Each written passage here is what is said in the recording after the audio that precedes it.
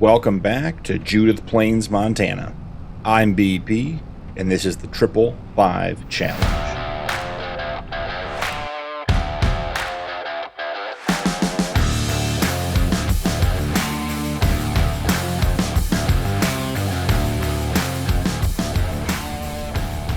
It is morning in August. We are in year 2 officially.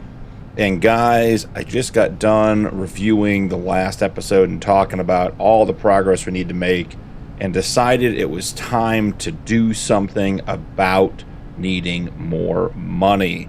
So first step of the plan, as you guys can see down here, we have gone deep on the greenhouses. So let's hop out and take a quick look and see what we've got going on. I also widened our barley field down here and took it out another half pass out to the road so that we can get more barley in here. But we had 4 greenhouses, and now we have 1, 2, 3, 4, 5, 6, 7. Let me explain the thought process here. We have our first 3 greenhouses are producing our oil products just like they were before.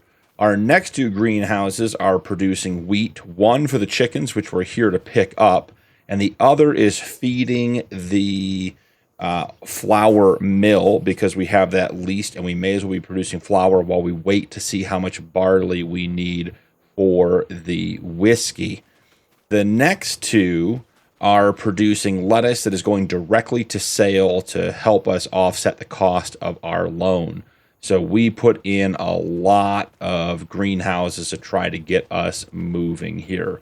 So first order of business today is going to be to get in here and get some wheat for the chickens. So we'll drive down to the one that's holding on to the wheat and grab that out of there. And then we have a couple of projects that we want to get done for today. Let's see, should be this one right here. Pull up just a little bit. All right, 8,000 wheat. Perfect. First and foremost, we are going to sell our sunflower oil. Now, we missed the optimal time to sell it in March, and I was holding on to it for next year. But the other part of the plan to drive us to success in year 2 is going to be picking up the field across the street from the whiskey production. It's a grass field. We're just going to use it to produce silage and maybe eventually hay and long-term maybe TMR for our cows.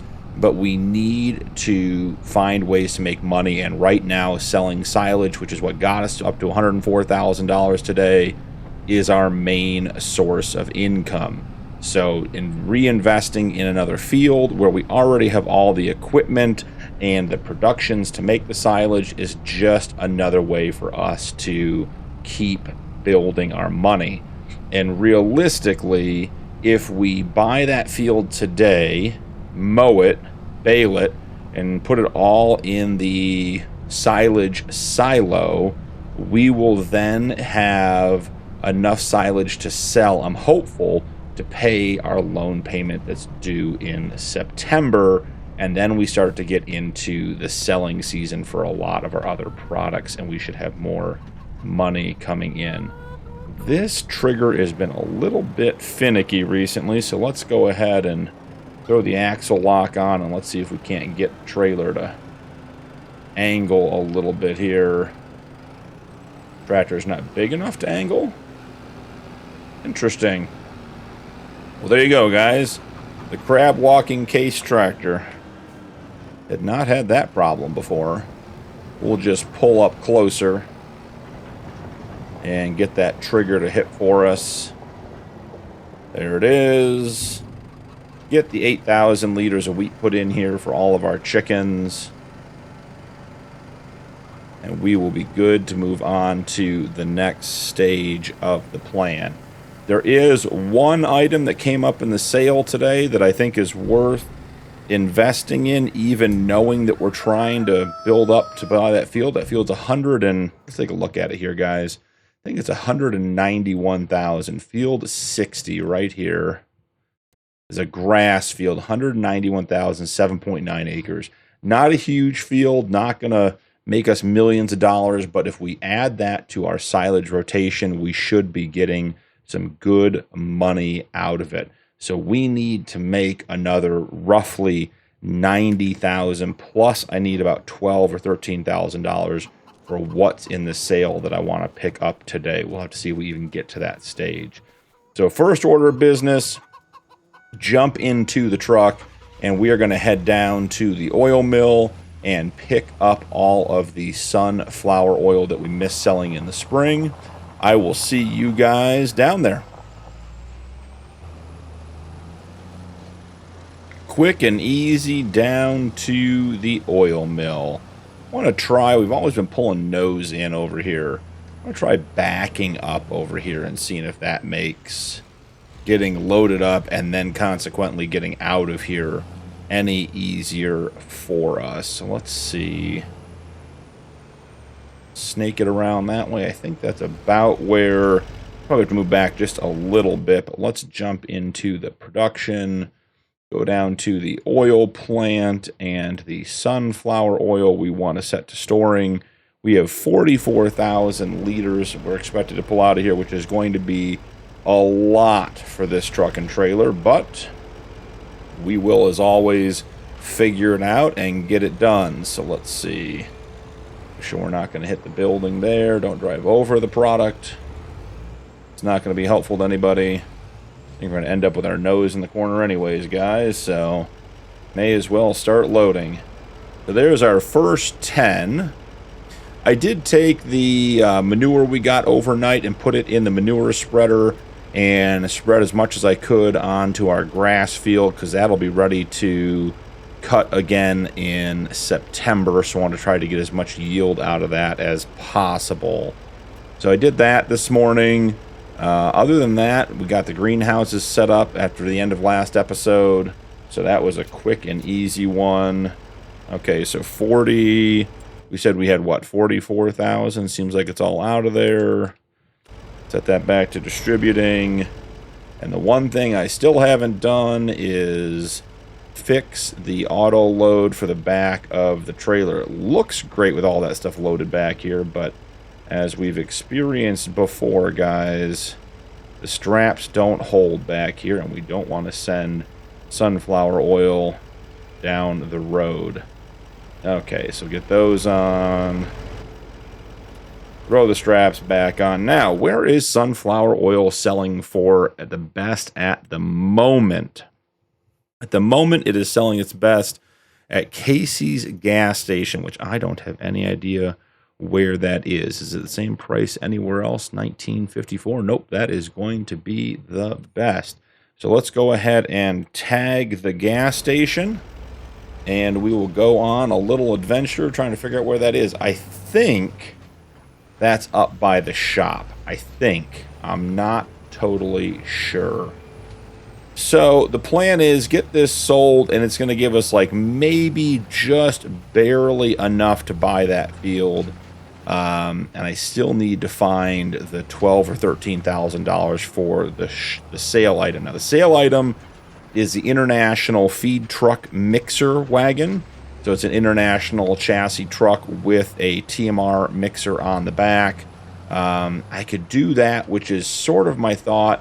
I also have a couple of good TMR factories downloaded that I haven't used before that I'd like to try. Man, that stop sign, this load, not a good combination, guys. Blew that stop sign. I think I blew that one last time we picked up oil.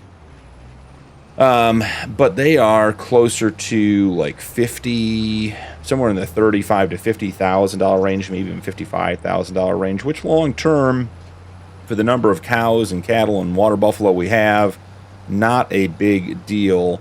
But right now, when we're trying to save money, it is definitely a stretch. And then the only advantage to having the mixing production or the mixing station, like a physical building, is that we could produce a lot of it and then just use the truck and the trailer to, the semi-truck and the trailer to deliver it, and deliver it in much larger batches. I do really like the mixer truck. that's in the sale, but it does only hold like I think 30,000 liters, which by the time we get two full barns of cattle, which will be 1,000 head of cattle, I don't think 30,000 liters at a time is going to be enough. So have to sort of go through and make the decision. Do we spend a little bit of money now so we can start making TMR, which will give us more milk, which will give us more money, or do we hold off and spend about 4 times as much money and have a permanent solution long term? We'll just have to see where the cash falls today, because buying that field and getting it mowed and getting it baled is the priority so we can increase our land holdings. It's only, not even 8 acres, but it is going to make a big difference if we start expanding and increasing our inputs. So let's see. I do think this is the gas station right by the shop, basically a caddy corner to the end of the shop where we pick up our stuff. So let's go up there and take a look and see what we can find. In addition to the things I did to, put us in a better position for this year, we do have a lot of things on the farm we haven't done anything with yet. We have wool, which we're starting to get quite a bit of. I think we have 16,000 liters. Goat's milk is something that is being produced, but in very small quantities. We're starting to get a couple thousand liters of cow's milk, and then I am sure that probably sometime by the end of the year, we'll probably have water buffalo babies, and that will result in some buffalo milk as well. And let's just assume that the trigger is right where the marker is. Let's just see if that's the truth. Yep. Getting it all sold. $85,995. We have $190,827. We are 200 roughly dollars short of being able to buy that field. Oh, don't get us into a predicament here, guys. Okay, here we go. We're going to go hard around and then even harder around. Let's miss the first pole. Or just give it a gentle nudge, either way. Okay, Austin Powers' turn. Here we come. I think maybe one more will be good. Yeah, one more, we're good. All right, so we need to find a way to make another couple $100 so we can buy that field. So I guess the question is, should we just sell the wool now because we don't own the spinnery, and we're not going to own the spinnery. Let's get back to the farm and take a quick look at the time-saving stock check and just see what we think the best option is going to be for what to sell.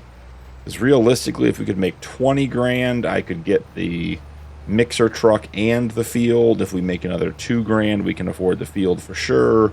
So we don't want to be selling like everything. We want to sort of commit to one thing, get it sold, and have whatever money we're going to use and whatever money we're going to need ready to go. So taking the back way into the farm, I think someday we'll probably plan on owning these fields out back here. We just don't have the cash for that now. I could envision, plowing up these roads, making these big, huge fields. I do really like the fact that this field to my right is grass, because when I don't want to take this corner, because there's a billboard and a bunch of signs there, I can just cut across it, and there's no crop destruction, it doesn't hurt anything, and, away we go. So maybe a big grass field up front, and then maybe a cornfield or something out back. We'll have to see. So back at the farm, jump into the time-saving stock check. Let's see. Wool would get us $10,000 at the farmer's market, which is right around the corner, so that's not a bad option at all. What else do we have on the farm that we could sell? The bread, man, that bread prices, we're losing almost 20 grand selling the bread now, and that seems very, very steep. Canola oil, again, we're losing close to 20 grand, like 18 grand. Corn stalks is not going to be enough money. Hay, we don't want to sell. I told you guys we had just a little bit of milk, and sure do, but it's not really worth anything. Rice seeds, silage. We only have 7 grand in silage. We're going to have more than that coming up once we get that done. Slurry, only 2,000. Straw, sunflower oil. So, yeah, I mean, I think we are selling the wool at the farmer's market to fund the field purchase. So let's run down to the shed, grab our wool, and it may be a tough month in September with that payment hitting. We may have to dig our way out a little bit, but we're going to own another field, and that'll put us ahead long term, and that's really where we are in the game. We have to be increasing our future profits. So, wool, 12 pallets, yep. And I suppose we could even swing down and grab the pallets from the actual sheep pen. I think there's probably one down there partial. Just make a little bit of extra money. So let's see, 12,000 liters of wool there. Coming through, chickens. Excuse us. Almost another pallet of eggs. Almost up to 2 whole pallets on the farm. Took a year to get the first one. Hopefully it doesn't take a year to get the second one. I do imagine we're going to be maxing out our chicken coop here in the next couple of months, which will be nice. I do have the sell excess animals mod installed, so we will be getting a very small amount of money from the sale of chickens when they reach that point, but every little bit helps. Yeah, so we have a very small partial pallet of wool, and we're up to 376 liters of goat's milk on our first goat's milk pallet. Just pick that one up and put this guy here.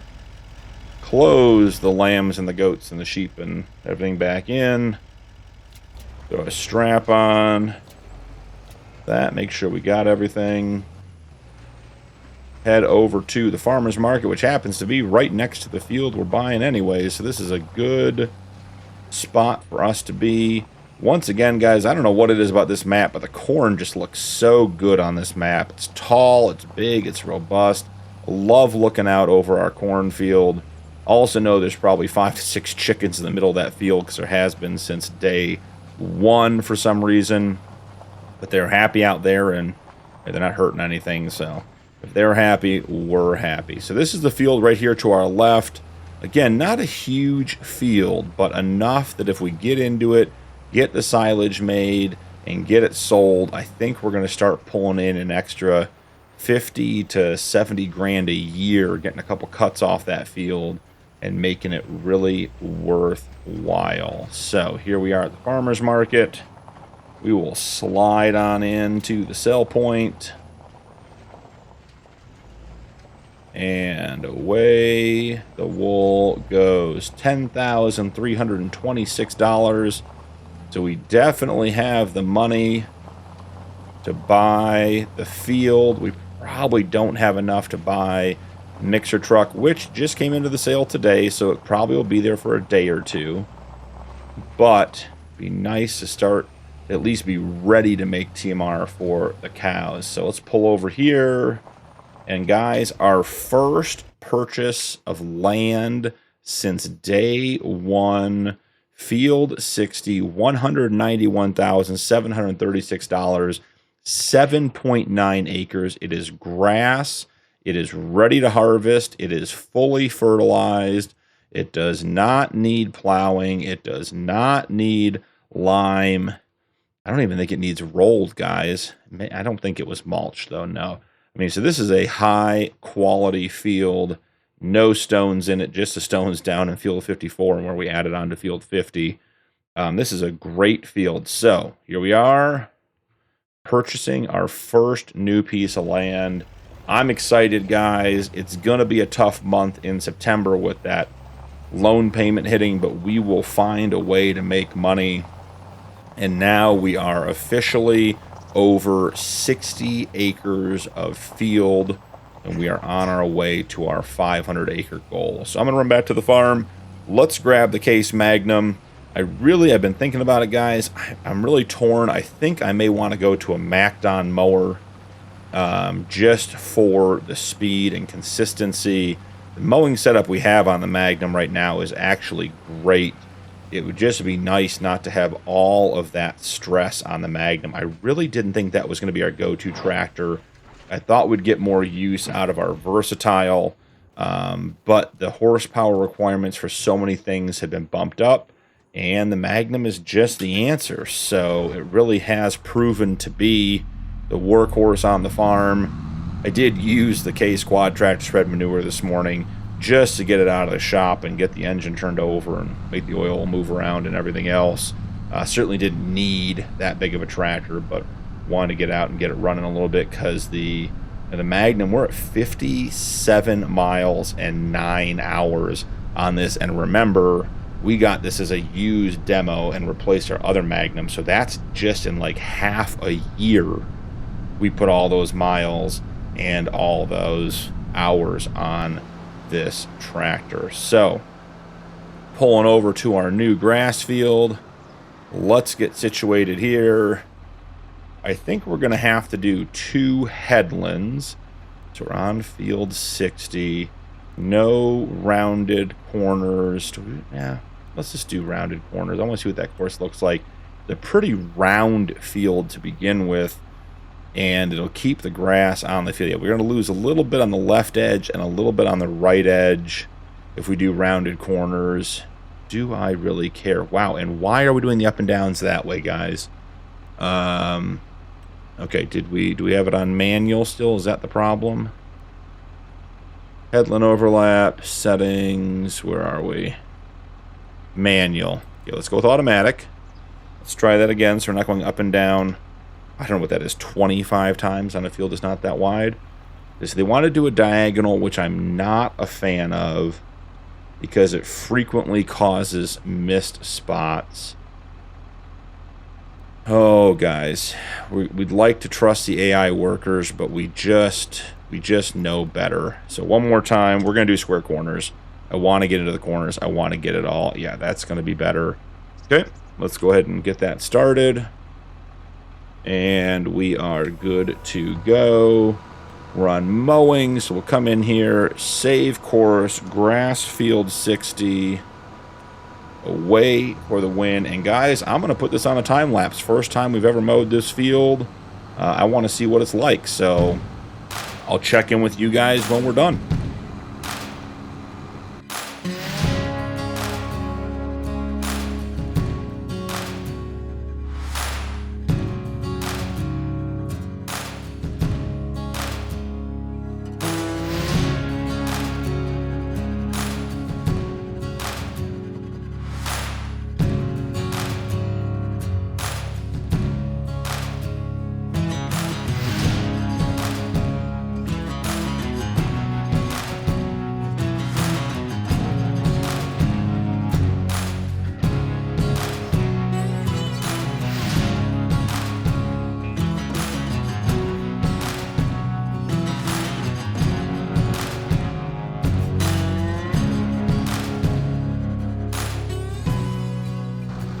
Guys, I couldn't take it anymore.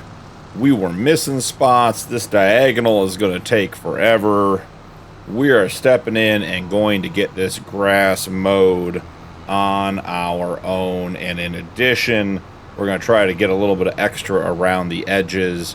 But it is just, sometimes the AI worker does not work well with the field, and this is one of those instances. We should be doing long passes along the edge of the field, along the long edge of the field, keeping the mowing to a maximum distance whenever possible. I'm not sure why the front mower is missing so much either. It did seem like it struggled going up the hill over here a little bit. We are missing a little bit now, which may be speed related, which is fine. But I'm not sure why we're missing like that whole section over there. Just didn't get done, so I may try to swing the outside mowers over that and try to pick some of this up in the corners here too. We're just going to have to get the baler out and do this the hard way on this one. Yeah, see, coming up and down this hill, it is really unhappy. So if I go across the hill, does it seem to work better? Let's see. Yeah, across the hill, I mean, we're still missing a couple of tufts here and there, but we're not missing like we are when we go up the hill. So the mower's got something against going up the hill. I'm not sure what that is or why that is, but we will work through it regardless. So let's go ahead and see. Could I get, but I can't quite get both of these with an outside mower. Yeah, just get that cleaned up. Then we'll go down over here again and use the outside mower to pick up this track and just make sure we get all the grass mowed on that. Excellent. I'm thinking maybe cutting this tree out and adding to this field a little bit, planting some more grass. We'll have the planter out, I think, next month for the barley. So we could just swing on over here and plant some more grass down there and cut out that little dip, and then we'd just be able to go all the way around the edge of the hill and be just fine. But we certainly need to be mowing this the long ways. You can see how quick and easy this is going to be to get this whole field mowed without any problems, rather than doing another 20 diagonal passes, which is what they were planning on doing. So we'll get this all wrapped up, and then we'll do a quick pass around the outside and try to pick up a little bit of extra, because I think there's grass down there that we probably own on the edge of the field that we could mow and get some extra silage and help build up some cash reserves in the bank again. So I'm gonna have to figure out how to mow this field so that we don't end up losing all that grass over there on the verticals when the front mower doesn't want to cooperate. Let's not leave a strip on both sides. That's about the only option we're not in for. Alright, last little pass here for the regular part of the field. Excellent. And then I think we just go around the outside once and try to grab some extra grass and pull it into the field with the windrower. I mean, even just like this, we're just grabbing some extra here. There's some areas I think we can do a lot more than just one outside mower. I feel like this area here, we can slide on down and grab a whole pass through here. It's not going to be the best grass, but it's free and it's easy to grab. Get around that tree, come on back up over here. Almost get a second pass down there. I don't think we will, but we certainly could look at it. Okay, so yeah, and this whole area over here, like if we own this, I would absolutely plant grass on this and just continue getting all this up. This is probably 2, maybe 3 bales worth of grass here. Yeah, we'll just do a little bit of mowing here. We're not even doing a very good job, but we're going to get more off of it than we have already. And I'll just run the baler around the parts that I did. I'm going to try to get this little bit here that we missed on the hill. Okay, so, I mean, basically, this is going to be about it for the episode. We did not end up getting the money for the feed mixer truck, but we can certainly make more money next month, and it should still be in the sale. And if it doesn't end up being a viable option, we can always just go with a stationary production style TMR mixer and do it that way, which when it comes to production levels of TMR will certainly be a better option. So that'll do it for us here today, guys. Thank you so much for joining me. Don't forget to drop a like and turn on notifications for more videos, and I'll see you in the next one.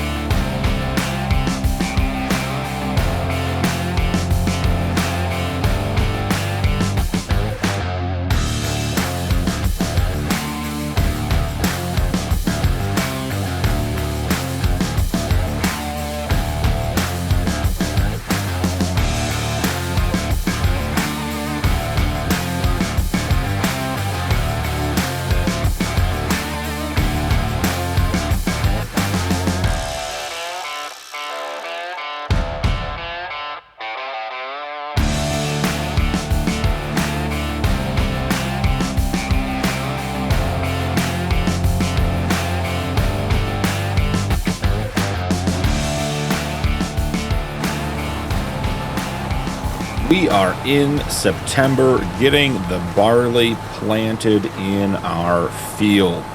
And if you're wondering why we're using GPS, one, it's fun to do it occasionally, but most importantly, if you take a look in the top right corner, we are broke.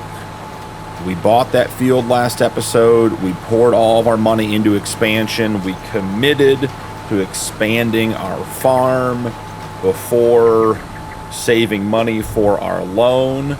And guys, we didn't quite have enough to pay it. So we are in debt today, which means we cannot afford to have a worker do this for us. So we are doing it ourselves, which is fine. Happy to do the work. And we'll bounce back. I'm not worried about it. We have some good sales coming up next month. We've got, I believe it's the canola oil is up at its best price next month. So we'll make our money back. We're also constantly growing clover and grass. Now that we have 2 grass fields, we'll have a bunch of silage to sell. So this is a small setback, but it is the reality of the 555 challenge. You know, I could have sold some equipment or sold some stuff early to try to get the bank account up and make everything look good, but the reality is it's a grind. And some months are not going to be great. So we're out here planting the field manually, which is just part of what we're here to do. So let's get these last couple of passes done. I may take a quick headland around the outside because I felt like it was a little narrow on the outside, like it didn't quite reach the outside edge. Man, that is having a hard time catching that. Come on. We were doing so good here, guys. Let's see. Catch the line. Turn on cruise control. All right. So I may do a quick headland around the outside. I felt like we were a little narrow on some of the corners and didn't quite get out to the outside. And since we spent all that time expanding this field, I really wanted to make sure that we get it all planted. You may also notice that our field was cultivated prior to planting. I got that done between episodes. And most importantly, I did a expansion on our new grass field, which we'll go down and see here in a little bit. I'm just going to hit this spot that I know I missed coming in on that corner. There's another one over here. We'll go around the outside of the top, because I think that's primarily where we weren't wide enough.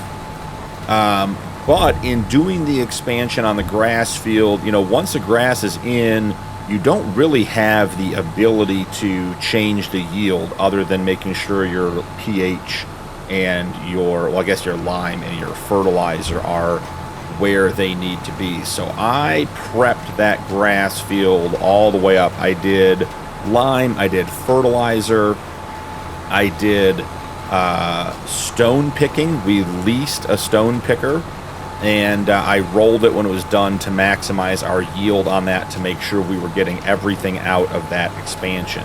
And since we had the stone picker leased, I thought I'd come over here and grab the stones out of this field too and help our yield and the wear on our equipment as well. So we got this area stone picked, and since it was all prepped and ready to go, and it was a little ugly because we had some weeds growing, I thought, you know, why not just get it cultivated, get it cleaned up for the planting and good to go. And so I got this field all prepped as well. So we'll jump in the beast eventually and head down and take a look at that grass field expansion.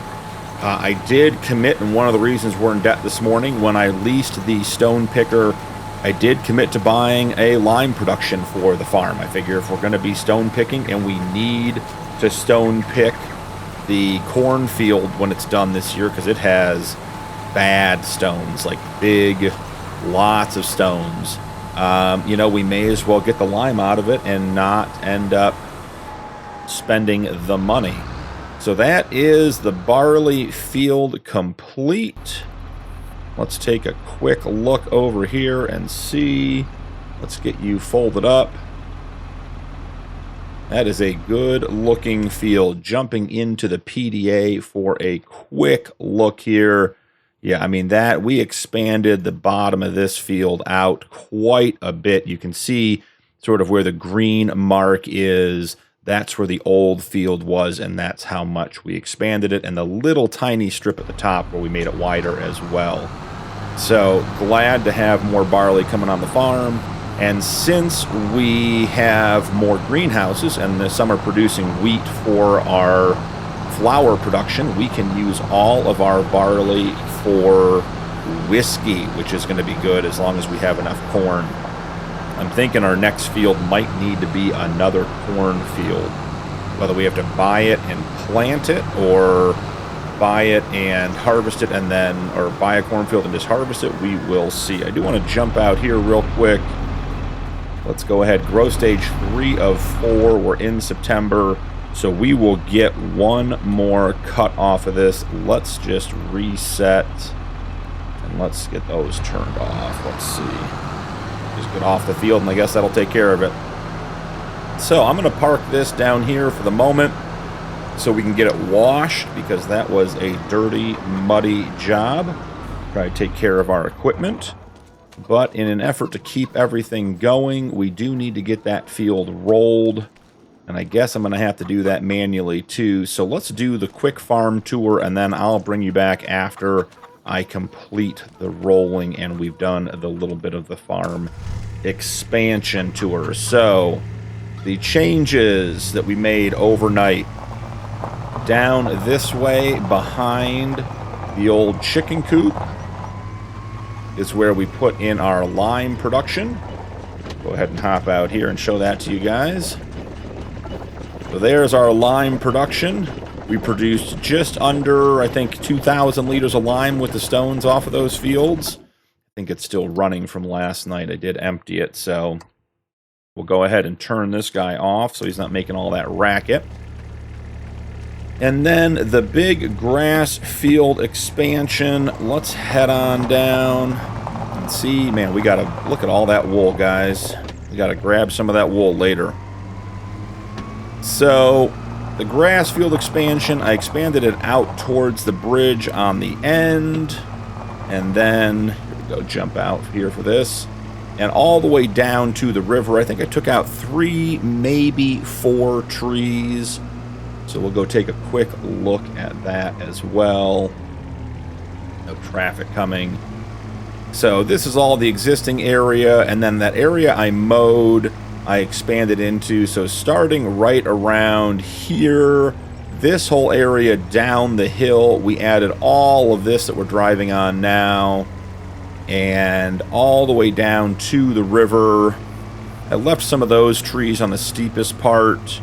All this area down here, we added a full, at least a full mowing width, maybe even more.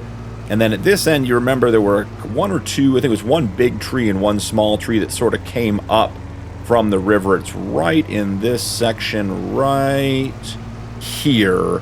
You know, the tree was sort of like where we are now with the beast, and it was this big island or peninsula sticking out into the field. So looking at this field on the PDA, so you guys can see, you know, there is the area we expanded. It's green on green, so it's a little hard to see, but a bunch at the left end, all the way down, and then where we are down here, where that peninsula stuck into the field, we opened that up to increase our yield. All of that is rolled and limed and fertilized and ready to go. So we are at, essentially, I think, what we could accomplish without mulching, maximum yield on this grass field, and this should be in grow stage 2, right? Yeah, so this is in grow stage 2. We'll probably get a grow stage 3 cut off of this field, which won't be great, but just as far as getting some cash in for winter, I think that's going to be the way to go. Our clover should also be grow stage 3. Yes, we'll get a clover cut and a grass cut off of our main field tomorrow, and we'll let the new field grow as long as it will into winter and go from there. So that's sort of the update from last episode. Keeping things moving. I like our aggressive strategy in getting our new field and sort of pushing the financial limits that we have here. We have good productions going. We're making good money. We're just waiting for the right time to sell to make the most money. I was looking at it this morning, and some of the items, if we sold now, just to try to get our bank account back to being positive. You know, we'd be giving up between $10, $15, and $20,000 on the price. And, you know, if we do that 2 or 3 times, that's a whole month's payment. So sometimes we got to just live in debt a little bit and be a little bit uncomfortable and just believe in the outcome that's going to happen at the end and know that it's all going to work out. So let's go ahead and grab our roller and we sneak it out of here. This is quite the tight fit here. All right, good to go. I'm going to run down to the barley field, guys, and get this rolled. I will meet back up with you guys when that is all done. I'm going to have to do that manually, just like the planting, because, you know, hey, we're still in debt and can't afford to hire anybody. So I'll see you guys in a minute. That's a wrap on the rolling for the barley field. We did just start to get a little bit of rain here at the end of that project. So as you guys can see, we're down to negative $759. We did hit 12 o'clock and some of our lettuce sold and potentially some of our rice flour. I don't think so, but the rice is supposed to be distributed from the greenhouse to the oil mill, but because of the way distribution works, it is still also going to the flour mill. So we were producing some rice flour. I'm just not sure we're going to use that. So I set the rice flour to selling. So let's take advantage of the rain here a little bit and get some of this stuff washed off and cleaned up. We won't be using the planter again until next season, unless, of course, there's a surprise field in our future. But the barley's planted, the grass field is expanded, and I just don't see us using this piece of equipment again until fall next year for more planting. So in an effort to keep our equipment nice and new and take good care of it, let's get it washed off. We'll take this down to the shed, leave it down there. I'll park it all up later, but get it out from in front of the shop. Got a lot of mud on the tires from getting that planting done. Maybe should have done this with the K-Squad track, but, you know, the Magnum does a good job as well.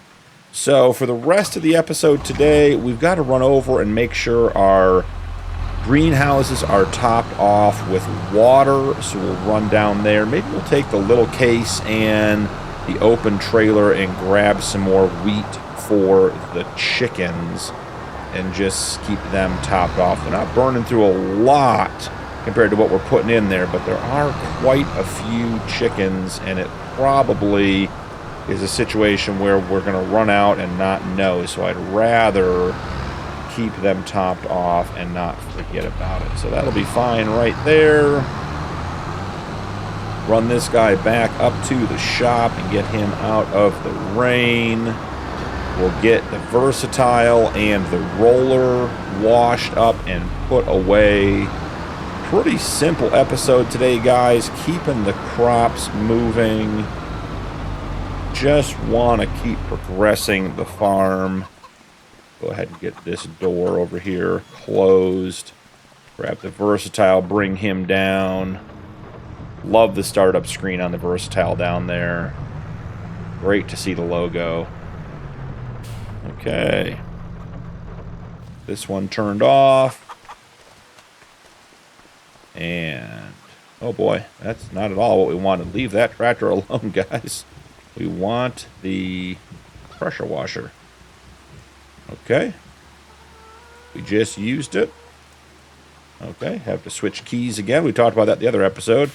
Not sure why it keeps switching which keys work the pressure washer. Must be a double key bind or something that I have. Not a big deal. We'll figure it out and get through it. So, cleaned up nicely.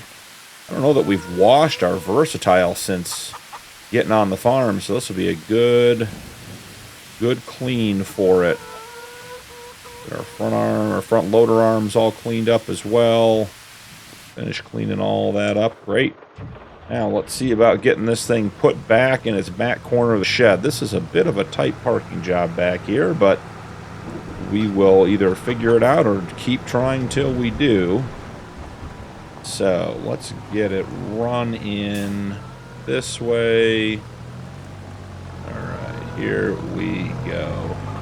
Slow and steady wins the race. Not too bad. I think we just about nailed it. Yeah. I mean, that's great, guys. That was an excellent parking job, if I do say so myself. We'll get the Versatile tucked back into its shed. Go grab the little case, case 90, and run over to the greenhouses. All right, perfect. Mostly in the shed. That's about as good as it gets for the Versatile. All right, so the little case, here we go. Got the trailer attached. Let's run on over.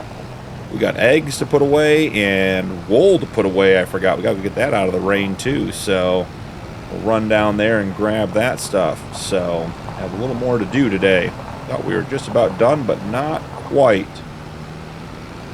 So next month we'll have grass and clover to cut here, which will give us some silage. That usually sells when we put all of it in there together between $75,000 and $80,000. So that's going to help us get ahead next month as well. Following that, we'll have the canola oil sale in November, I think is the best price for that. And then we also should have corn to harvest in November as well, so we can get all of that set up. I'm going to leave the trailer here and not have the wheat out in the rain any more than we absolutely have to, because that trailer does not have a cover. So let's go ahead and get the greenhouses topped off, or we could just hit the greenhouse with the trailer. Here we go. Crash counter increasing. Okay, let's see. Pretty good there. Not too much there either. I think this one's going to need some. Yeah, there we go. Okay. All set. Get some good filling in on this one. This is our, let's see, this is one of our wheat. This is actually the one we need to come get there for the chickens. Alrighty.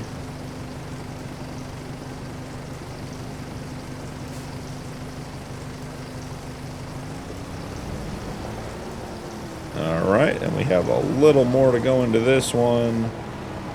Alright, so mostly topped off. That'll probably be enough to get it done for today. Just try to put a little bit in each day and keep them topped off so they don't end up getting into trouble.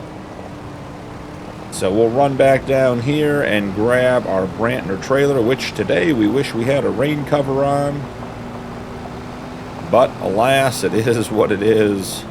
We'll just run the wheat up there quickly to the chickens and get them all situated. So grab this. I got to figure out what we're going to do to get all that wool and those eggs into storage. The eggs, we can certainly use the beast. The wool, I'm not sure if the beast will hold that much wool. We'll have to figure it out. One of the things I really like about these greenhouses is you can put the blockades up like back there, and it prevents them from spawning stuff. So when you're doing bulk products like wheat, you don't have to worry about getting a whole bunch of pallets of wheat and get it out of the spout, which is just so much nicer to drive a trailer down and grab it. So one of my favorite greenhouses in the game. Alright, so we have our wheat, 10,000 liters. That should be keeping our chickens fairly well fed. We'll run up here and drop this off to the chickens. Then we will collect the wool. We also need to get the eggs and put them in cold storage. Check on the animal feed, which as I said, I think is going to be good. Just want to keep an eye on it for the TMR mix for the cows. Yeah, 1, 2, 3, 4, 5 pallets of wool. I mean, guys, we are getting a lot of wool, which is great. Actually check and see when that sells best. I feel like it's in the spring, like maybe January or March. But let's get up here and get the chickens all fed, and then we will check in on the wool. I always have to remember to get nice and tight to this little silo to catch the trigger because it's a little bit sensitive. Alright, so while that's working, let's take a look at the wool and see. The wool is in May, so we just missed the wool. We have 5,000 liters. Is it worth trying to take up to the spinnery? And I think the answer is no. I think we want to wait. Yeah, it's $500 per 1,000 liters better priced in May than it is right now. So we'd be passing up a lot of money to get that sold. Canola oil is going to be best. It says December, but we always know time-saving stock check. It's 1 month beforehand. So we know that'll be best in November. So we've got a couple of months on that. But we're going to have 100K in canola oil, which if we sold right now, we'd be at 83. We're losing, and we're going to lose $10,000, $15,000 to that. So let's run over and grab the beast. We'll get our eggs. Take them down to the cold storage. Maybe do a little in-cab driving. Alright, let's see. We need to set this up so it only grabs the full pallets, which I never remember how to do. T? Nope, it's not T. Let's see. Are we on the right route? Page up, stack, container type. Yeah, it's not changing, so we are going to get out and do that loading manually because we don't want to grab that partial pallet. That is something we want to leave to be filled up by the chickens over the next day or so. Throw some straps on. It'll be tight getting out of here. And get all the menus turned off, and away we go. Man, we have chickens just all over the driveway, guys. Love it. Okay. So the eggs come down here to the cold storage.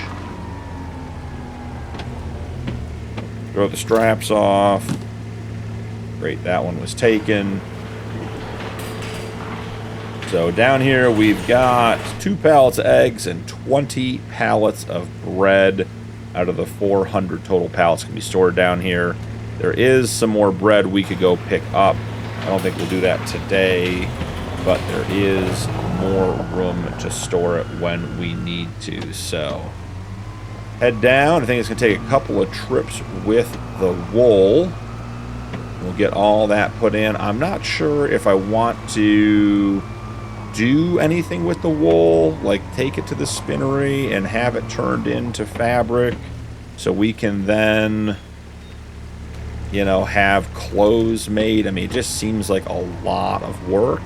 We'll have to wait and see how that works out. I suspect, guys, this is going to be a bit of a full load. So let's see, since my auto load is not cooperating with selecting the full items only, we'll get this stuff loaded up by hand here real quick. And there's 2. And 3. We're going to be so tall with all this wool. Oh boy, the beast is going to be pushed to its limit. Let's not take any corners at any kind of high rate of speed. We will simply just tip over. It'll be that easy. Now here, guys, here is the piece de resistance. The piece that goes, the pallet that goes all the way up to the top. This is going to be so silly looking, guys. I suspect we have our thumbnail for this episode. So let me grab that, and I'll see you guys in 1 second. Well, here we go, guys. Let's take a look on the outside. Yeah, we are. We are in absolute ridiculous fashion. Before we take off, how much goat's milk do we have? 789 liters. Getting close to our first pallet of goat's milk as well. We are going to take our first corner on the uneven ground in the goat pasture. Nice and easy. Run the wool back over. Man, this thing feels super, super tippy, guys. Not sure this is exactly how we should be doing this, but we will figure it out. So let's drive up here. Oh, yeah. That's definitely not trying to pull us over at every turn. You know, the beast looked big on the shop, and I love this thing, but it does. I wish the bed was just a little bit bigger, maybe 4 pallets fit on it, but then it'd be a truck, and we wouldn't be able to zip around, so that is all right. So here we go. We have the leaning tower of wool coming down the hill. Nice and easy under the shed. Get the wool out of the rain. And here we go. Pop off the straps. Love this shed, guys. It does just a tremendous job of organizing and storing everything. And I love mods, storage mods, where you can see everything that you have in it. It's all visual. So 5 pallets of wool, 62 hay bales, 8 corn stalk bales, 44 straw bales, 119 bales out of the 550 capacity. So we are using that barn, or that shed, very, very well. Love to see we're getting more manure on the farm, so we can use that for fertilizer, help us save some money. But guys, I think we're going to call it there. That was just sort of running around doing farm work today. Glad we got the barley planted. Glad we got the barley rolled. We got a bunch of equipment washed and put away, which is good and important for taking care of it long term. We got the greenhouses topped off. We got the chickens fed and the eggs and the wool collected. So thank you so much for joining me today. Don't forget to drop a like and turn on notifications for more videos, and I'll see you in the next one.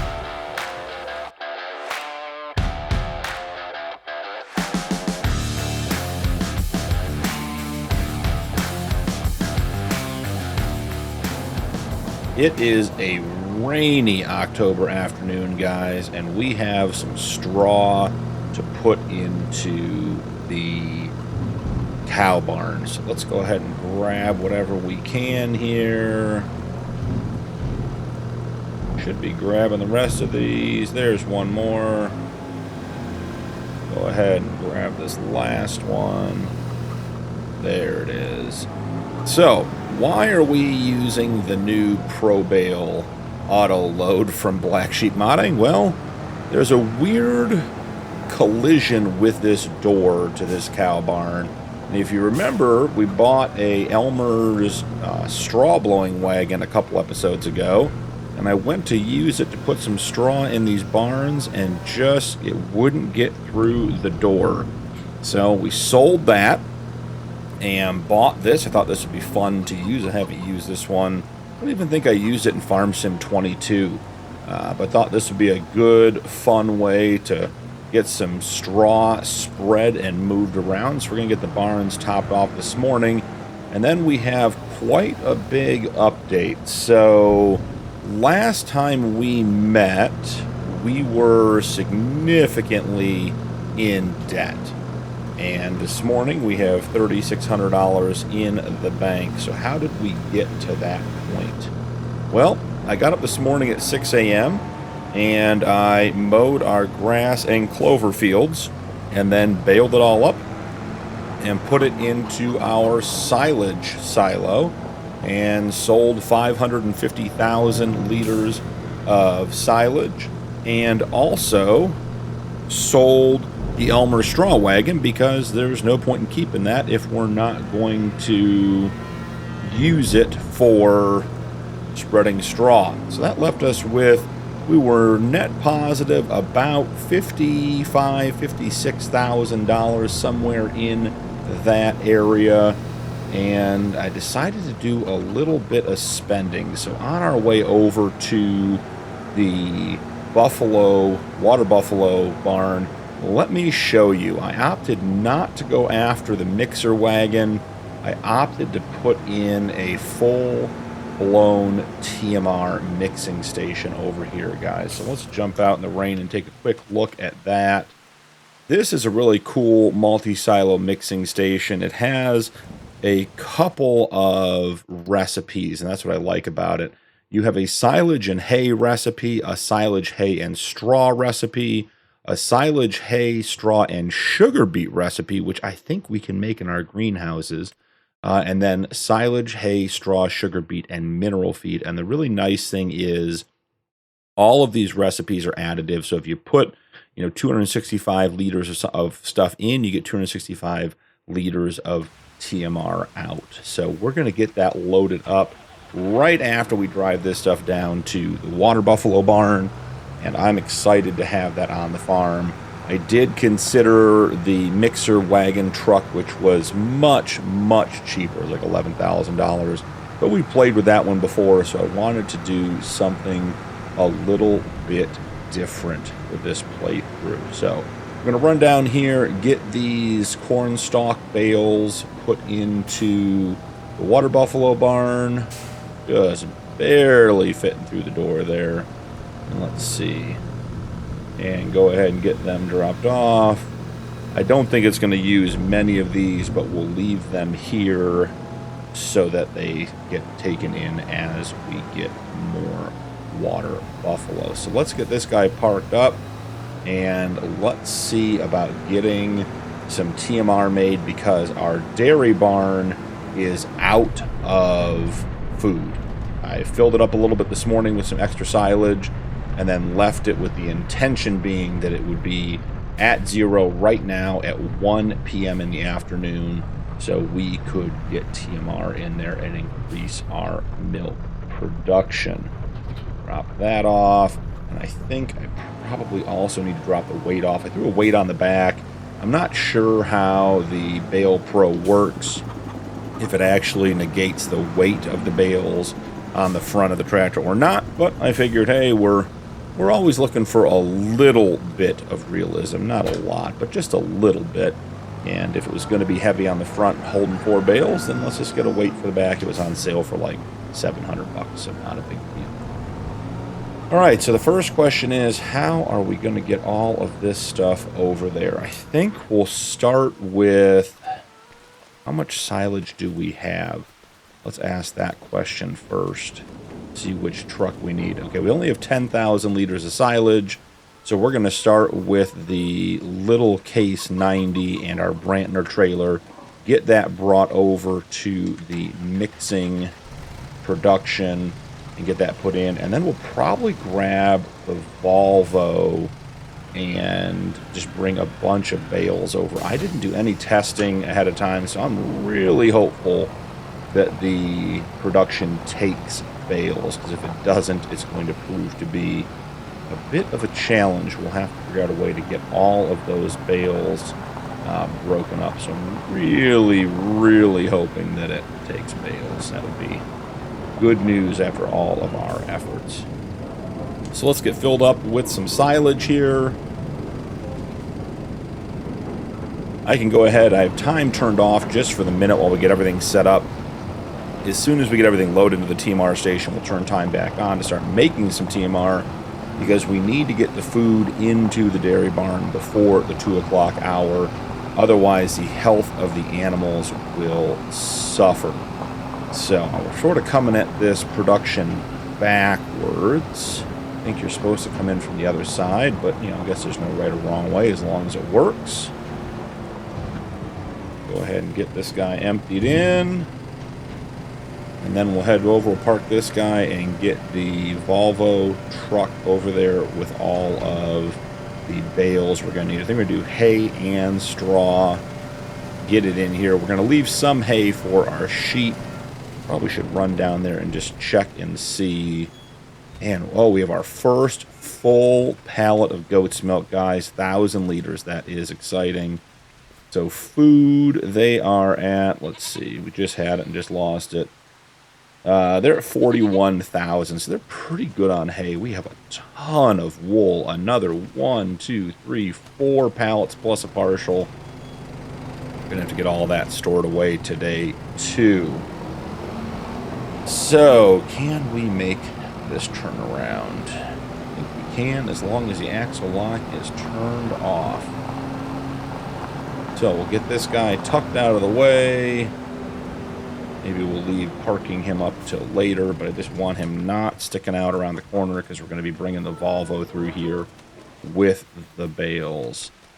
So first and foremost, grab the Volvo. Jump in for a little in-cab driving down to get our trailer. I'm liking our little farm extension. This area we built down here has been just incredibly useful as far as getting things we need. The bale storage, a big shed for our bigger implements. Nice, and it links up the back half of our farm with the front half, so we can loop around when we have equipment. So here we are. Let's go ahead and get this kicked over. Not too shabby. And I think right about there we'll do it. We might be a little close to the shed to let the bales out, but we will see. So starting in here, let's see. We have 44 straw bales, 62 hay bales. So we have a good amount of things here. So let's start. Let's do one load of each. Let's do 25 hay. Oh, we were not too close. Look at that. Let's see. Now, about getting loaded, let's get where we can actually see with the camera. Okay. And may as well pull out some straw and just do a mixed load. I don't think it's going to put the full 25 out. Oh, it may have. May have double rowed it. Okay, I mean, that's pretty close to a 50-50 load right there. I think we're going to have to take this truck all the way out to the main drag and then swing in from the other side on the mixing station. Just want to make sure we have a nice straight shot with all the bales on there so the trailer doesn't get hung up on anything. So let's see how this does, and as soon as this stuff is in, I mean, this is going to be way more than we're going to be able to make with the amount of silage we have in there, but good to get it loaded up. Okay, yeah, so we got to swing way out. Yeah, we definitely need to come from this side with this trailer. Moment of truth. Oh, guys, it takes bales. That is a lifesaver. Okay. So, before we go get the rest of the bales, let's jump into the menu, down to our TMR facility, and we want to do silage, hay, and straw. Go ahead and turn that production on. We will bump time up to 5 and give us a little bit of production while we run over there and get the rest of this stuff. Get it all loaded up. So after this, I think we got to do a little bit of collection on the wool and the goat's milk, get all that stuff put where it needs to be, and then pretty much we're ready to move on to November. You know, we certainly still have things to sell, but they're not ready. We will do the time-saving stock check just to make sure that we know what we're doing. We do need to fertilize our grass and clover field. So we could always send out, we should be sending out the versatile. Let's see, do we have fertilizer left? I don't think we're going to have very much. 22 or 2,224 liters, not a lot. But maybe we get him out and moving on the grass field, and then we use the manure, because I don't think we have enough to do the grass field on the clover field. So let's run this guy out and hope that 2,000 liters is going to be enough, because we have to keep our productions moving. So in here, run into the fertilizer, grass field 29, clear current course, load, and start at the beginning. We'll let them work. We got just $3,618 worth of labor costs we can afford to spend, so we'll hopefully that should be plenty of money to get a couple of fields fertilized, but we'll keep an eye on it. Alright, he is off and fertilizing in the rain. We're going to go get the rest of these bales put in and then go park the Volvo and the trailer. I believe our corn is going to be ready next month too, so we'll have a couple of projects to get to in the month of November. And didn't quite get square, and we're rubbing just a little bit coming through.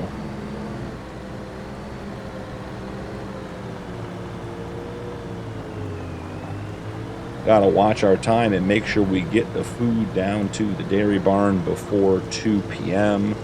We'll end up with some negative health effects, and having no food, I don't think 1 hour would really have any effect, but having no food is really detrimental to the cattle when you're using the realistic cattle ram or the realistic livestock mod. So we want to make sure they are fed as much as possible. Talking too much and not paying attention to the trailer, just looking at the truck. Okay, there we go. Get this guy tucked in here.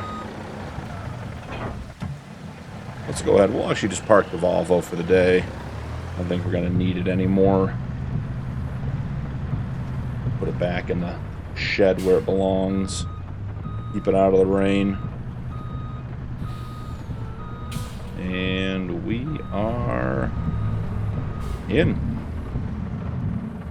Alright, so first order of business is going to be to run down here and grab the case 90 again, a 90C, and bring that down to our TMR mixing station and get that filled up so we can take some TMR to the dairy cows. I think it's going to be another couple minutes before that is fully done and we have as much as we're going to get out of it. We can certainly give it a check now. Oh, crash counter +1. It's not paying attention on the turn there, guys. Silage, hay, straw, TMR. Okay, I mean, we already have 12,000 liters. That is great news. Okay, so how much more silage? We have 5,000 more liters of silage. We'll have lots of TMR here. That will be great. We're trying to figure out what we want to do in regards to moving this wool and the other items long term. Just the beast is not really big enough to do that. We have like a little... I don't think we have any money, so I don't think it really matters. But do we have... Is there any, like a small trailer? There's the feed mixer I wanted to buy, but we put the production in instead. Hey, there's our animal trailer. Use that all the time. Another KC series here. This is another one of those demo models that we talked about. We have that tractor. Got lots of things in the sale that we already own.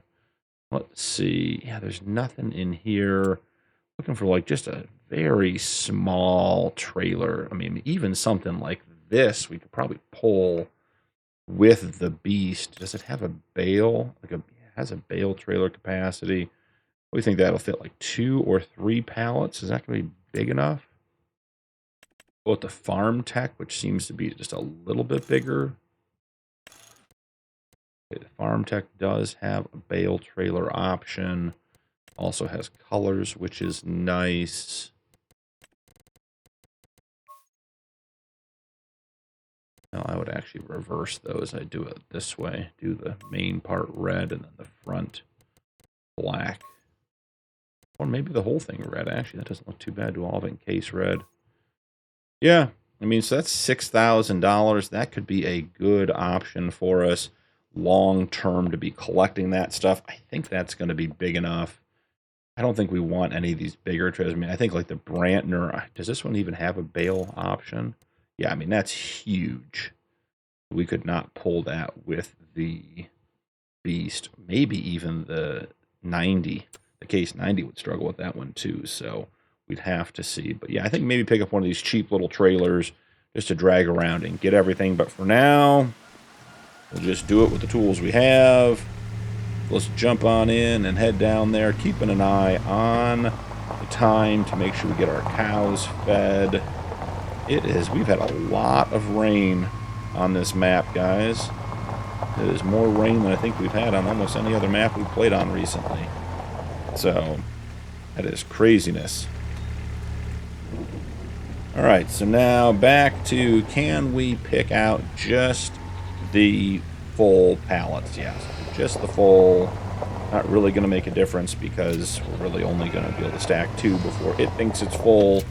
And then we'll come in here and we will manually stack the rest of it. Oh no, I forgot I increased it. Haha!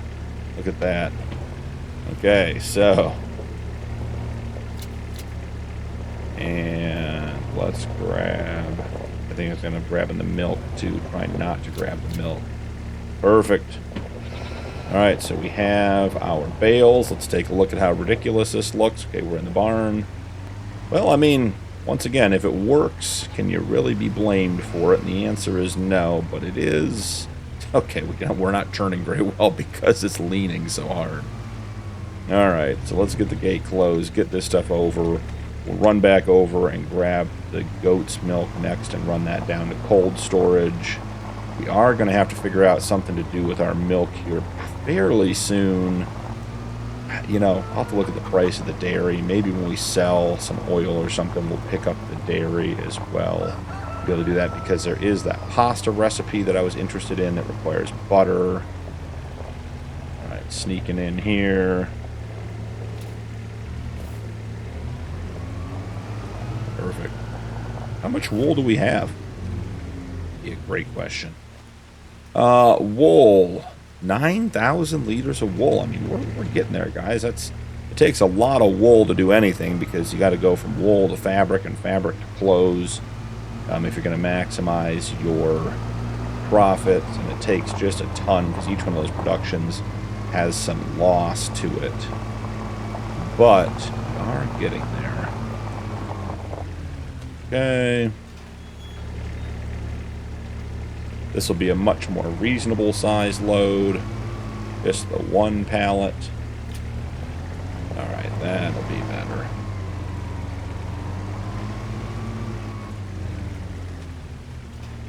Not too shabby. Yeah, I feel like we've pretty much maximized the use of the land we have. We've put in a shed, 2 sheds, the lime production, the TMR production on our farm. We've got our cold storage, 2 additional manure heaps. And we've got quite a few buildings and things added on. So still 2 pallets of eggs, 20 pallets of bread, 1 pallet of goat's milk. I could run down to the bakery and pick up some more of the bread and bring it down, and we may do that a little bit later. We'll see, or maybe I'll run down and do it between episodes. So let's see. Looks like the fertilizer is done on the field. Let's take a quick look. Almost missed my turn there thinking about the fertilizer. Let's take a quick look at the map and make sure that we are fully fertilized and happy with what we have. Alright, so hop out here and head to the PDA. And will it show us? Yeah, so that field's fully fertilized. Field 52, our clover field needs fertilized. Our grass field should be ready next month. I think, yeah, we're at growth stage 3 of 4. So let's head over and grab the versatile, put the fertilizer spreader away, and let's get out the Magnum and hook up to the manure spreader, go around, collect the manure, and get the field, get the clover field fertilized. Yeah, we had 2,200 liters of solid fertilizer, and that left us with 301 liters, so just barely enough in the sulky to make it work today. We are right on the ragged edge of needing to buy some stuff and having no money, but we are heading right into our selling season and our corn harvest season, where we will be coming into some money. So I'm looking forward to getting ahead a little bit on the money side of things and keeping things moving. All right, drop that down. Get all the way back, give that a little nudge. Not sure why it rolled over, but it did. And now it's time to put the Magnum back to use. Let's drop the rear mower. Get started. Leave the front mower over here, our favorite spot for it. Alright. I believe the manure spreader is down at the buffalo barn. We park it down there next to the cold storage because it's just the easiest place out of the way. As I said, we've added a lot to the farm, but we still are short on some storage.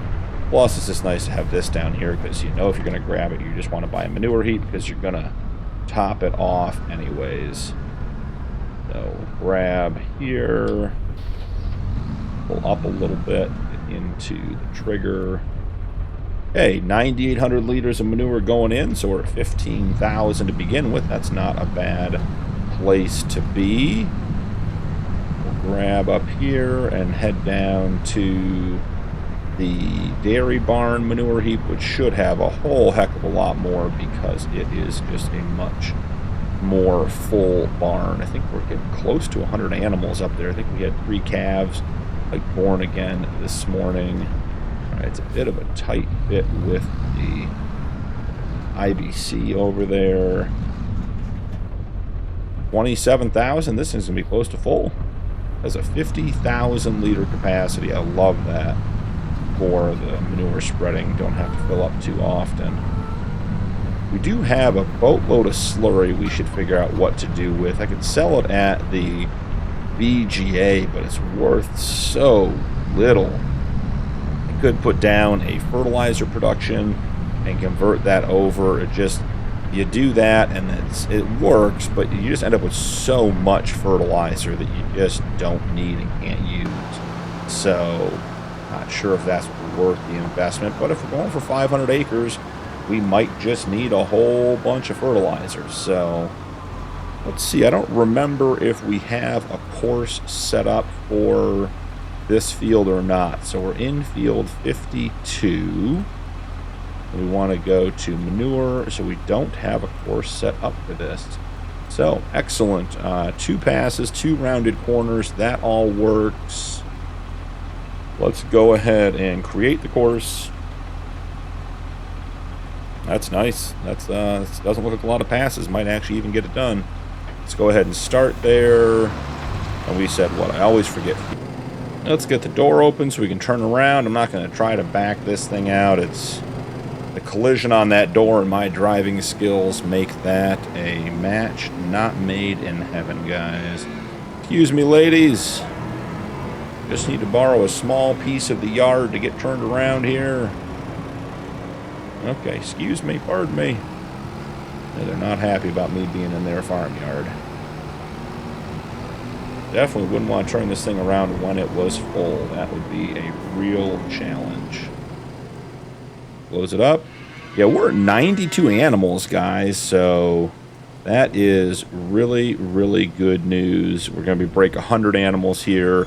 It's been my experience somewhere between 100 and 150 animals. The value of the cattle, the milk production, the reproduction, all that starts to add up and become a positive impact on the farm. Whereas before that, it's not nothing, but it is less impactful and less positive in regards to, you know, making money and being profitable on the farm.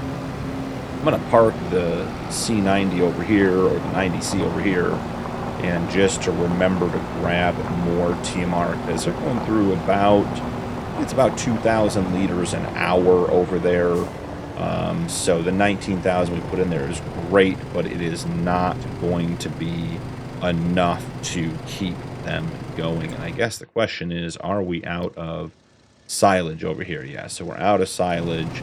So let's actually run over and grab, we'll dump this off, and we will go over and get silage from our silage silo, fill up the TMR mixer so we can keep these animals fed and happy. And I may even try to back out of this barn, which I can tell you guys, if you're looking for some entertainment, yeah, see, there's that collision, see? It's not touching anywhere. And for some reason, it's not going in. And with the Elmers, with the bale shredder, it was just, I couldn't do it all. There was just no option to get it in. I tried even forcing it in manually, and that was not very successful. So, no big deal. We will figure it all out. Put the axle lock on. Look at us, back and right out first try. Like a pro. This little tractor was a bit of an impulse buy at the time, but having a little tractor to go around and do yard work with is so nice, not having the big tires. I mean, like the Magnum, right? Quad tires on both axles. That thing wouldn't fit in a barn. It wouldn't maneuver around here. You know, our Versatile is not a big tractor, but it's not this small. It doesn't zip in and out of places. This is a really nice addition and leaves the Versatile for some other projects. 157,000 liters of silage. So we are back on track. I'm going to get this dropped off into the TMR production so we can keep that going for the rest of this hour. But I will probably get the Volvo out and take, I think it holds 72 or 73,000 liters, or 72 to 73,000 liter capacity, and take a big load over there. May also try to sell some more silage today to keep our payment for our loan that's going to be due at the end of the month here.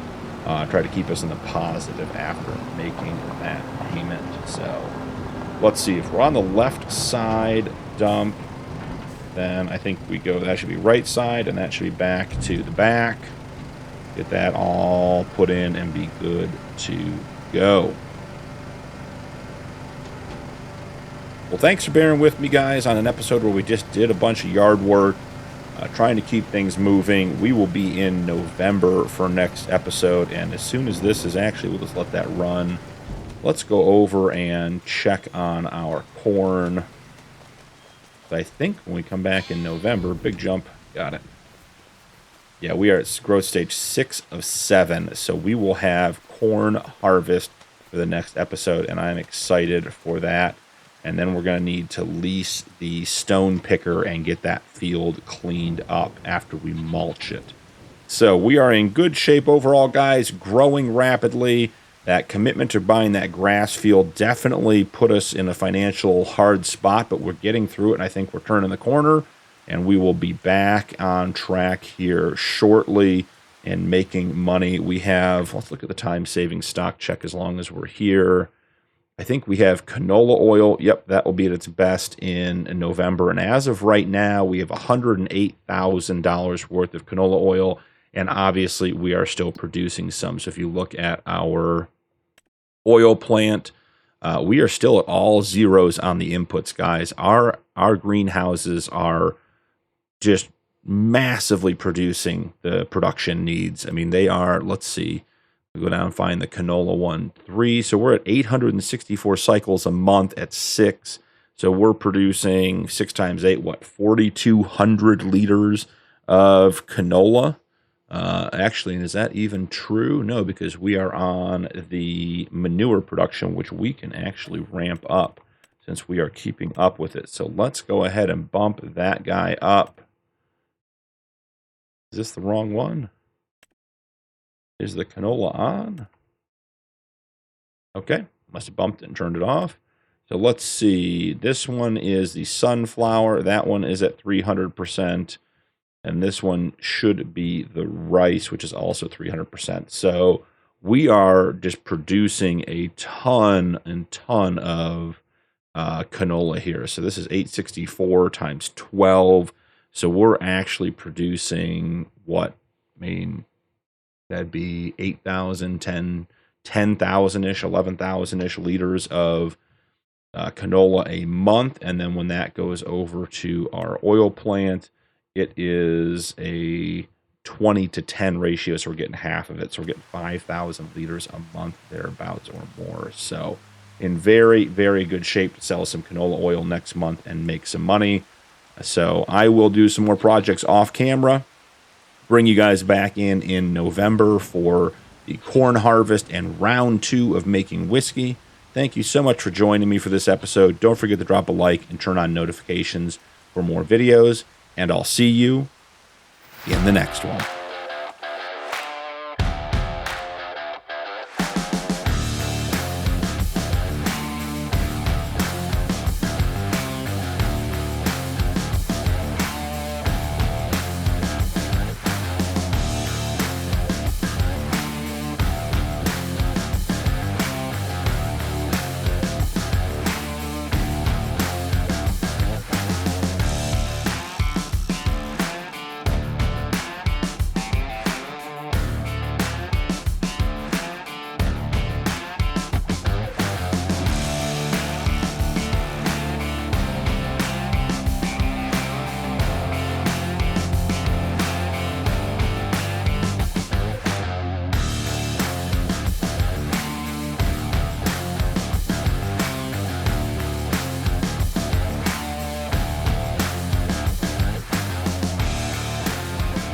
Ran up to the bakery this morning and grabbed all of our bread to put into storage for us.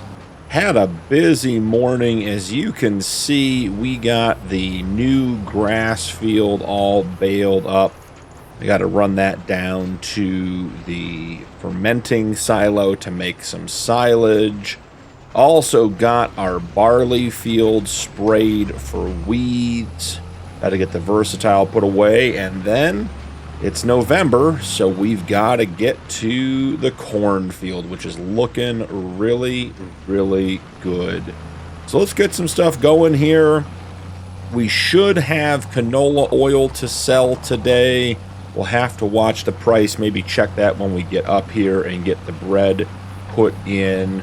But it is a busy fall day here on the farm. So, first order of business, let's get the bread off the trailer. I think we got to swing out here and try to get squared up just a little bit. Alright, let's leave that there. I'm pretty sure we're going to have to get the door open in hopes of getting the trailer all the way back in. Alright, let's see. Did we straighten out enough? Can we hook this trailer in? That is the big question. Now, there's a chance.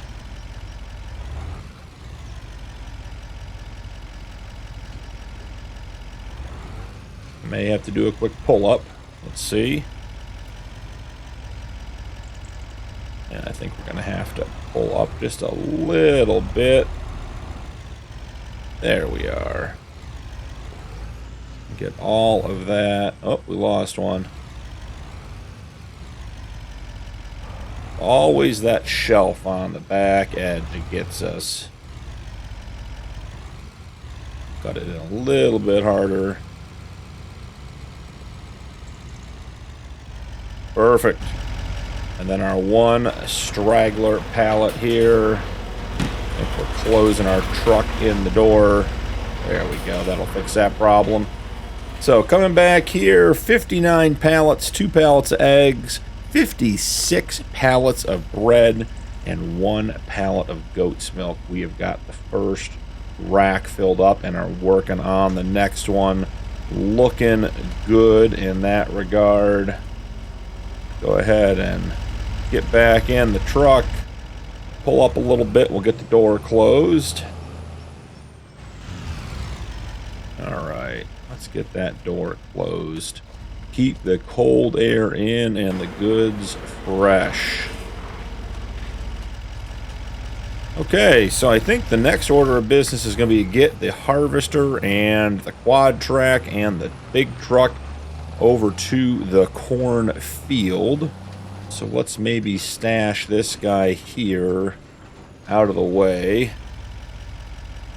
And let's go grab some equipment to get started here. Yep, there is the Versatile we used to get the spraying done this morning on the barley field. I gotta tell you guys, those weeds came in quick and heavy. Mostly on the old area, obviously, because the new area we plowed up so it would not have weeds. Oh, thought we were disconnected there. Oh, we're doing a dance. That's an interesting A very interesting little movement there. Okay. Get the old case out, head over to the field. Check out what this looks like. Not too shabby. And I think we're going to redo the course for this because we tried to get it done the other day and it was just at the far end. It's just not where I want it to be. So let's unfold the header. Let's unfold the harvester. Get everything in order here. Let's get on to the field.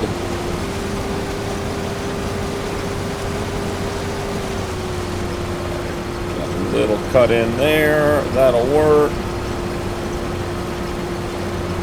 Make sure our straw is staying on the field.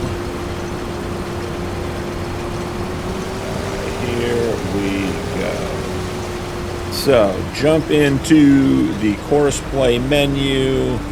Fieldwork, headlands 3, square 0. That's what we're looking for. Do I have the direction set to manual? I do. And I think that's going to be the direction we want. It is. Okay, let's get that started. Okay, we're on field 54. And we're looking at harvesting. We got to get rid of this old course because we don't need it anymore. Yep, go ahead and delete that one. Change mode. This is save course.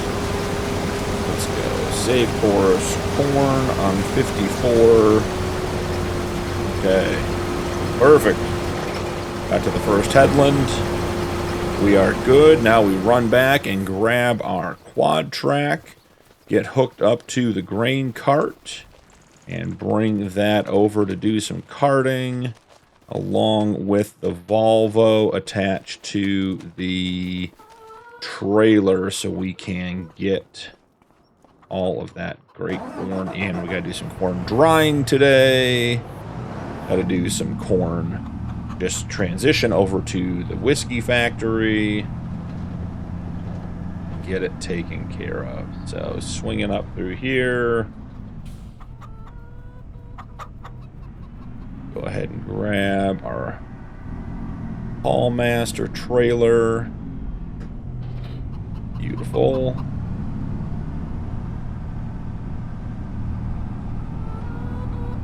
Get this guy out to the field.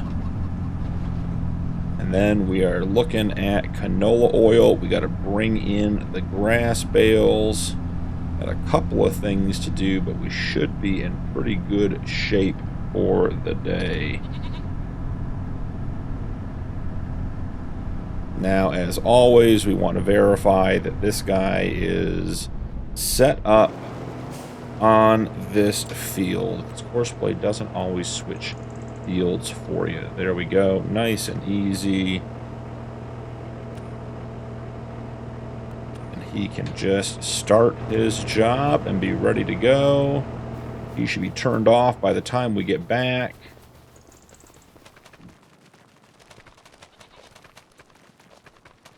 And last but not least for the corn harvest, let's grab the Volvo. It's just, I told you guys it's going to be a busy, busy day. Where did we leave the Volvo? The Volvo is connected to the flatbed and has grass on it. So we need to head out over there and grab that guy. That's where he is. That's why I can't find him. All right, so running along here. Yep, tractor's turned off there. Means it's doing its job. It knows what it's supposed to do. It's waiting for the call. The grass field expansion over here seemed to have gone really, really well.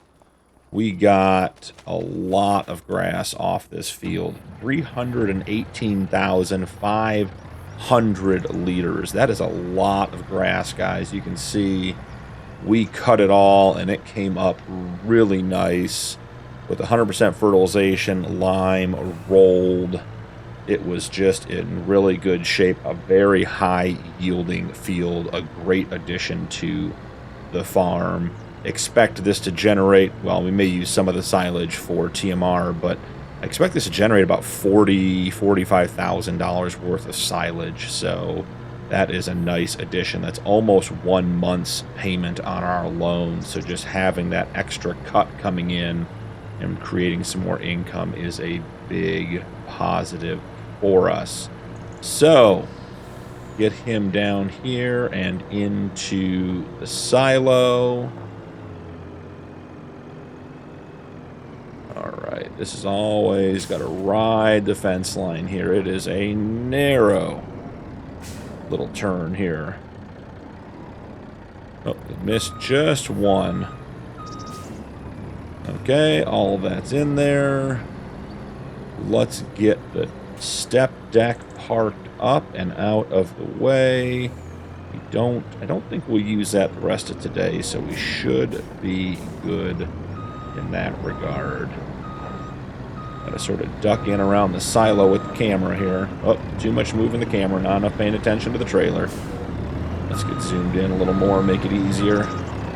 All right, yeah, there's a tree there. I agree. I agree.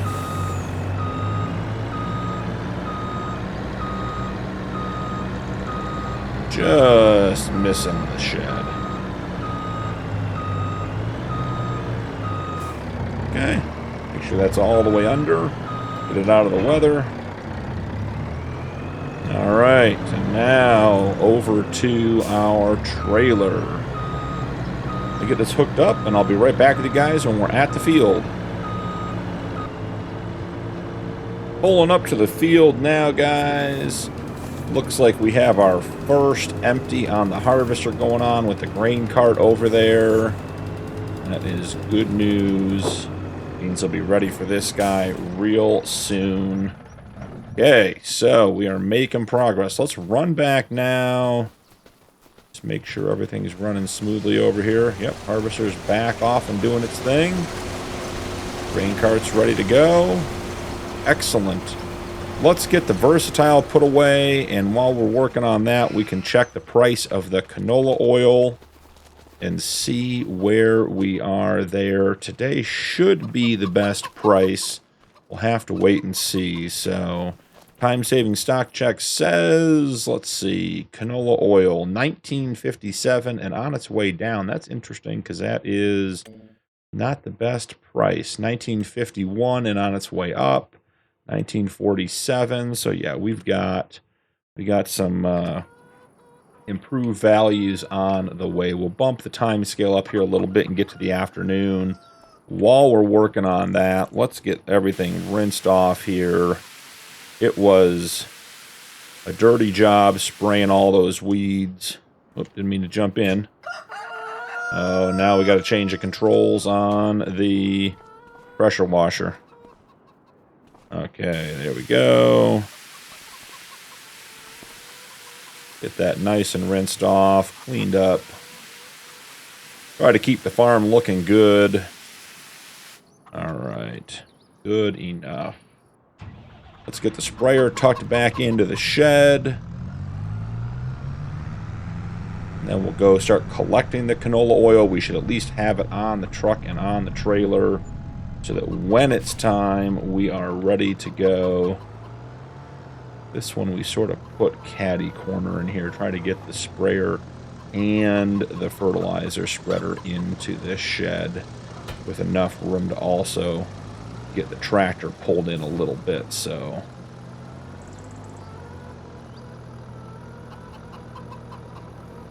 wonderful. That is very, very good. All right. So, we'll swing back by and check on the corn harvest on our way out of here. The Magnum has been doing a great job getting all the mowing done, all the baling done. That tractor has turned into quite the workhorse for us. So, head up to our truck and jump on in. Not sure why we got straps on. We'll get those turned off. Okay, let's try this for a minute. So I'm going to head down to the oil shop and pick up all of our oil. have it ready to go, and I will probably swing back with you guys when we have that oil set and ready, or it's time to sell it, or if there's something on the cornfield we need to update on. We will have to do a little bit of some back of the napkin type math to figure out what we're going to do with the corn. If I remember correctly from the whiskey recipe from last time, it is 1/3 dried corn to 2/3 regular corn. So if you put 20 regular corn in, it should take 10 dried corn. So like, I guess it's technically a 2-to-1 ratio, but as far as our total corn, we're going to divide it into thirds and put 2/3 directly in and dry 1/3. So we'll have to figure out how much yield we get and get some in the dryer so we can get back on the whiskey, because I do believe the whiskey sale is sometime in the spring. I think it's pretty early on in the year, so we want to have that done and ready to go. So I'm going to go pick up the oil, and I'll bring you guys back when there's a couple updates to go over. See you real soon. Alright guys, it is 4 in the afternoon, and it is time to sell the oil. So we are headed up to the Moccasin Strip Mall to sell the oil. It's $19.94. Best price will be $19.84. We're making $10 a pallet more than we should be, or should expect to, at the top of the market. This is going to be quite the drive up there, and guys, the loading of this oil is not great. I mean, it's okay, but as you can see, there's a bunch of gaps and holes and unlevel spots, and that just seems to be the way these pallets are loading right now. So we're going to do our very best, take our time, not going to push it too much, just make sure we get up there in one piece, because I can only imagine what 64,000 liters of oil weigh on the back of this truck, and we do not want to be pulling this thing back onto its wheels on the side of the road after we tip it over. So I've got 10,800 feet to go till we get there, so I imagine it's up in town. I will bring you guys back when we're approaching the Moccasin Strip Mall, and we'll get all this sold and show you guys how much money we make. Alright guys, driving by the field, they are still making good progress on the harvest. Looks like they're just about halfway done, if I had to guess. Maybe not quite, but getting there. So let's get up here into town and figure out where the Moccasin Strip Mall is. I'm wondering if it's down back by the bank, behind the bakery maybe. We've not been there before, but man, guys, look at that waterfall in the fall sunset. That is beautiful. Sorry, getting distracted by the scenery here. So anyways, yeah, I don't know if the Moccasin Strip Mall is down back behind the bakery, or if it's maybe down by Tractor Supply. Just trying to figure out. I'm not sure we've seen it, or maybe it is where the bakery is. Maybe that's, I don't know. We'll figure that out quickly here. Was taking a look at the truck and the trailer, and our repair bar is getting awfully darn close to the bottom. I'm thinking when we get this stuff sold, we probably need to do a little bit of preventive maintenance on some of our equipment. Been holding off on doing a lot of that just because of the cost and trying to get ahead a little bit on the financials, but I do think it's about time to do that. I also want to share with you guys, we have hit the maximum number of chickens. So we have 500 chickens, and so our excess animals are being sold every month. I will have to start going through and rotating roosters. Okay, got to pay attention here, because the roosters won't breed with their own offspring. So we'll have to figure out getting some new roosters in there to keep them breeding, so we keep getting eggs. So it might be time for some headlights here. Alright, so it is right down here by the bank. Gonna have to swing out here. Maybe we shouldn't swing out. Maybe we should back in. Thinking maybe that's gonna be a better plan. Because if we pull in forwards, I'm afraid we're gonna have to drive on that guy's field to get everything unloaded. Let that kick over just a little bit. All right, I'm hoping the trigger is right there where it says everything is. Yep, we're selling. Oh yeah, 48.15. All right, so there we go. I think we had about $14,000. Now we have 141. So we made what, $127,000 on the sale of the oil. That is great money and definitely going to help us with our monthly payments on the loan, get us covered for a little bit. We got to start building up a stockpile of cash here, guys, so we can buy another field. I haven't had much luck finding one. Right now, we really can only afford to buy very, very small fields. It'd be really nice to pick up another cornfield this fall. I just don't think we have the money to do it. When we get back to the farm, we'll take a quick look and see if there's a field out there that might work that hasn't been harvested. But if we could pick up a harvest-ready cornfield, that would leave us in really, really good shape and boost our whiskey production, which is another one of our really big money makers. So, you know, between the oils and the whiskey and the silage, I think we're at the point where we are very slowly getting ahead of our loan payments and starting to put money back into the bank so we could actually afford to buy something. So hopefully that continues. We did get a bunch of silage made while I was down at the oil factory. Yeah, see, what do we have going on here? Like, what is this field? So that is sorghum, and it's ready to harvest.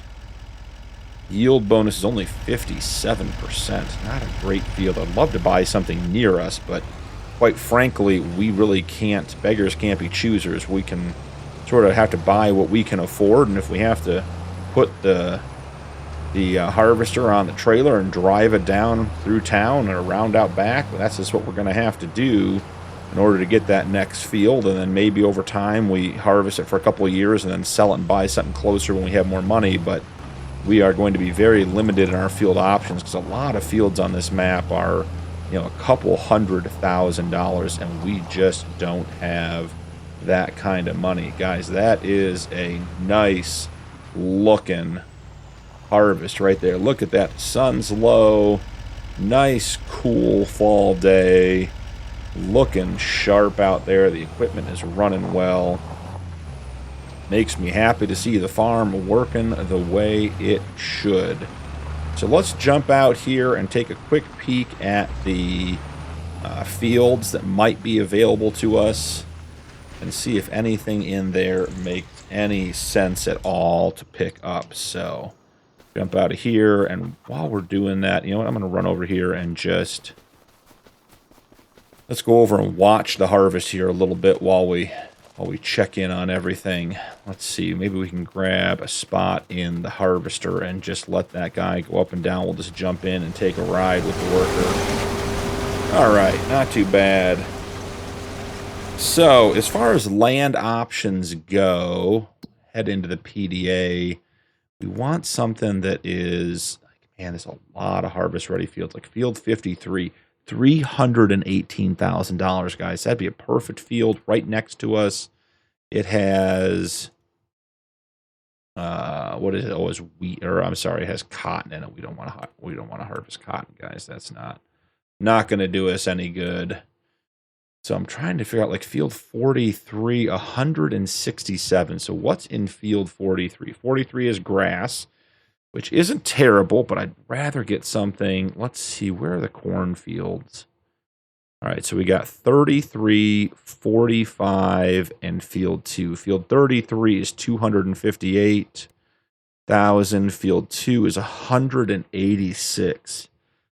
I mean, we could get real close to that, but I don't think we're going to be able to purchase that. Field 45, 357. Anything up top in corn, 85 and 82. I think they got 471, 512. Man, those are going to be expensive. I mean, I guess we could see, this is a grass field, field 64. We could buy that cut it and then put corn in it. That wouldn't be the end of the world either. We get some silage off of it, but that is, yeah, I mean, that is a tough spot to be. Field 42, 104,000. That is a tiny little field, and it's cotton. Of course, it's cotton, so which is something we just can't even begin to handle. So just trying to figure out fields. Yeah, field 64 is a grass field. Field 78, what's growing in there? That is that alfalfa? No, that's clover again. Yeah, I think our best bet would probably be to buy field 64 right across the way for it's 246. Man, that is expensive, guys. Trying to find something. Got an open lot here for 174. Like truly open? Could we put a field in here? I can plow up a field. That's not the end of the world. There's just no harvest on it. Let's see. Let's pop up and take a look. Yeah, I mean, this is a great piece of land. There's just no harvest to give us any money up front. So that's going to be tough. So yeah, as of right now, I'm not sure it makes sense to buy anything. I really want to. We'll have to take a look and see. I think we have a couple more things coming up in this, or coming up for sale here that'll be helpful. Bread will be January, and we have that also. It'll actually be December, which is next month, another 100,000. We're going to have a little bit of cash. We might even be pushing $200,000 in cash. The problem is, you put all that into a field. Once again, we go broke. Getting that done. So we'll just have to keep checking on it. Do have 15,000 liters of milk that we do need to sell when the time comes. So we'll check that out. And then silage, 261,000 liters so far. And that will sell for 32,000. And I believe we still have, still 53,000 liters of grass in there. So we are in good shape. So I'm going to let this guy keep working the field. I'll bring you guys back in when we are loading up the corn and taking it back to the dryer, and we'll make our plan for our whiskey production for the year, and that'll pretty much wrap us up at that time. So I'll see you guys real soon. Just grabbing a little bit of cleanup here around the ends of the rows, guys. Get everything collected up and get all the corn put into the Volvo. And then we can make our final count on the harvest and decide what we're going to do with the corn we have. So let's get the header folded up. Let's get the pipe on out. Oh, I bet we're full. I bet that's the issue, huh? Okay, so let's do our total count here. We have 15,753 in the hopper. Should have 73 here, so that's 88,000 and change. And then in the grain cart, so 88 plus, what do we have here? Another 46, so that's 128, 134,000 liters of corn. That is a great harvest, guys. So that's going to put us at, let's see, about 43,000 per third. So 43,000 needs to go into the corn dryer, and the rest can go into the whiskey production. So I will get this guy. Let's actually just take this guy over right now. Let's drive the grain cart down there.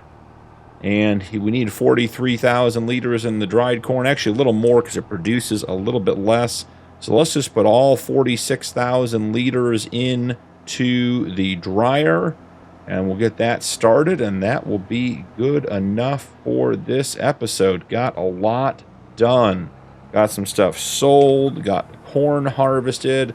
Already have the Magnum out there on the field, working to get the corn stalk bales up and made up, and then we'll collect them up at the end here, so we have lots of bedding for our animals. All right, so let's go ahead and get that put in. Let's get our corn dryer turned on, and that is going to be on distributing, so that's going straight into the whiskey production. The whiskey production has just a tiny bit of corn. We got to get the barley moved over there as well. So let's see about getting over to our truck. And let's go ahead and put that in. There's the Magnum with the baler on it. Grabbing all those corn stalks to make into bedding for our animals. And this is a heavy load. The Volvo is complaining. And I've said it before, this is a 500 horsepower trailer, tractor trailer. It has a lot of power, and still all that corn just weighs us down. So we're going to get the 73,000 liters of corn in here, put into the Jack Daniels facility. I'll probably keep the corn in the hopper of the harvester in the silo just to see how the corn drying goes. If we lose a little bit extra, I can always make a little extra dried corn, and that way we have control. Boy, that guy's, I'm getting passed on the right here, guys. That way we have control over what we do at the end, and we don't end up with a whole bunch of corn or dried corn stuck in the whiskey production and not able to be used. What did we hit there, guys? There's nothing there. Some weird collisions on this map sometimes. So, corn going into the whiskey production. And guys, that's where we're going to call it. So thank you so much for joining me today. Don't forget to drop a like and turn on notifications for more videos. And we'll see you in the next one.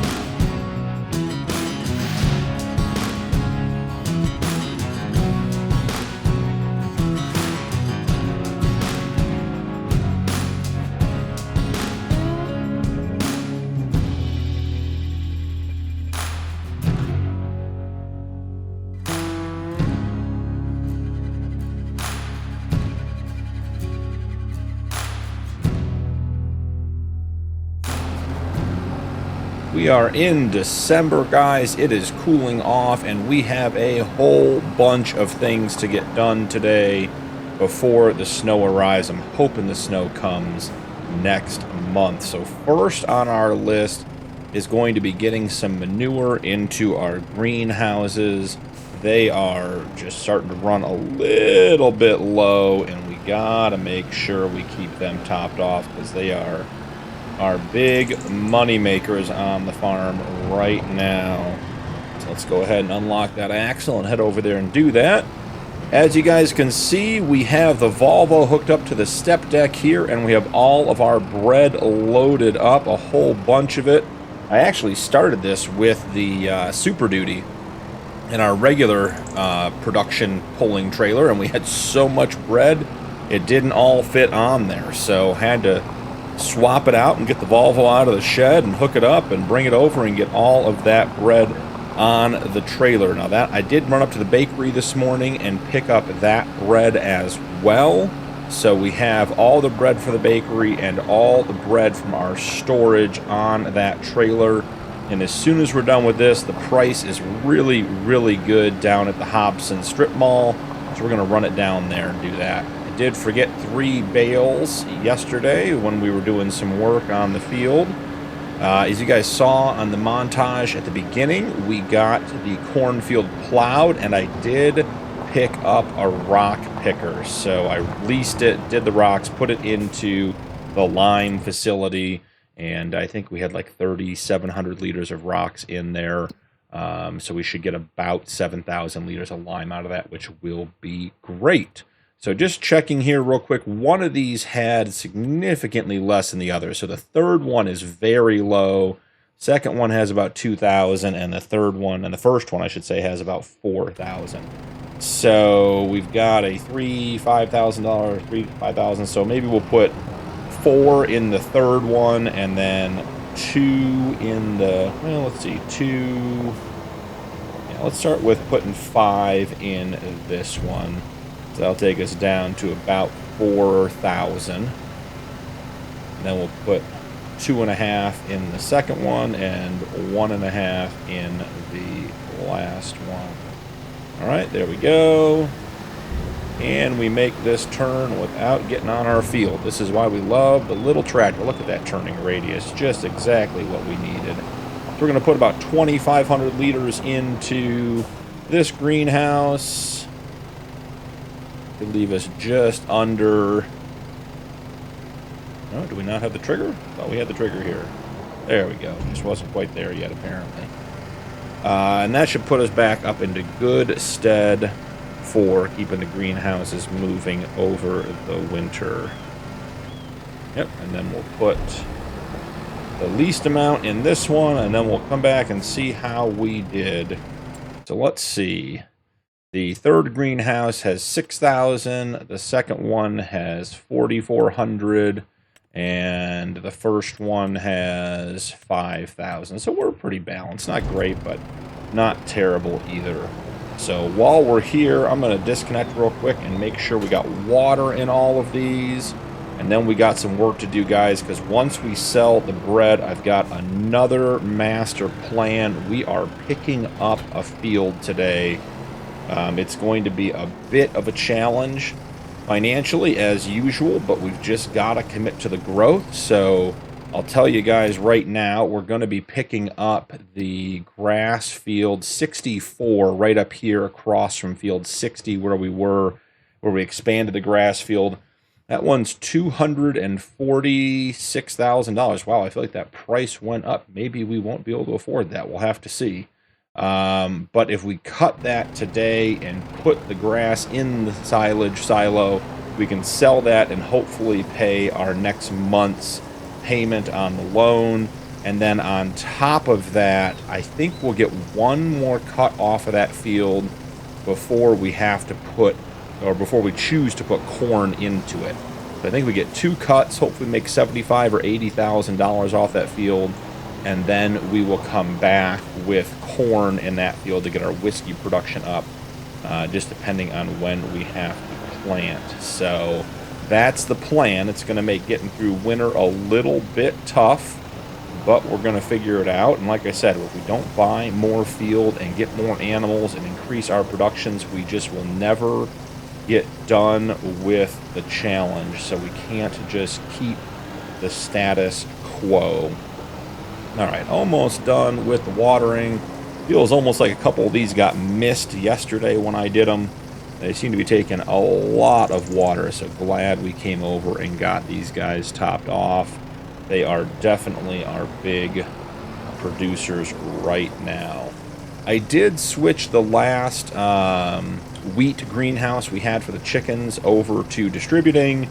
I think I took 10,000 liters of wheat out of that greenhouse, put it in the chicken coops. We had about 25,000 liters. The chickens don't seem to be going through very much grain right now, even though we have 500 of them.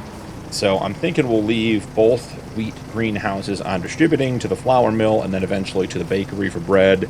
And when we need chicken food, we'll just turn one back to storing for, you know, a day or two and then collect it and go from there. We also have a lot of leftover barley based on how much whiskey we plan on producing, which is part of the reason I was thinking about buying that grass field and turning it into a corn field so we could more effectively get through all of our barley. Because remember, that was our first harvest.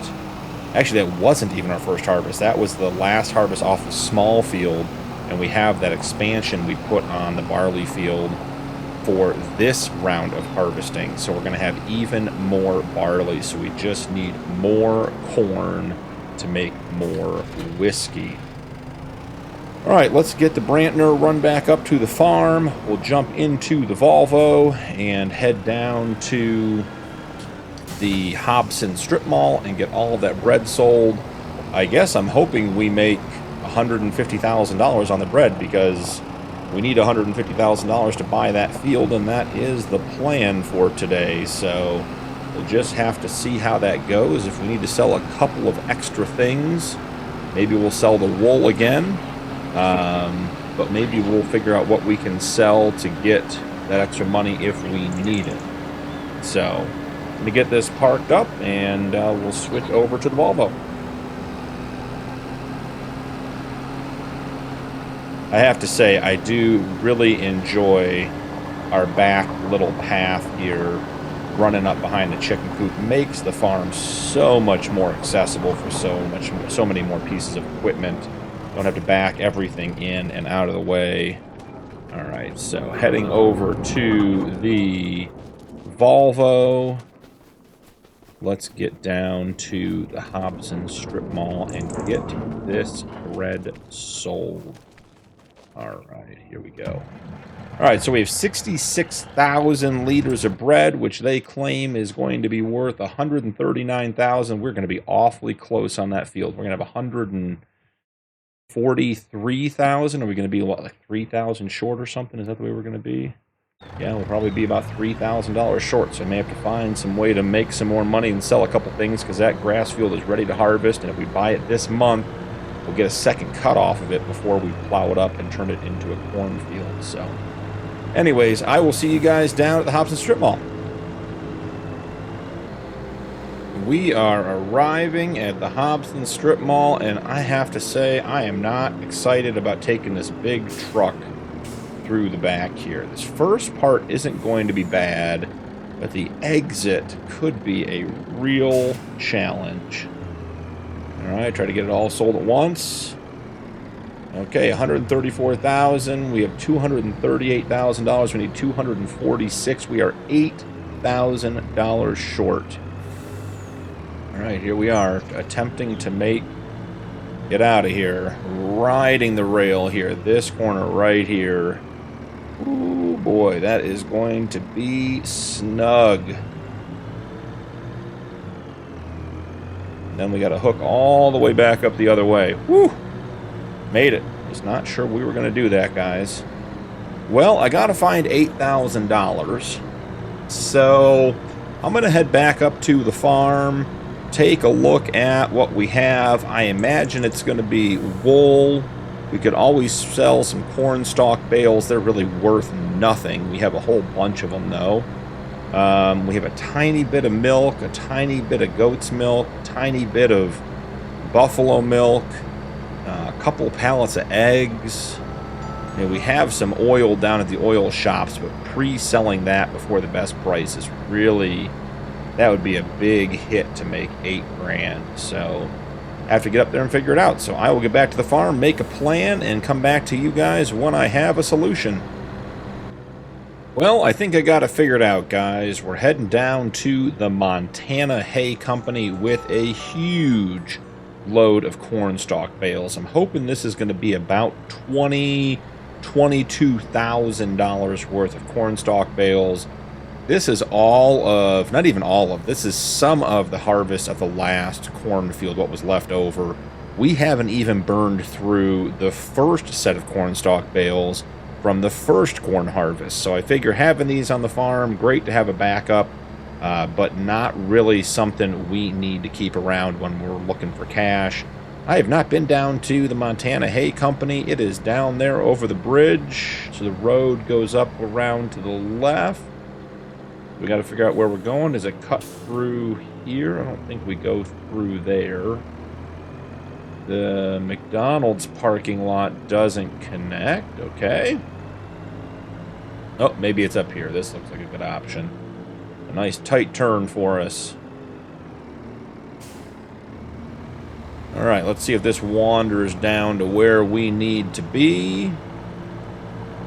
And hopefully this takes care of our financial problems in regards to buying the field, because as soon as we buy the field, we're going to be right back into some financial hardship. But it's all right. We're used to it. We're committed. I did find a couple other things we could sell to make some money. Wow, that is a steep hill. Ooh, riding the brakes. Let's not tip over coming in. Oh. Okay, apparently that tree branch is made of reinforced Kevlar or something. Just stopped us dead in our tracks. Alright, let's see. Is the sell point right where the marker is? No. Oh, yes, okay. Going too fast. Let's see, 260 at 23,000 plus... The last two, another 8, so $24,000 in bales. Makes us happy. We can buy the grass field is at 62. I'm going to head back up to the farm. I'm going to grab the Magnum and we'll drive over to that field. We'll buy it and we'll start the mowing right off the rip and get that started. We have a couple other projects that we need to do while the mowing is getting done. So we'll jump back to the farm after we start the mowing. Get those things knocked out, make sure we're all taken care of here. It is December. The temperature is falling slowly. Still in the 50s, but I suspect January, February, we're going to be in some potential snow. So I want to make sure we have our animals fed and taken care of, our fields all prepped. Anything that needs to be done with those, I want to get done today, too. So if we end up having a snow day in January or February, if we don't get out and get much field work done or much farmyard work done, we'll still be in a really good spot. So I will see you guys up at the new field with the case and the mowers when we get back. We are heading down to the new field. As you guys can see, Jack Daniels on the left. There is what we were calling our new grass field. The one we're going to buy is all the way across the river, so we have to take the bridge to get there. I don't know if we're going to call that one the new grass field or not. We're going to get a couple of cuts off of it, and it'll probably end up being the new cornfield long term. So for now, it's the newest grass field, but probably won't be, like I said, for very long. So, man, that waterfall is so cool, so well done. So here we are. Let's pull off here and get over and get this piece of land purchased. I want to show you guys, this one's sort of deceptively large. So heading over to the PDA, this field is 10.15 acres. The one we bought previously was just under 8. We expanded it to maybe 8.5, 8 3/4. Our existing grass field is 11, almost 12. So this is a sizable field. It's right in the middle of our two grass fields. I think it's going to be a great addition to our corn. Our cornfield as it sits now is 18.8, so just about 19. So we're going to be adding 50% more corn to our harvest when this is all said and done. So we'll be making about 50% more whiskey too. So excited for all that. So $246,431. Yes, we want to buy it.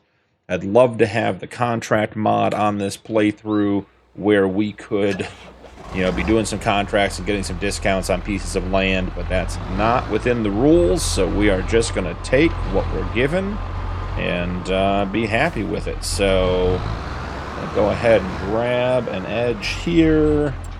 Let's get this guy all set up. We want to do 2 headlands, no rounded corners. Let's create that course. Perfect. Love that we're running the long edge of the field, which is the way this field should be cut.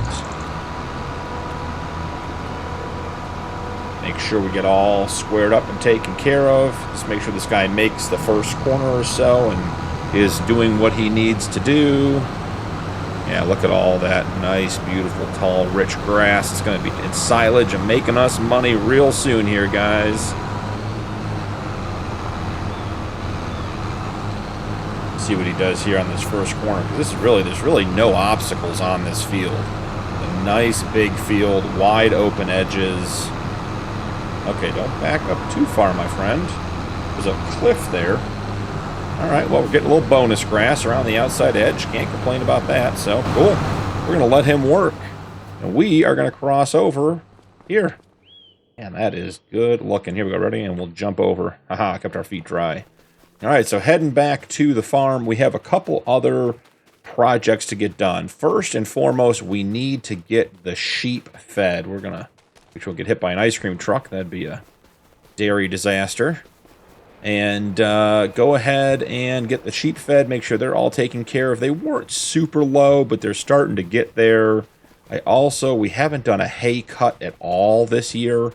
I'm not sure we're going to need one yet, but we're getting more and more sheep as we go. So we're going to need hay long term. So I want to keep them topped off. So if we do end up missing a cut and have to wait for the grass to grow back, we are all right with that. So feeding troughs look a little low, and it says they are at 4,115 liters of hay out of 120. Now, what's interesting, guys, I want to share with you guys real quick. We've been getting wool and getting a lot of it, but in Arrow's realistic livestock mod, which we're using on this playthrough, sheep don't produce wool in the winter. They keep it on to stay warm. So this pallet has been sitting here. It is 242 liters full, and I imagine it will stay that way until February, maybe March. But just interesting that works, because that makes sense, and you probably shouldn't be shearing your sheep in the middle of winter. Our goat's milk, on the other hand, is continuing to come in when they're calving, or when they're having kits, I guess. It wouldn't be calving, it'd be kitting, I guess, maybe. Someone leave me a comment down below what it's called when you have kits being born. But we have 301 liters in there. So let's go ahead and grab this guy. And what do we want to use to bring hay down to sheep? I think we're going to use a Super Duty. We got the harvester parked out front from the corn harvest because we still haven't washed it. I did get it filled up with fuel. I fueled up a lot of vehicles once we had some money in the bank after the corn harvest. So we got most of them topped off. Still need to do some more maintenance on a few of them, but we'll get there when we get there and just keep driving. As long as there aren't problems, we will just assume that everything is going to work out. So, what do we have here? Straw bales, corn stalk bales. Why do we have one?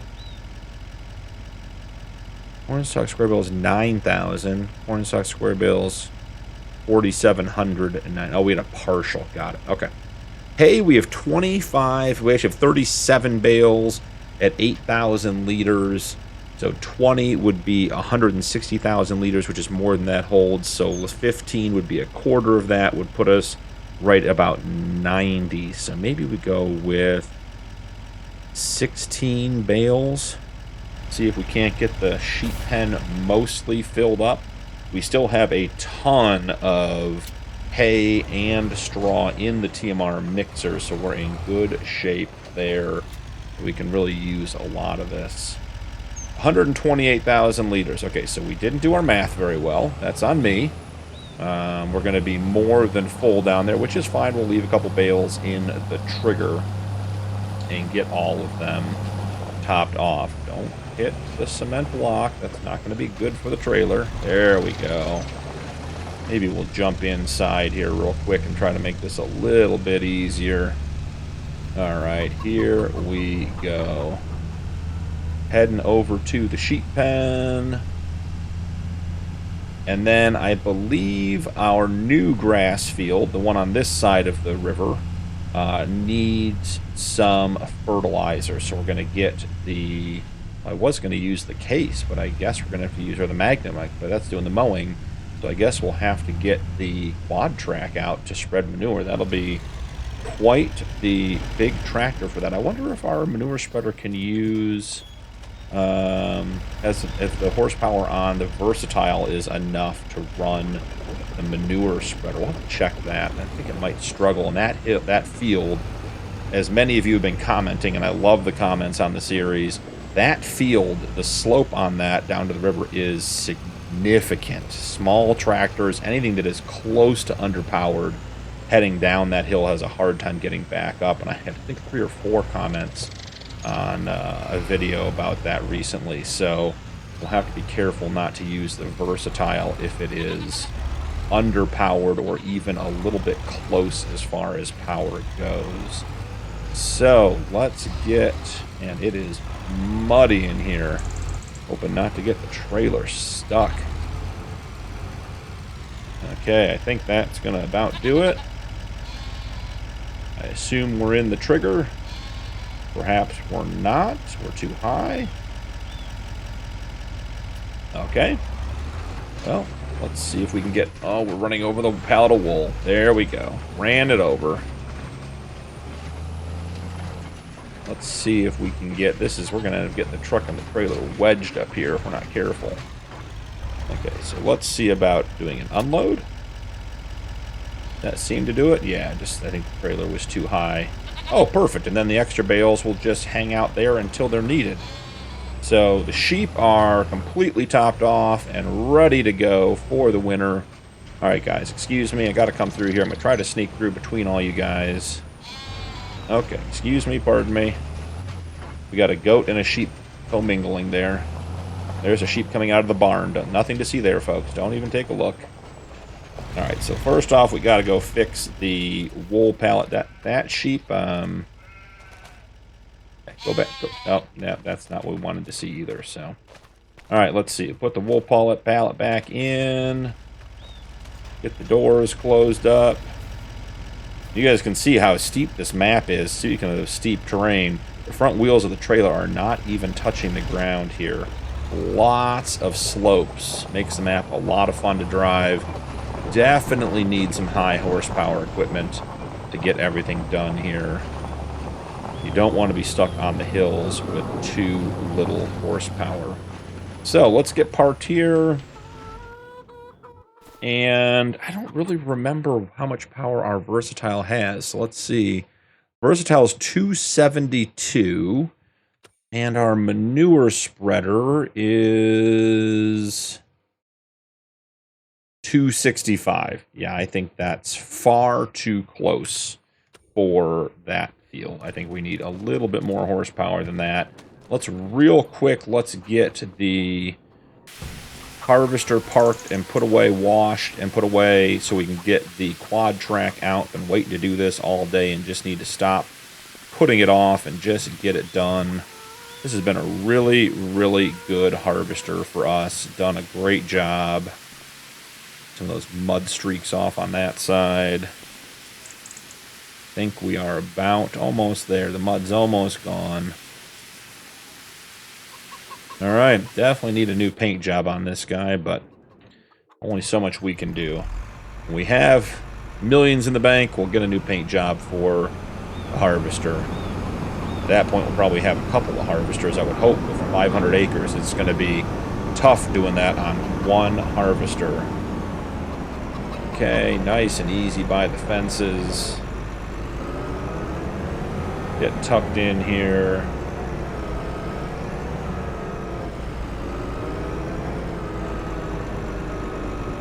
Okay, let's lower, attach, so we don't have any stress on the system. while we're parked up for winter. Okay. Oh, well, what do we do here? Oh, we jump back in. All right, so I think we're in good shape. I think we're actually just going to close this shed up. We don't really need to access the harvester for a while. No point in having it exposed to the elements. So, nope, don't want that. Can we shed door open? Perfect. Speaking of power washer, I think our case is pretty dirty. All right, so the manure spreader is down at the buffalo barn. But it doesn't, there's no manure down there because we took all of that to the greenhouses to keep things moving. We'll have to run back here and get manure from the dairy barn. And then we'll get this guy set up and we'll probably call an episode there. I'm going to bale up the newest grass field and put that into the fermenting silo. Man, the windshield on this thing is dirty. Don't mind us, we're just cutting through the farm, driving on the grass. And get that into the fermenting silo or the silage silo and then immediately sell it because $16,000 is not going to be enough to keep us afloat for next month. And as far as I can tell, silage is always good to sell on this map, which I love. That's just a great fallback product to have, and we can make it easily with grass. So it's been nice to have that. So I'll get all that sold so that we can afford to make our payments in January. And I don't think we have anything to sell until either February or March. I think one of our oils, maybe the rice oil, is going to be in good shape. But anyways, we'll get the manure spread, we'll get the grass baled and picked up on the newest grass field. We're going to get the manure spread on this guy. We did get the sheep fed, which they desperately needed. We sold all of that bread, all 66,000 liters of that bread. And in order to keep our money coming in, we did get the manure into the greenhouses for our oil production. And you guys can see, man, look at that mower across the river. That is so cool to see our farm extending out further and further. That is really, really cool. So, thank you guys so much for joining me today. Don't forget to drop a like and turn on notifications for more videos. And I'll see you in the next one.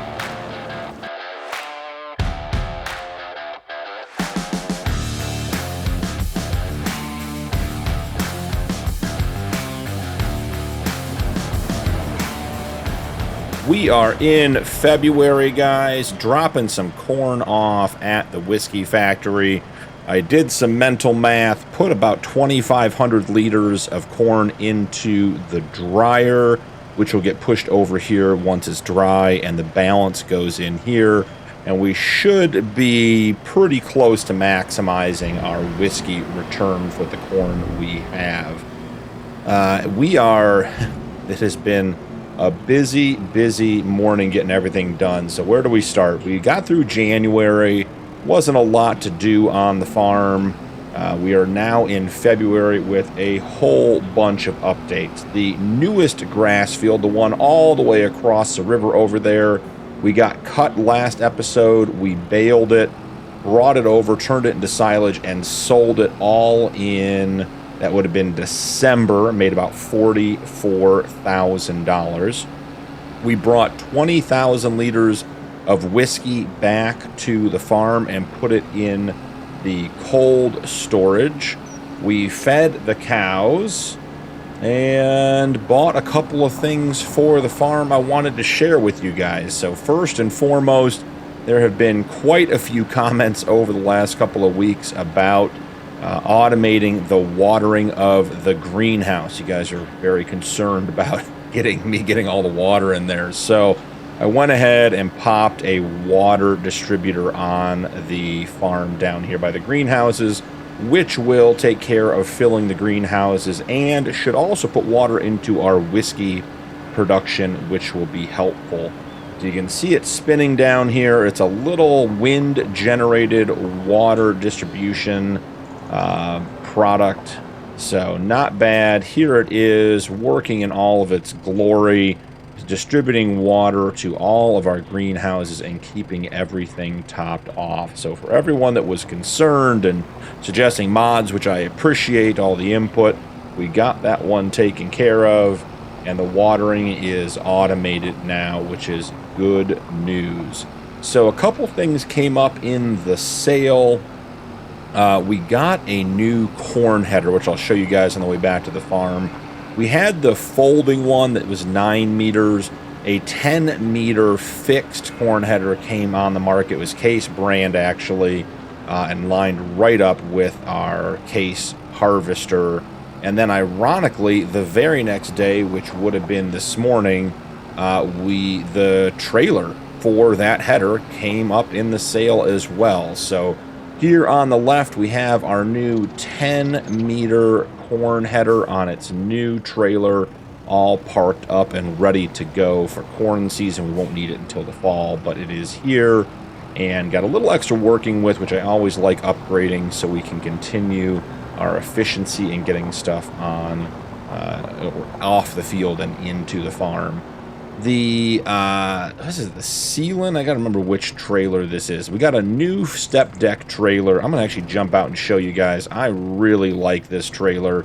It's a lot wider. It does two things that I really like. One, it has wings that extend, so you can make it wider so we can actually get like the harvester and stuff on there.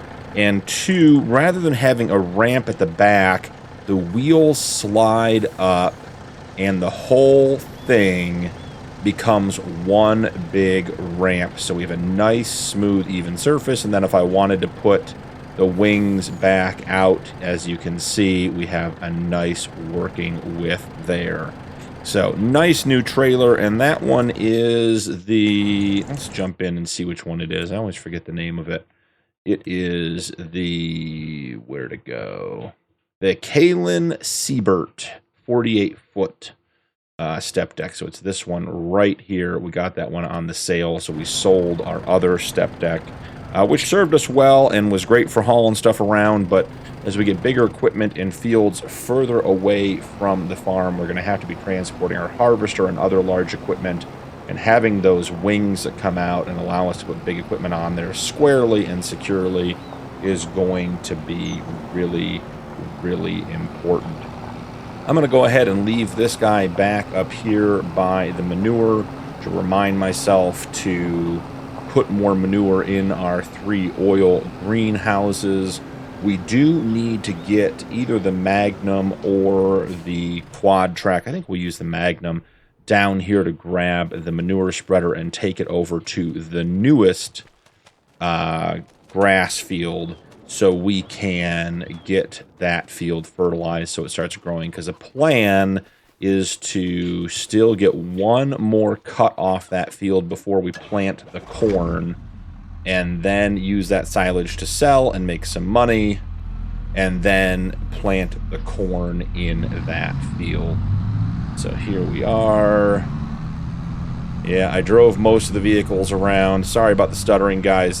We're at patch 1.10 today. Got all the shader caches refreshing, and I thought we had them all done. Did some driving around ahead of time, and that one just wasn't quite there yet. So no big deal. We'll pop back outside and be all right. So come down here, grab our manure spreader, get this guy over on the newest grass field, and set him up on a worker so he is ready to go. Surprised that we don't have manure in this pit. All right, well, maybe we already put the manure over there. Maybe I forgot that I did that. So let's go grab the manure out of the dairy barn. Yeah, we got about 6,000 liters left in here. Not bad for getting started. And we'll run over and get that grass field done.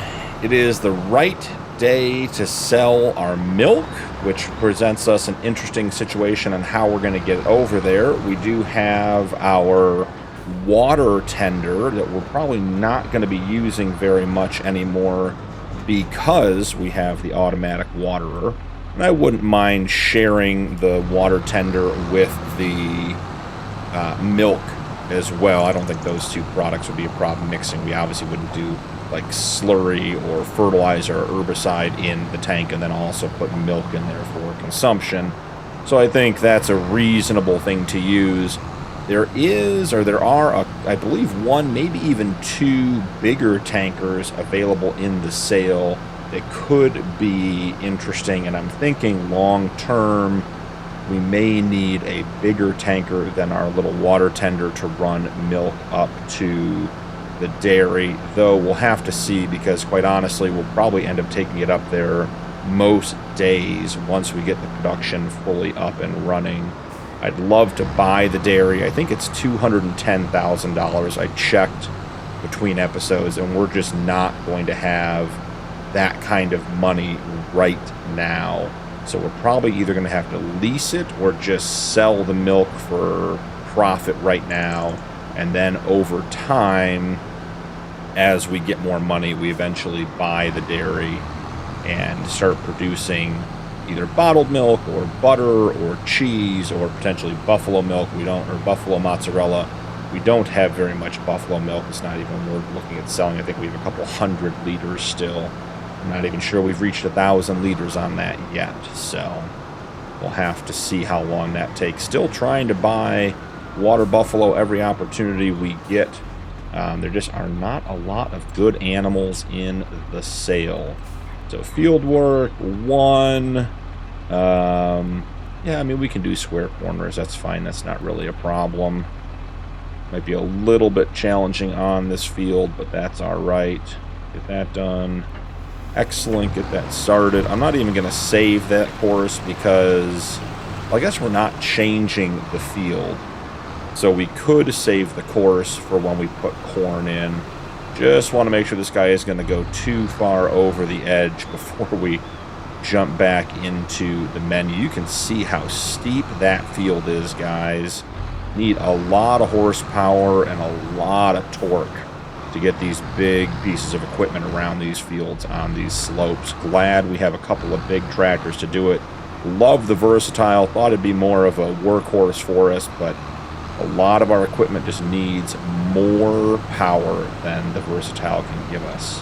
All right, well, that seems to be working just fine.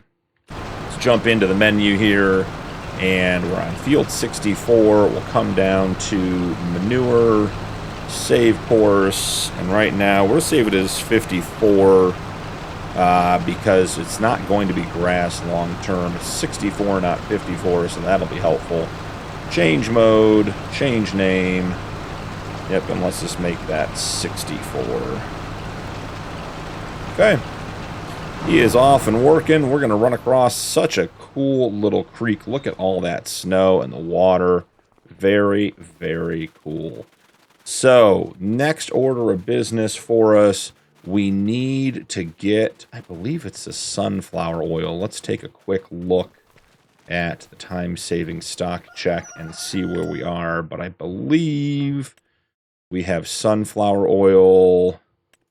Let's see. Yep, sunflower oil is at the BP gas station. Unfortunately, not something we own. Would be nice if that was our gas station, to make some money on it, but not the case today.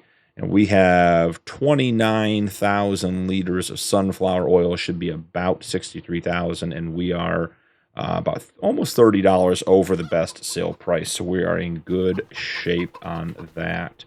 I'm going to run down to the oil mill. You guys have seen this drive a bunch of times. I'm not going to drag you along for it. I will catch up with you guys when we are down at the oil mill and have our oil loaded up. And I don't know which gas station the BP is. Maybe it's up by town. Is it that one on the right by the animal dealer, maybe? We'll have to look and see. But I will connect with you guys once we're down at the oil mill and loaded up and ready to head to the gas station. See you guys in a minute. We are loaded up with 30,000 liters of sunflower oil. It's about 2 in the afternoon. Took a little time to get down here and get everything loaded up. Had to run a couple of extra errands, but the BP gas station appears to be down here in Hobson. So we'll go on a little adventure and see what we can find. There's a Buc-ee's. Love that. Oh, hitting a cone here. So I think it's going to be right up here past the flour mill. Trying to figure out where this is. I feel like we would have seen it down here before, but, you know, maybe we just weren't paying attention. We'll have to see. Should be right up around this corner. No traffic coming. Yeah, it's just down here on the left. Just didn't notice it before. Right by the flour mill. That is cool. Great. Another place we haven't been or sold anything. So that's going to be a new experience. Always great to get around the map and see some things and learn where things are. So let's see. There are a lot of trucks at the BP. Gas is $3.39. Doesn't seem that cheap, but hey, you know, maybe it's a good price locally. And we're going to see if this just sells right under here, under the canopy. So 60,000 liters of sunflower oil. $65,306. That is a great sale for us. So now we got to head back up to the farm, and we need to make a decision on what we're going to do about the milk sale, because that needs to be sold today as well. The nice looking farm. Look at those cows out in their field, nice and happy. It's a cool looking barn too. Love that. So we got to figure out what we're going to do about the milk sale. There are two milk tankers in the sale, both right around $30,000. I think one's $29,000 and one's $33,000. The $33,000 tanker is the Judith Plains, which has a bit of an extended capacity, which we've already established on this playthrough. We are treating as base game. And then I have a Walker tanker that I really, really like, but it has let's just call it highly modified capacity. And I'm thinking maybe we buy the Walker and I just promise not to use the capacity. It has a capacity over 200,000 liters, which we're just not going to have that much milk. The Judith Plains extension or add-on tanker holds, I believe, 50,000. So I'm thinking maybe we buy the Walker. It is a little bit cheaper, and I just love the way it looks. It's a great looking tanker. Don't quote me on this. I think it's a Whiskey Sierra modding tanker. Really, really well done. And we'll just treat it as if it has a 50,000 liter capacity and just go from there. So I'm going to get pulled back into the farm. It looks like the Case Magnum has completed its manure application on our newest grass field. That'll have to come back at some point as well. But I will probably see you guys up at the shop when we have the new tanker. Man, look at that little wind turbine spinning and drilling water up from the ground and distributing it out to all of our greenhouses. We are automating processes around here, guys. I did take another 1,000 liters of goat milk to the cold storage this morning. We are continuing to produce that. It's not really worth selling at this point. We don't have enough. But the farm is definitely getting up and running. We got to find a couple of ways to make some more money just so we're getting ahead of these loan payments and we can continue expanding. But I think we are very, very close to that break-even point where we're going to start getting ahead on the finance. So I will see you guys up at the shop when we have decided what tractor trailer we're going to end up with for the milk. See you guys in a minute.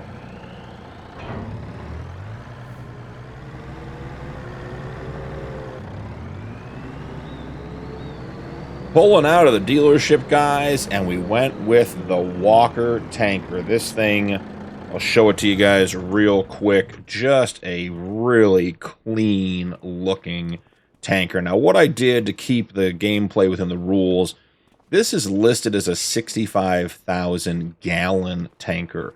And the reason it was over 200,000 liters was because that's a conversion from 65,000 gallons to liters.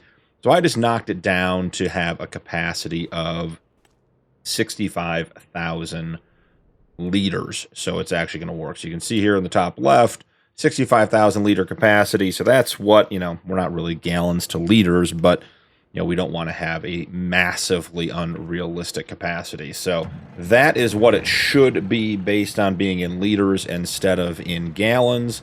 So we're going to go ahead and take this thing back to the farm, fill it up with milk, and bring it back up. I think the dairy is right back here, so Be just doing a quick return trip to get the dairy, to get the milk sold from our dairy barn. And we'll be back. So I will see you guys in just a minute back at the farm when we're getting this thing filled up. Getting back to the farm now. Let's take a look and see. It's a pretty long trailer. I do love the way this thing looks, though. I think... Gotta remember where the milk trigger is for our barn, and I think it's behind... So it's behind the manure heap. So yeah, we'll pull through the back by the manure heap, so we're pointed nose out and be able to back down into the dairy tanks to get filled up. So snaking through here. Love this area that we added. This was such a good addition to this farm. Such a better use of the land. It gives us so much more access. All right, so the dairy's in the little shed there. So let's hook the trailer in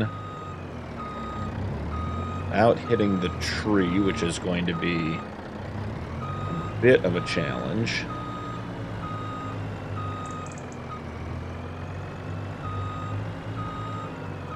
I'm not sure we're far enough over to hook that trigger or not. Let's take a quick check. We are. 33,540 liters of milk. And that is going to, let's see, the Country View Dairy. So let's go ahead and tag that. I assume that's going to be right back up in town. Selling for $751. Best price was $763, so we missed that by getting into the afternoon a little bit. But we did maximize the price of the oil, the sunflower oil. So it's a bit of a trade-off. Can't get it all done at the same time. Had to have the sunflower oil sold to be able to afford the tanker, and here we are. So sometimes you lose a couple bucks to make a couple bucks, so not a big deal. I'm going to drive this back up there. I think the only other thing I want to do this episode is run up to the whiskey production, up to Jack Daniels, and grab the whiskey that's sitting outside. Since that's a leased production, I don't really want to leave our produce or our products sitting outside there, so bring that back, put it into cold storage, and get all that done. But first, we'll get the milk sold, so I will see you guys up at the dairy. We'll get it sold, and then we'll pop over, grab our whiskey, and that'll be about it for February. And then we're heading into March and getting into spring with some more grass cutting and getting the corn planted. We do need to fertilize our existing corn fields, so we'll probably do some more manure on that coming up. And just keep trying to grow the farm. I'd like to buy one more field before August. Within year 2, I'd like to pick up one more field. I'm not sure what field it's going to be. I'm not sure how big it's going to be, where it's going to be, what it's going to be as far as crops. But we will try to pick that up and have that here. I think if we pick up 3 fields, even if they're small fields this year, we'll be in better shape and set up for year 3. We're slowly building that momentum. Our loan payments are decreasing a little bit each month as the interest is being paid off, or the principal is being paid down, and so the interest is not accruing as quickly. So we have that going for us. And I think we are, as I said previously, really at the point where a little bit more sacrifice ends up putting us in a really, really good position to start making a lot of money, because we need to just start accumulating fields at an absolutely massive rate. We got to be up over 100 acres here pretty quickly, and then from there 250, and then obviously eventually 500. So there's the bakery. I guess we have some bread sitting out front we could go pick up as well. So maybe we'll make a round around and pick everything up. Here is the dairy. I didn't even get you guys... Didn't even meet you up here. Talk to you. You're off the whole way here. So I think we're going to pull in on this side. I assume that's the trigger. That's a pretty obvious trigger. Let's take a look and see. Yep. Okay, they're ready for our milk. Here we go. So I think we were expecting, what, about $24,000 for this? Yeah, 25,198. Not bad at all. So, anyways, that was our big talk about what we got to do. Man, this is a tough yard to get out of. Hold on, got to focus. I guess we came in the easy way. Yeah, we got to get some fields bought. We got to get our finances and continue pushing forward, but we've talked about all of that, and I think we have a good plan. Just got to stick to it. I'm going to run back to the farm, grab the Super Duty, probably come up here, grab the bread, and then on the way back, pick up the whiskey and put all of that in our storage so we have it locally. So I'll see you guys shortly.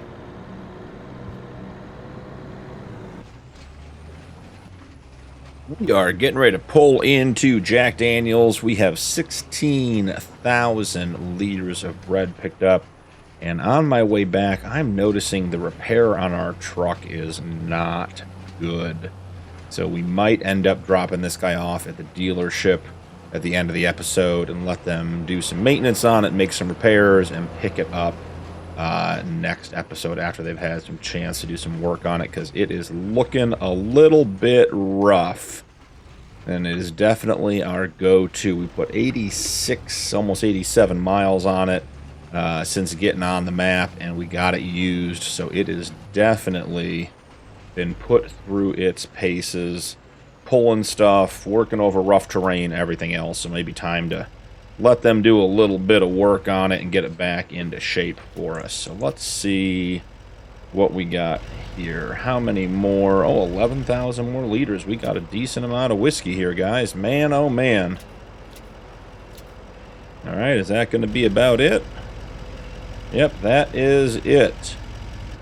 Okay, so let's get our 16,000 liters of bread back to the farm, along with our 27,000 liters of whiskey. This is a big load. Let's take our time. So I think we already had, what did we say, 20,000 whiskey in storage already. So we're up to 47,000 liters of whiskey, which is great news. I think that's going to be best in May. So coming up here pretty soon, which will give us a nice boost of cash. And that might actually be what pushes us over the edge and gets us to the point where we can buy that third field this year. So let's go down there. We're going to have to fight the Case 90 because I left it down there to get some manure. Never did anything with it to get all lined up to back into cold storage to get all this stuff delivered. We can get it all in there and take a look, and then we will run the Ford up to the dealership and leave it with them to get the work done before we need it back in March. So not really getting a good approach angle. So let's see. Coming around here. Get everything as lined up as we can. And you can tell how heavy this is. We are flexing the suspension on the truck. Get that opened up.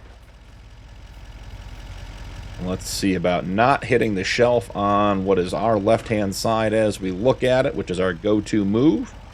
Love to do that for some reason. Apparently do that almost every time. I definitely need to pull up on this one. Did not get a wide enough angle on the approach because the case was where I wanted to be for the turn. So keeping it closer to the back right edge. Out hitting the wall. That is going to get tight real quick, isn't it? That tree's making this real easy. Okay, overdid it just a little bit. Yep. Almost there. There we are. Come on. Kick it around. Nice. I think that's going to be pretty close to getting it all in there. Nice. And didn't hit the shelf on the left. Like a pro, guys.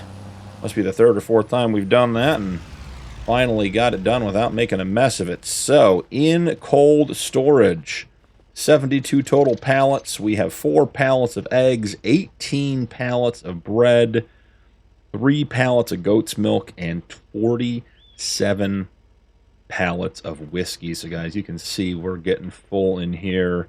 It is exciting to have all of this stuff in here stored up and going to make us some money in the future. So let's get the trailer disconnected. I don't think the dealership wants to deal with the trailer. We'll run the truck up to Ford real quick and drop it off, and then I will probably just meet you guys back at the dealership next episode when it's time to pick it up, and we'll figure out what they decided to replace, repair, and what they decided to do maintenance on to keep us running here, because this truck has been invaluable to our success so far, and we're going to need it to continue to run well for that to make sense. So run down to the dealership, but I think overall is a good episode today. Got a lot of little stuff done, fertilizing the field, got the new water pump put in for the greenhouses, we got the milk sold, we got the sunflower oil sold, we bought the new Walker dairy tanker to run our, love looking at the sheep as we drive by in the greenhouses, new Walker tanker to bring our milks up to the dairy, so when we have enough buffalo milk we'll use that too. We picked up the bread, we picked up the whiskey, just all together a lot of running around today, getting stuff done. But as I said, I think we're in really, really good shape moving into the second half of our year here and expect to have quite a bit of success. So I'm going to run in and check in with the guys here at the Ford dealer, drop off the truck. But thank you so much for joining me. Don't forget to drop a like and turn on notifications for more videos. And we'll see you in the next one.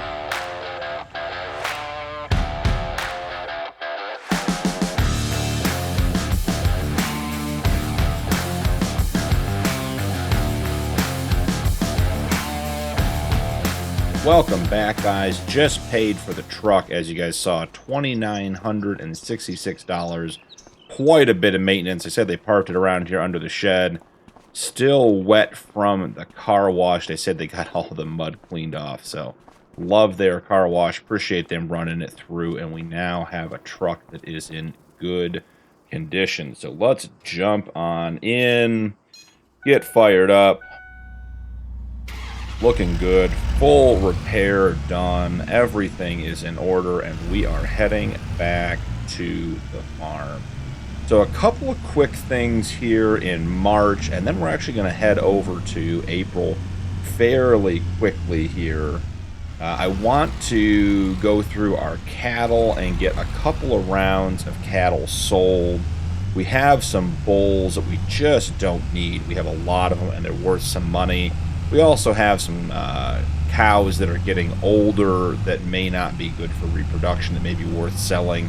So I want to try to make $25,000 on cattle today. And then I'm not sure why, because we're in March, but the sunflower oil is still at a great price, and we have another 8,000 liters to sell.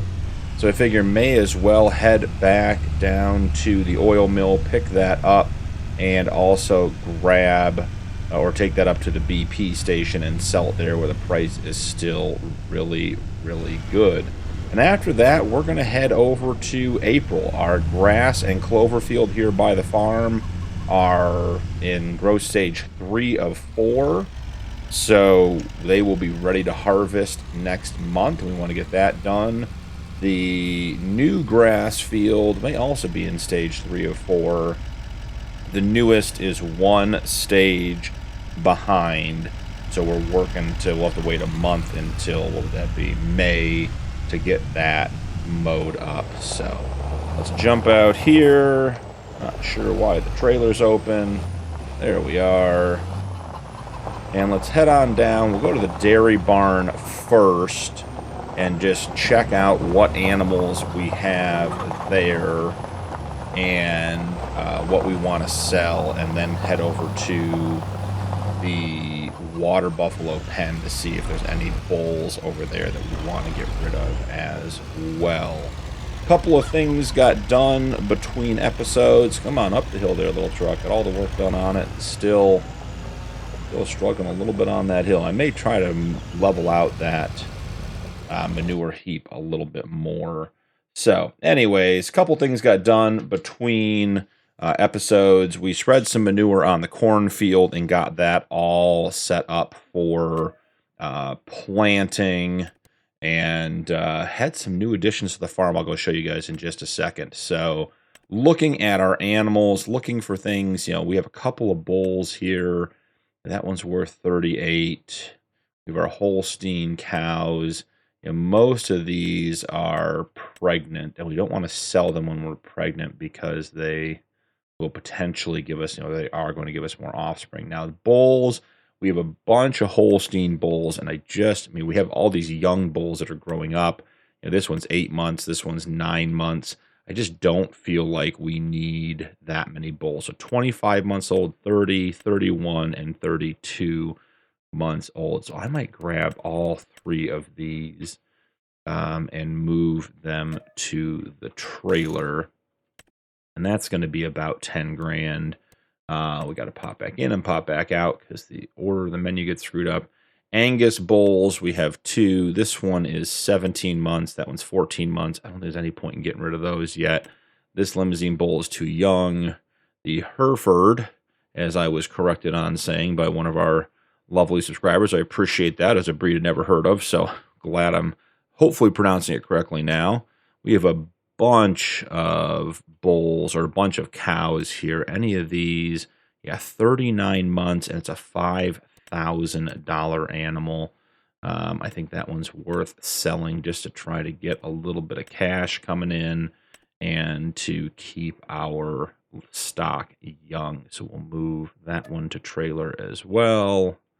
And we should have, 4 animals now? Yeah, so 4, 8, basically 12, and we're getting close to 18 grand in animals. So let's run over to the water buffalo pen, and I can show you guys the addition that I put in over there as well.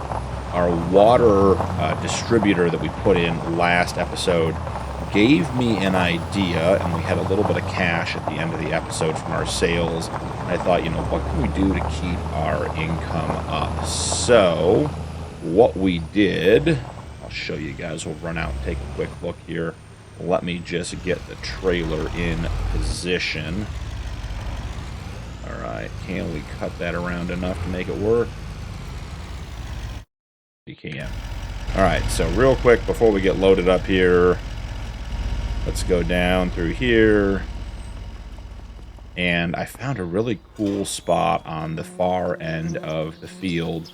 Because we're on this big hill and there's always a wind running across the hill here on the end, I decided the water distributor runs on a wind turbine, a little windmill type thing. So I thought, why not put a couple more of those in down here? We have this big open exposed hillside with wind cutting across it all the time. It's quiet today. We put in 3 of these wind generators on the farm just to try to give us a little bit of passive income, keep us going and bumped up. So they'll give us about, I think it's $900 a month each. So under 3 grand total if they're up and running the whole time. Our water buffalo herd is definitely starting to look pretty good as far as numbers go, and we're getting, I think we're going to have some babies here soon from our own animals. We may even have some now. But wanted to show you guys the new wind turbines we put in, just trying to get a little bit of money rolling in on the farm, keep things moving passively. So back in here, let's take a quick look at what we have. So first off, the bulls are our main goal. 28 months. Let's just see which, are one of these bulls significantly better than the other one. Now these are basically the same. These guys are still pretty young. Got 5 months in here, 4 impregnatable animals. So they can get the same ones. But I think we'll sell this guy. And then let's see, move.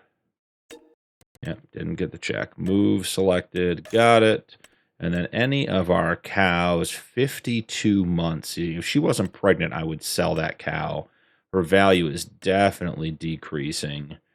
This one's 33 months. I mean, none of these are worth very much. We're looking for things over 4 grand. I think this one is definitely getting to be close to the end of its time here on the farm as well.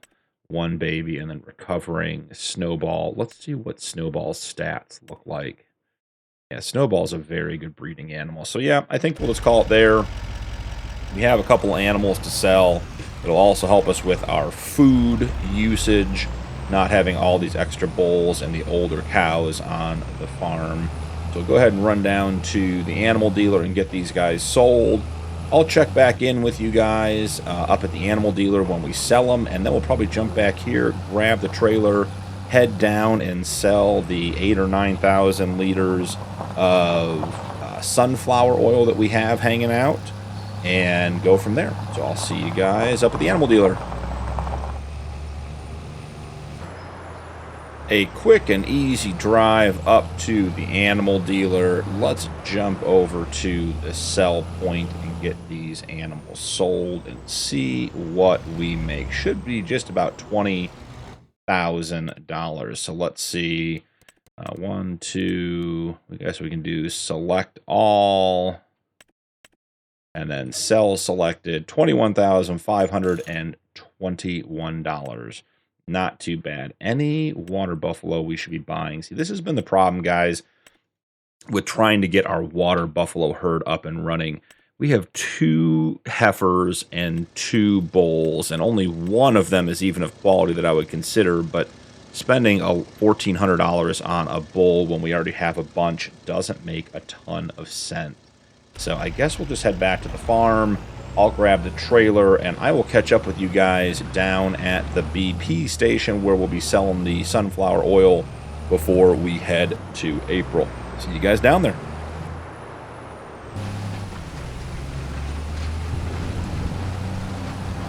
Just left the oil plant, got our 9,000 liters of sunflower oil, and good news, I did hit that cone in the middle of the road again.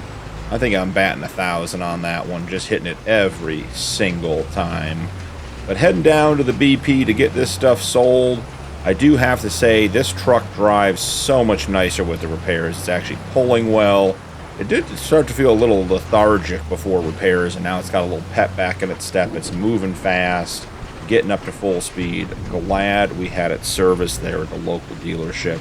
Let's go ahead and get this stuff sold. Another $19,625. So a nice day, end of the day with $53,000 in the bank, which will get us through the next month and our payments, and we should have some good stuff going on then.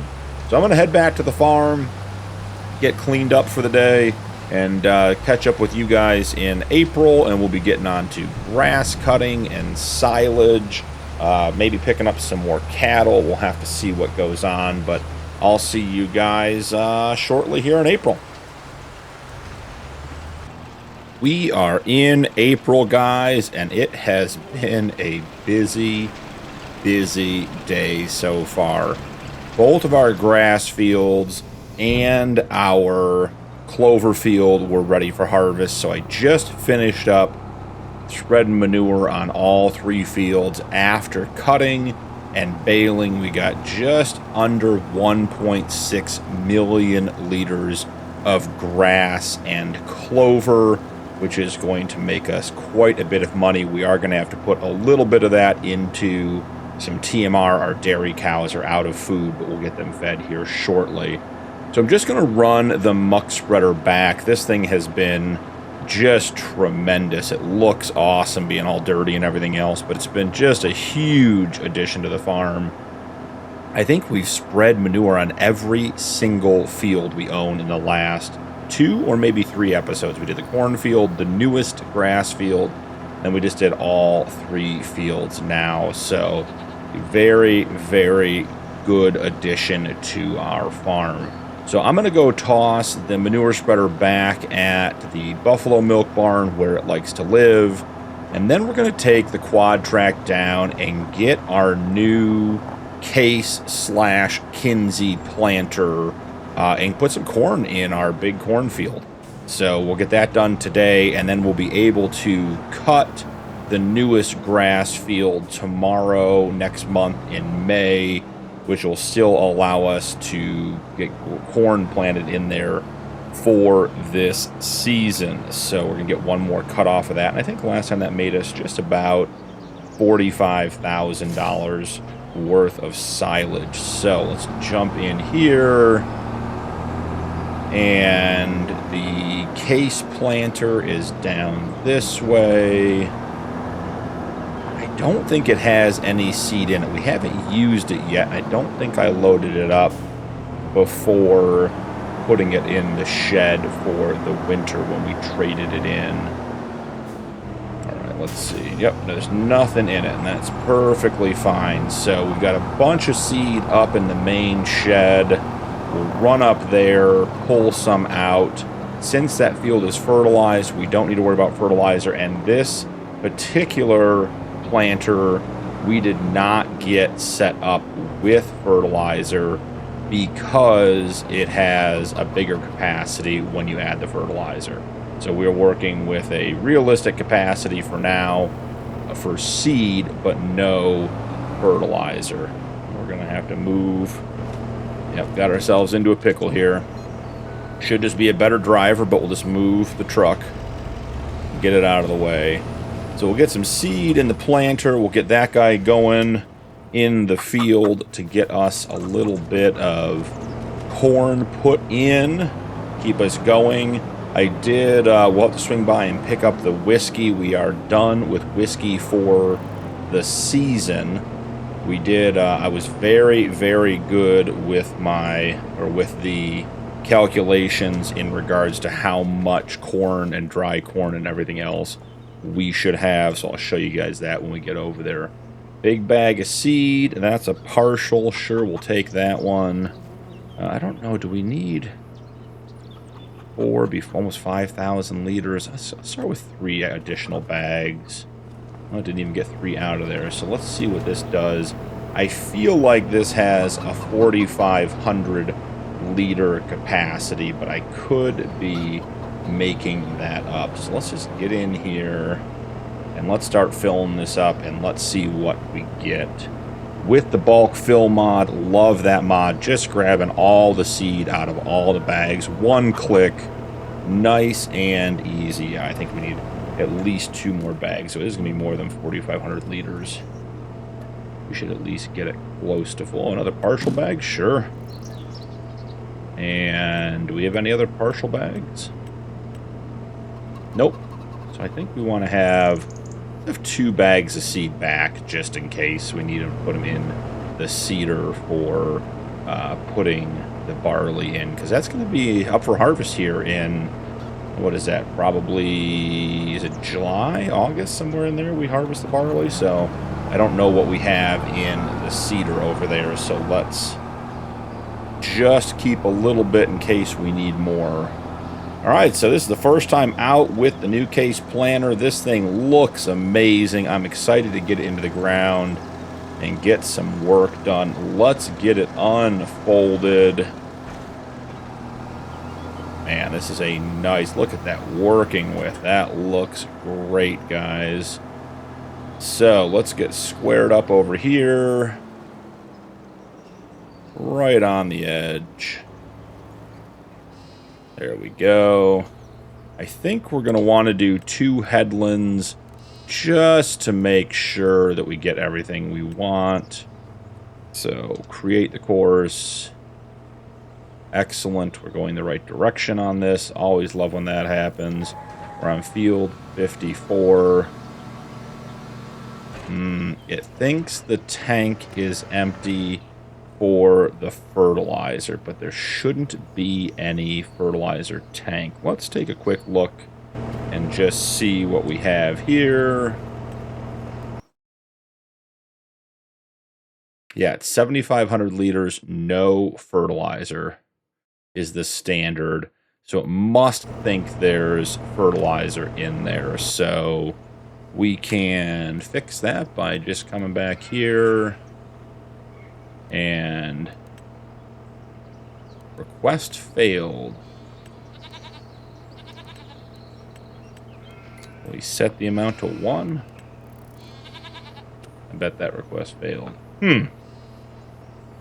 Well, let's see what we have to do to make this work. Do we have to add the fertilizer tank? Oh, you want to know what we have to do? I know what we have to do, guys. I'm not using my brain here. Let's see. It's under vehicles, and there is a setting. Sewing machines use fertilizer. Deactivated. Haha. Look at that. I bet it pops right out. Yeah. Just had to change the settings. Everything works just fine. Just got to get it set up right.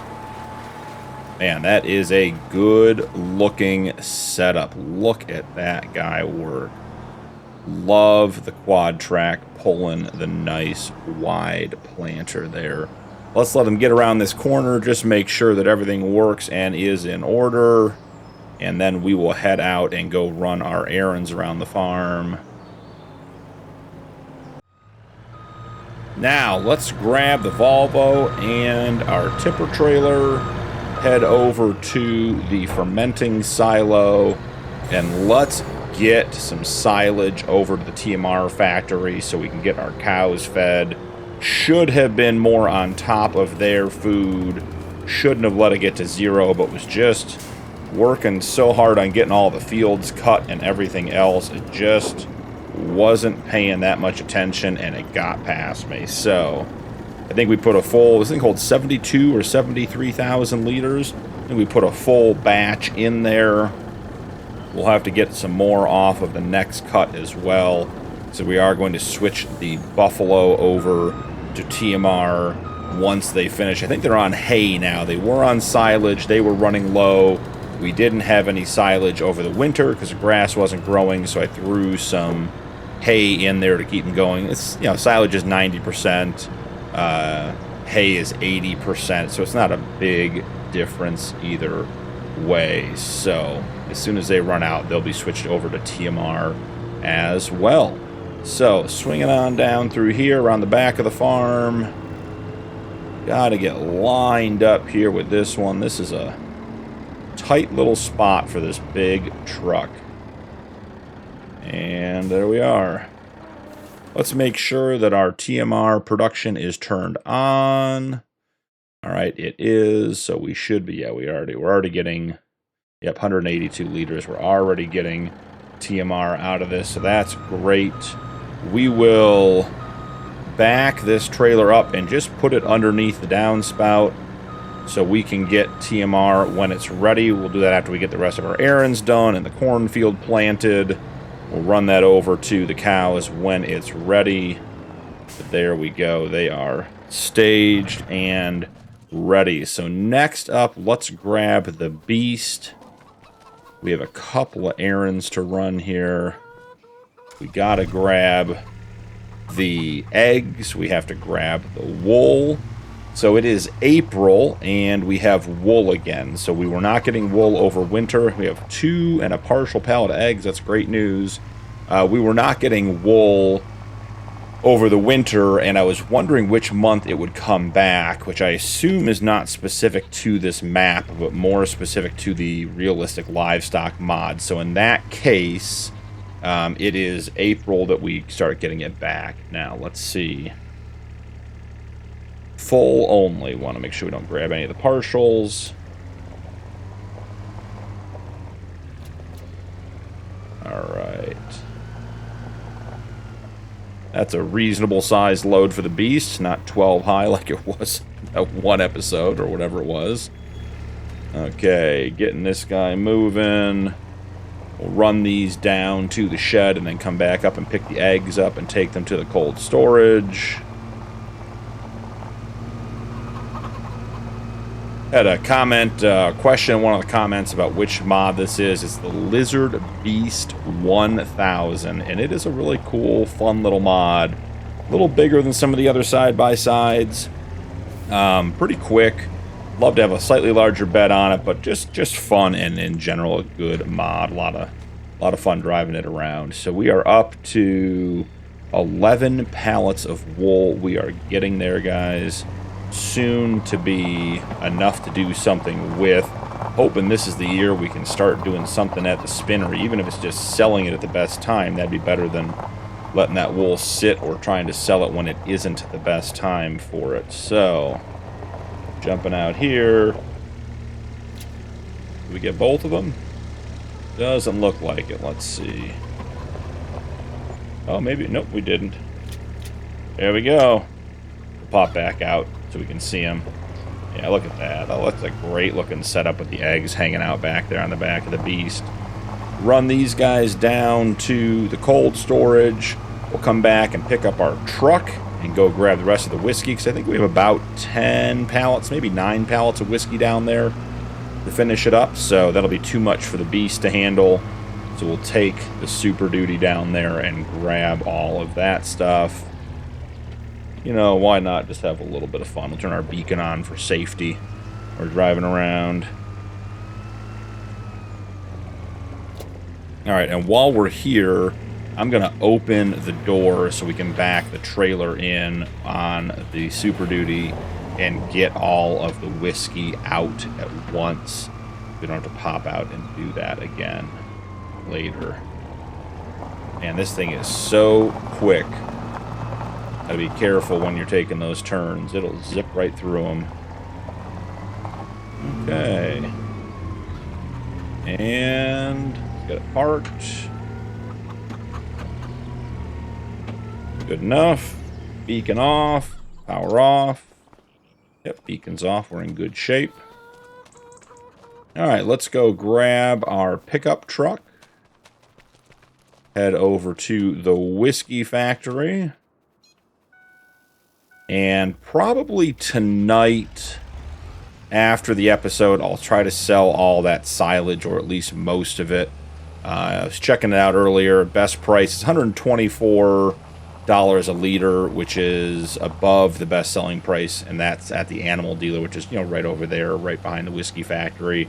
It does seem like, and I said this in a previous episode, you know, my experience on this map has been that silage is always good to sell. Every month, all year, silage is good to sell. So if you're thinking about jumping onto the map, getting a start going, maybe even trying the 555 challenge, silage is a great place to put your money into your equipment early on, because you can, as long as you have grass to cut, you can be making money on this map, and obviously works well for feed and eventually getting into TMR and everything else, which I think opens up some more income opportunities. But you know, if you're just starting with a simple setup or just trying to get on the map and get going, silage seems like easy money early on.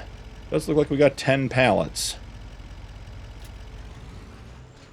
Still too much for the beast, but alright, so if we jump out here, if you guys can see down in the bottom right hand corner, we ended up with 190 corn and 40 barley when we ran out of dry corn. So I'd say my math was pretty good. That is very close to zero on both. You may also notice there's 600,000 liters of water in here. Our water production, there were two issues the first day. One, I didn't crank up the production to 300%, and that's my mistake. The other was the whiskey factory, or the whiskey production, had like, I don't know, 40,000 liters out of 600, and the water distribution system was sending a ton of water to the whiskey factory because it wasn't full, and it was not keeping up with the greenhouses. They were emptying a little bit. So I came over here with the trailer and just made a whole bunch of runs back and forth.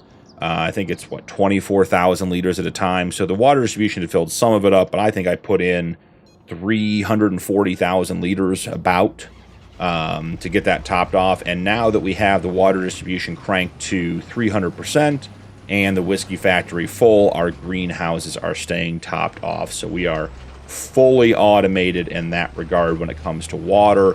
Does open up the discussion for a couple more greenhouses. I was actually looking at a spot on the farm, maybe adding a second location for some greenhouses. Not sure I want to jump into that just yet, because I really don't know what we do besides produce either lettuce or something just to sell. We could look at picking up another production, you know, do some kimchi or some whatever the rice production stuff is. I really haven't done anything with rice at all in Farm Sim 25, but I do know there are a couple of productions that you can do some stuff and add some stuff with the, I think it's with the, is it garlic and onions or peppers or something like that. You can do some stuff. So, but, you know, we'll see.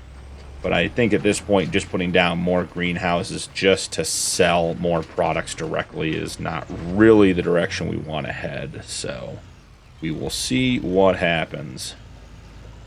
Okay. Can we have first try success on the trailer backing? We are so tight on that firewall. I'm going with no, but we're not going to give up. Tree always makes it interesting. Yep. Nope. First time success on that one. The combination of the little bit of the hill and the tree. We'll get it. Just need a little more practice. There we go. That's going to be a good angle right in there.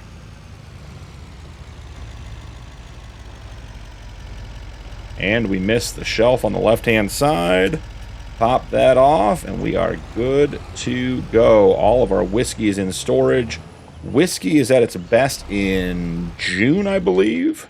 So let's go take a quick look at cold storage. So we're coming up on that. Got 2 months, and the whiskey should be available. So 86 total pallets, 7 pallets of eggs, 18 pallets of bread, 4 pallets of goat's milk, and 57 pallets of whiskey. Now, I do think we had 64 last time, so we got a couple more out of it. Maybe the field yield was not as good. Maybe we had some residual or something, I don't know. But even so, 57,000 liters of whiskey is pretty good, and I love this mod. Love coming in here, seeing the shelves filling up. Very, very cool. So let's go check in on the planter, see how that's going.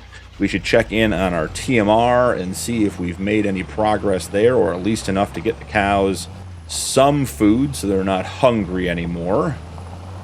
Let's go ahead and swing in through here. Get parked up. And we'll take a walk and just see where we go. I almost wish it was a little roadway back through here by the house to take the beast back through here, but it's just too narrow with the TMR silo and everything else. So what do we have in the TMR silo? Do we have a couple thousand liters? 12,000? We're in pretty good shape. So maybe we'll bump time up a little bit and let that run a little bit so we can get... I want to feed them before the next hour. I don't want them to go without food for another hour, but I think it might be worth at least getting them bumped up a little bit. So, how are we doing on our field? Missing a couple of spots. Here's a miss. And I noticed one down here. Yeah, right here on the corner. Maybe just because the angle changed, because that side of the field sort of pushes out. But it looks like we're in pretty good shape for getting this done. I made short work of that field, guys. We ran a couple of errands. There's our chicken congress out there. They're holding house out there and doing things that chickens do. But let's jump in here and maybe we'll finish this manually. Save a little bit of money on the worker. Love having it done while we're not in the tractor. But, you know, maybe it's time to take over a little bit. So let's drop it down. I got to zoom out a little bit when I do it just so I can see. Yeah, not too shabby. We didn't burn through too much seed. We were just over 5,000 liters, so maybe 1,000 liters of seed to get this thing done. Not too shabby at all. We will have this all set up for the newest grass field so that when we go through and cut that grass next month, we will then plow up that field. I looked at it, and I don't think there's any real way to... Oh, we missed some in the corner as well. I don't think there's any real way to expand that field effectively, like the one on this side of the river that we expanded. I think that one had a lot of dead space. But we'll look at it when we plow it and maybe expand it. Then we'll get the corn in there. And then we'll have corn harvest 2 months in the fall, which will be nice and should increase our production. And, you know, maybe we get 75 or 80,000 liters of whiskey after we increase our corn production a little bit. And that's always money in the bank for us. So... here we are wrapping this up. I see one little miss spot over there. We'll loop here. There's one at the other corner as well. Some of these planters just have a hard time when it comes to getting squared up when the fields are not square. They don't back up quite far enough. I don't know anything about modding to be able to fix that, but we can easily just swing through here and grab this little spot and then also grab this little spot. I suppose the other thing we could do, I'm going to fold this up, is we should verify on Courseplay that we're set up for the early and late pickup. So let's take a quick look at that and just see here. Yeah, so it's raise tool late, lower tool early. So yeah, we're not missing anything because our tool is up in the air at the wrong time, but no big deal. Barley's looking good. The greenhouses are looking good. Our little water distribution plant is going really well. We are up to 317 animals in the sheep and goat pen, guys, with a 500 animal capacity. So we are getting real close to being at the top of production there, which is exciting because, one, our wool and our milk will reach its best levels, and also because I have the excess animal sale mod on, or sell excess animals, we also will benefit from that because it will sell the animals that are born into the pen that don't fit. So we'll get a little bit of extra cash that way. It won't be thousands and thousands of dollars, but it might be, $1,000 or $2,000 every couple months, which would be nice. So that all adds up, and we're starting to just get a little bit net positive on the farm here with our loans. So excited for what's to come. We have a couple more months to try to get another field here before we get into year 3. I would just love to have purchased 3 fields, even if it's a small field, just to keep our production, our crop production up, so we can keep feeding our productions and make money. We do have a lot of barley left over, but we'll see what we do with that. I may just hold that as sort of a reserve account and keep that so that if we need it, we can always sell it in an emergency, or maybe it eventually becomes flour and then bread. But for right now, bumped the trailer. Crash counter +1. For right now, we'll just hold on to the barley and just keep track of it. So, last item of business for today, so we can get wrapped up. I did get time stopped right before the hour changed. Really don't like the animals sitting there without food. Let's grab some TMR. 42,000 liters, not enough to get the cow barn full, but definitely enough to get through the rest of today. I'm going to get this dropped off, guys, and then I will work on selling the silage once it's done, and then we will be moving on to May. But a very successful episode. Lots of different things done. Over a couple of months, we got everything done and are in good shape. So thank you so much for joining me. Don't forget to drop a like and turn on notifications for more videos. And I'll see you in the next one.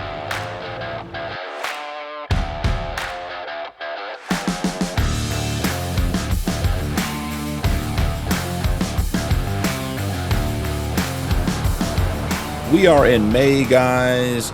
Got the corn rolled last night before it popped up. It was well into the night before we got the rolling done, but the corn is coming up and looking good.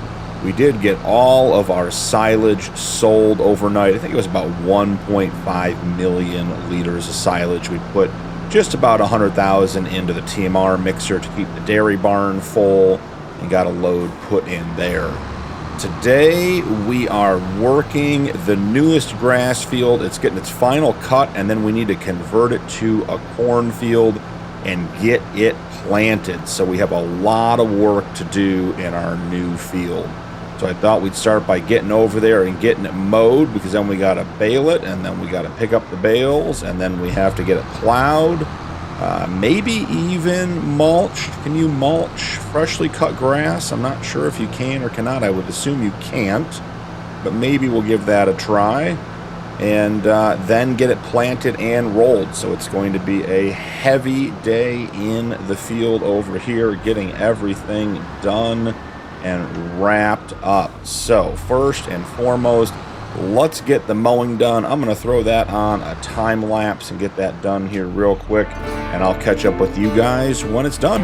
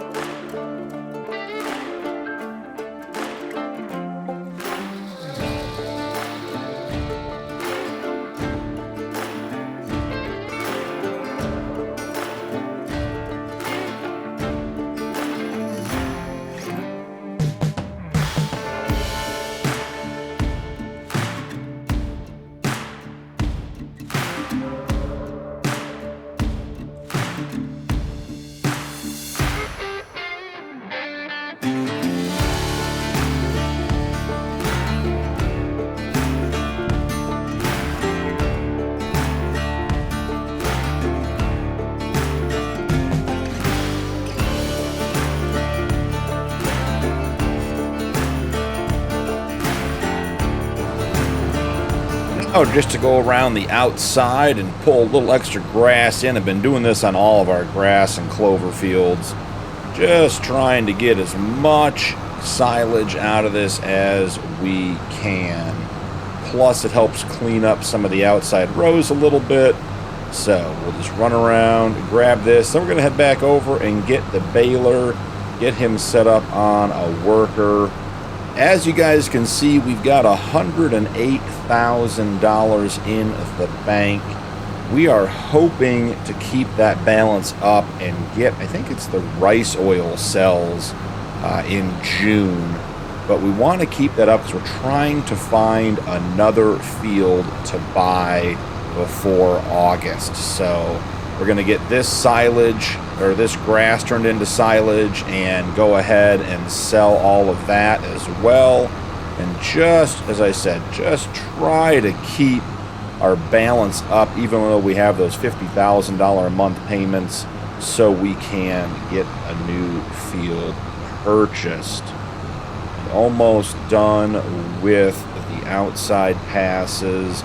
I was looking while this was getting mowed, and I'm thinking there's a little area down here. Let's get to it. Just past these trees on the sort of second half of the field down here by the river, there's a spot where I think we could pop out a little bit. Right here, I'm thinking maybe we take this field out, like out here, just like this wide, take it down to the river a little bit, and bring some extra land into the field. We could also pop back out over here. We want to be maximizing our field area if we can, and I think adding this little bit on the end is going to help. And since we'll have the plow out anyways, won't make much of a difference in regards to how much work it is to get that done.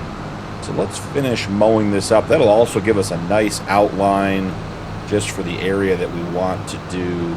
We don't want to be too tight to the trees, because then the harvester will get stuck and everything else. And I like the landscaping in the area, so we'll try to keep as much of that as possible. All right. So I think that is all of our passes around the outside. Let's go ahead and get the mower folded up.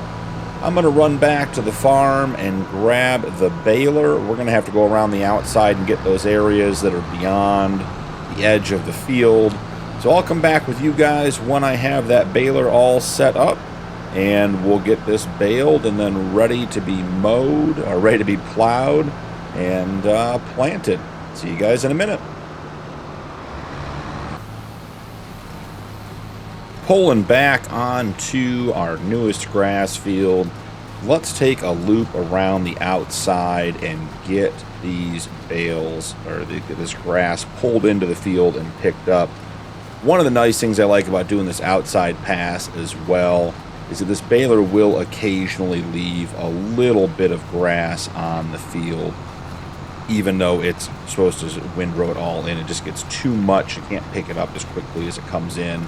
So doing this outside pass and pulling all that grass into the field means that when we set this guy off on his headland pass, we will be good to go. It won't miss anything around the outside. Now, let's see. Let's get picked up here. Oh, perfect. We just left some bales on the edge of the road. Well, good news is, it's funny, almost all of the telephone poles on this map you can drive through. There are a couple up by the dealership you cannot, and you can ask me how I learned that. It was the hard way. But it's nice that they don't have collisions on those. So here we go. This whole area down here is the area we're going to add, so they won't get any of this. But let's go ahead and grab these. Not too bad. Make sure when we're getting a row that is on the field as well, that we're on the actual field boundary, so anything that's missed is still in the path of the windrower when it comes back through. Alright, so getting pretty close to being done with the outside passes, widening this field out just a little bit before we can get the tractor and the baler loose on all of this, we're going to need to get the truck over here and pick up the bales. There you can see those little chunks of grass that doesn't pick up on that first pass, bringing in that outside row. And that's totally fine because we can grab it on the next time through. So let's grab this one right here. And that will, you can see this thing has, what, 435 horsepower this tractor does, and it is struggling to get up this hill. So, give me just a little bit more grass to push out that third bale. And then we'll park this guy so he can get started. There we go. Alright, so let's park him. Let's jump over to the Volvo. And we need to get the flat deck trailer out of the shed and bring it over to do some bale collecting.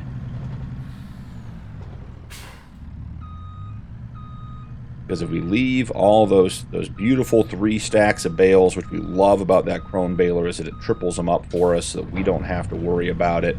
If we leave those on the field, the tractor does tend to get stuck on the field going around the outside. So we got to go pick those up first, and then we can set the tractor back on the baling or back on the mowing course, and it will bale everything back up. One of the features I love about Courseplay, baling can be such a challenge because you can't really put a worker on it. And there are supposed to be some great new mods out that allow AI baling. I have not personally tried those. I hope they work as well as they sound like they will, but AI baling has been a problem for a long time. And once you have Courseplay installed and you set like your mower course up, and then you can just put your baler right back on it, it does a pretty good job of getting all that grass off the field, which makes it so much easier than having to go back and do all of the baling manually. Ooh, swing-wise, we don't clip that car.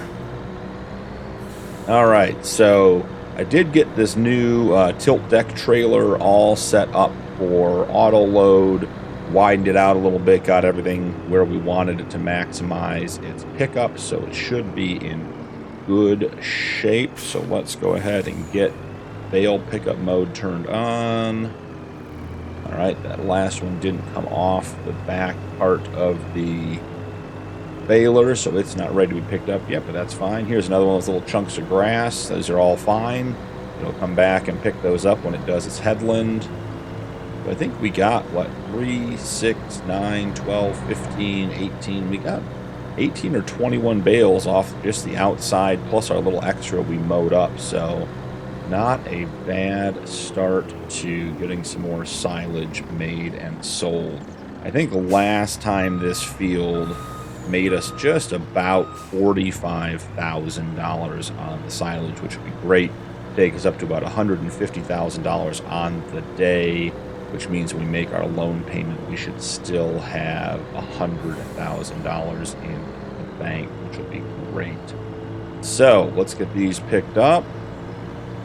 A couple more to go, and then we'll set the Magnum back out on its way to get the rest of this grass baled up. And while that's happening, we've got a little project to run up and take care of at the store.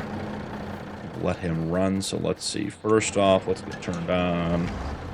Let's get any partial bales and just let this thing reset. Yeah, perfect. All right, now we want it to start on its first waypoint. And actually, I do want to see what is the... Let's bring the cruise control speed down to 16. Make sure it gets all of the grass it can. So, have a partial load of bales here. We are going to drop those on the edge of the field.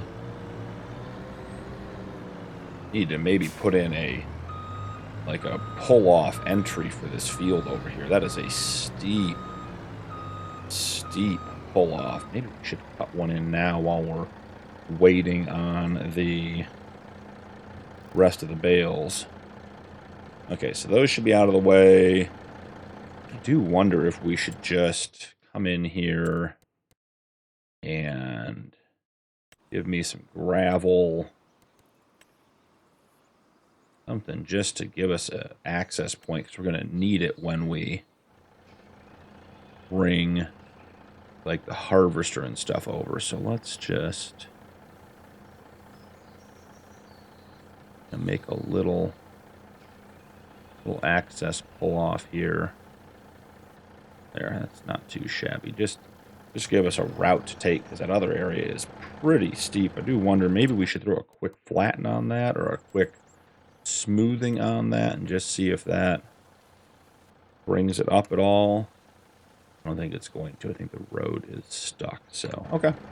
Not a big deal. Now we have a pull-off for our field. A nice addition. All right, we're going to run up here to the shop, and as I said, have a little bit of a surprise up there. Another great item in the sale actually came through yesterday, but we didn't have the funds till the end of the episode, so I grabbed it. And we also picked up some tree saplings. I think we need to get those in the ground. I found an area along the edge of the grass field, and we can certainly hit the areas around the edges of the cow pastures. And I think we want to put some lodgepole pines up and have that be an investment long term. Anytime some tree pallets come up in the sale, I try to grab them. So, pulling up here, as you guys can see over the building, we got a stone picker in the sale. I think it was $23,000 for the stone picker. Nice addition to the farm. We will need it with the addition of the cornfield. There will just be more and more stones as we are plowing more and more. So I'm going to get everything loaded up, including our pallets of tree saplings and the stone picker. Have the guys at the shop get everything put on for me. And I'll bring you guys back when we're back at the farm and ready to unload this stuff. See you guys in a minute.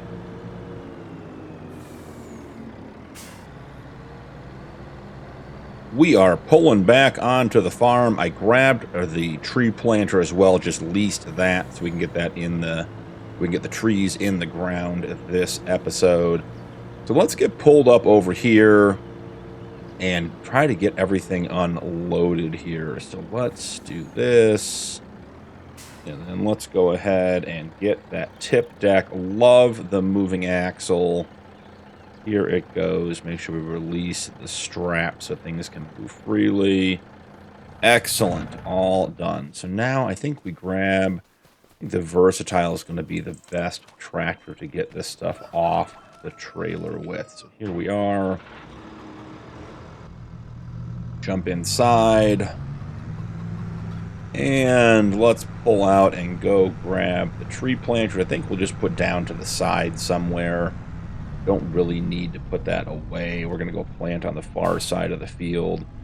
And then the stone picker, I'm not exactly sure where we're going to put that yet. All right, so let's maybe put the tree planter right in here. Okay, good. It was down, making sure we didn't plow into any of the fields. All right, we are disconnected. And here we go. Let's grab the stone picker. Haven't exactly decided where to store this guy yet. Love the ramp deck trailer. Easy to get stuff on and off. Does this just go down? Maybe it goes down in the harvester shed, since we don't use it unless after we harvest, and then we can just excuse me, then we can just grab it and go pick the field. So let's jump out here. I did notice, like, almost like I didn't see the window above the door before. Just notice those details. Okay, let's see. Get the back end kicked around a little bit. And we got to swing it over and tuck it in behind. This is actually where we had our bale, what was it, our bale shredder. We tucked in back over here when we were trying that method before we realized there was a conflict with the barn door. So there we go. All right, so he is tucked in there. Great news. done and out of the way. So let's grab the tree planter, put it on the back of the Versatile, and I will grab some of the tree saplings. We have one pallet of sort of like semi-mature trees. They're a little bit bigger. There aren't that many on there. And then our small one, we have 240 saplings. So we are talking a lot of trees to get planted here. Let's see if we can get... I've never really had much success getting these loaded automatically. Always feels like you have to throw them in here manually. So let's see. We grab the tree pallet. Yes, no, maybe. All right. Doesn't seem like they're strapped down anymore. There we are. Had to reset. Actually, I think we want this one in. Let's see about getting that loaded in first. What button do we think is load it in when it's ready? Okay. That seems to have loaded that one in, which is great. Jump back up here. Grab our other one. We'll tuck it in here. It'll load when we're done with the other one. Great. So we got some trees to plant. Oh. Got one strap done on the trailer somehow accidentally, and here we are strapped to the trailer with the Versatile. I'm like, is the mirror holding it on? That'd be a bit weird for the mirror to be holding it. Alright, so we're going to plant some trees. Maybe the end of this episode, maybe the beginning of the next one, maybe even in between, but that area, I'll go show you guys. This area right up here, I was debating expanding the grass field, which would definitely have some value, but it's not particularly level. There's a lot, and we have a lot of grass to begin with, not that we can't have more, but I think this area over here, we're going to go ahead and plant some trees. So maybe even just, let's see what happens if we get through. All right, do we have to unfold? Is that the deal? Reattach, drop it down. There we go. Maybe we'll try to get these 40 trees planted real quick, and then I'll do the rest of the 240 I'll do separately. Don't want to have them too close to the grass field. You don't want to have to worry about mowing around them. But there's tons and tons of room over here for us to be putting some trees in. And we're just going to sort of swing around. I wouldn't say randomly. We'll try to keep them somewhat in rows. But generally speaking, we're just getting all the trees put in here. And we'll cut them down later. That's just about, let's see, that's 20. That's half of our trees right there.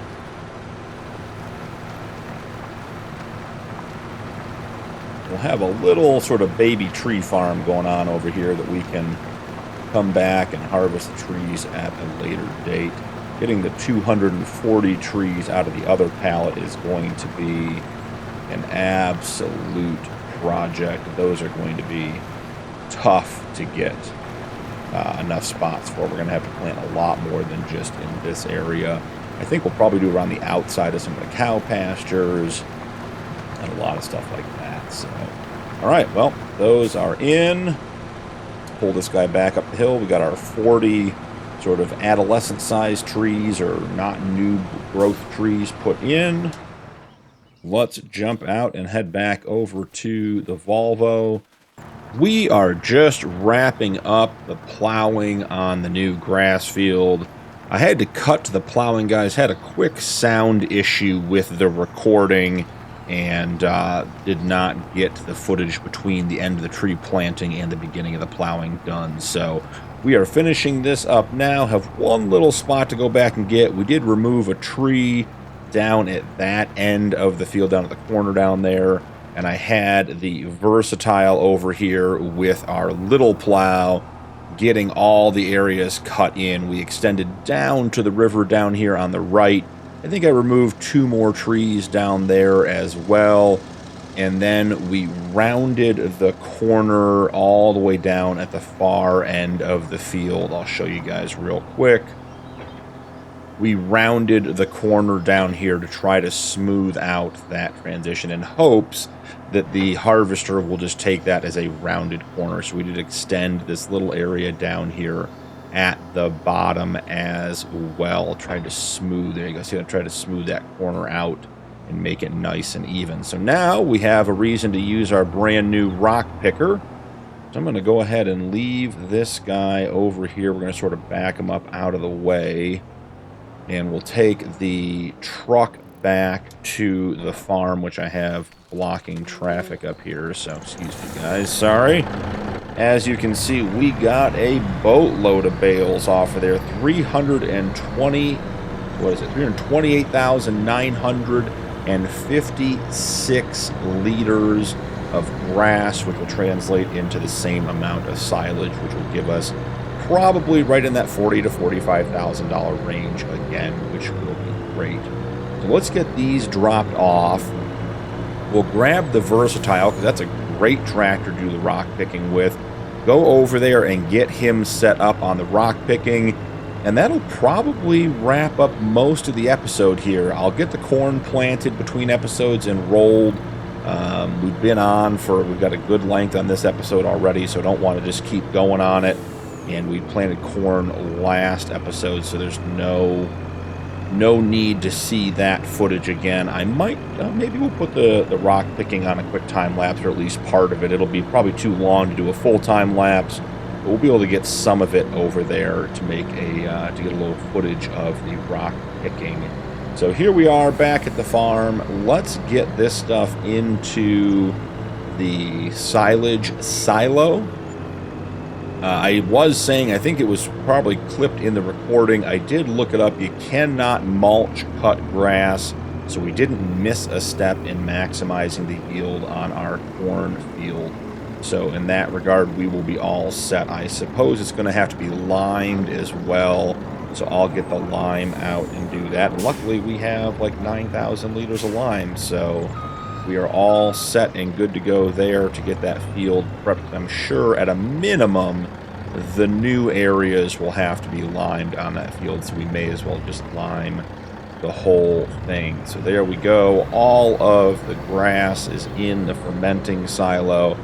That will be silage before the end of the day. Love the speed on the fermenting silos on this map.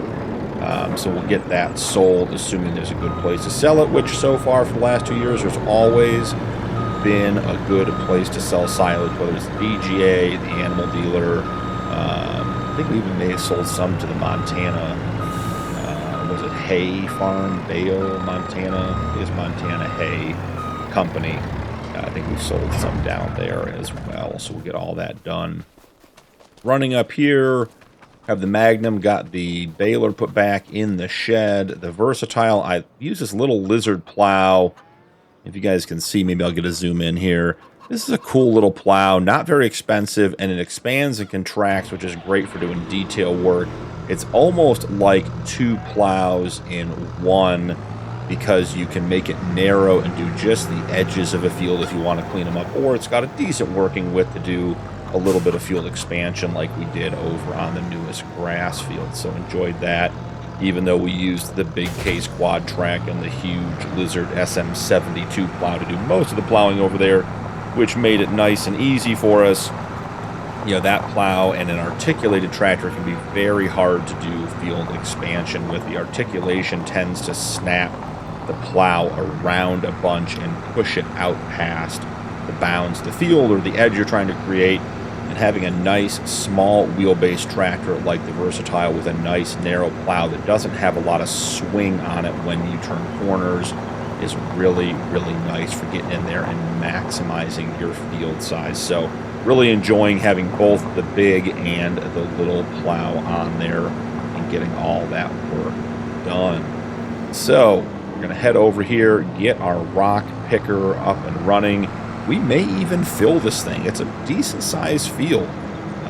Not sure if we'll have to do 2 rounds of it or not, but we'll get all the rocks up, get them over into the silo. Oh goodness. Okay, we lost some grass bales. Well, there was an incident. I didn't see it on the turn. You guys probably saw it on the video. Or maybe we were weren't zoomed out enough. I have to come back and get those grass bales at a later date.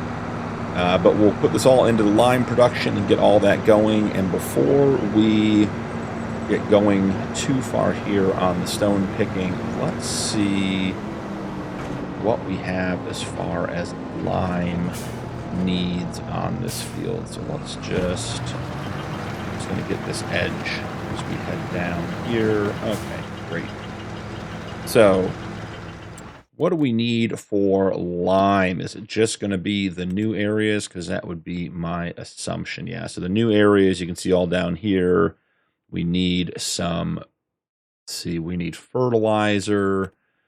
And then, yeah, we need lime all on the bottom. So we'll probably just lime that whole field so that it's all on the same schedule. All right, field work. 4 headlands, yeah, maybe 3 headlands. We'll go with rounded corners. I'm always happy to run back and just grab rocks out of the corners if we need to and check the map. Not a big deal. Don't need this thing backing up and turning around a million times. Try to keep this moving. We are on field 64, and we don't have a rock picking folder, so rock picking. And let's go ahead and grab that. Save course. This is field 64. Let's verify that. Yes, it is.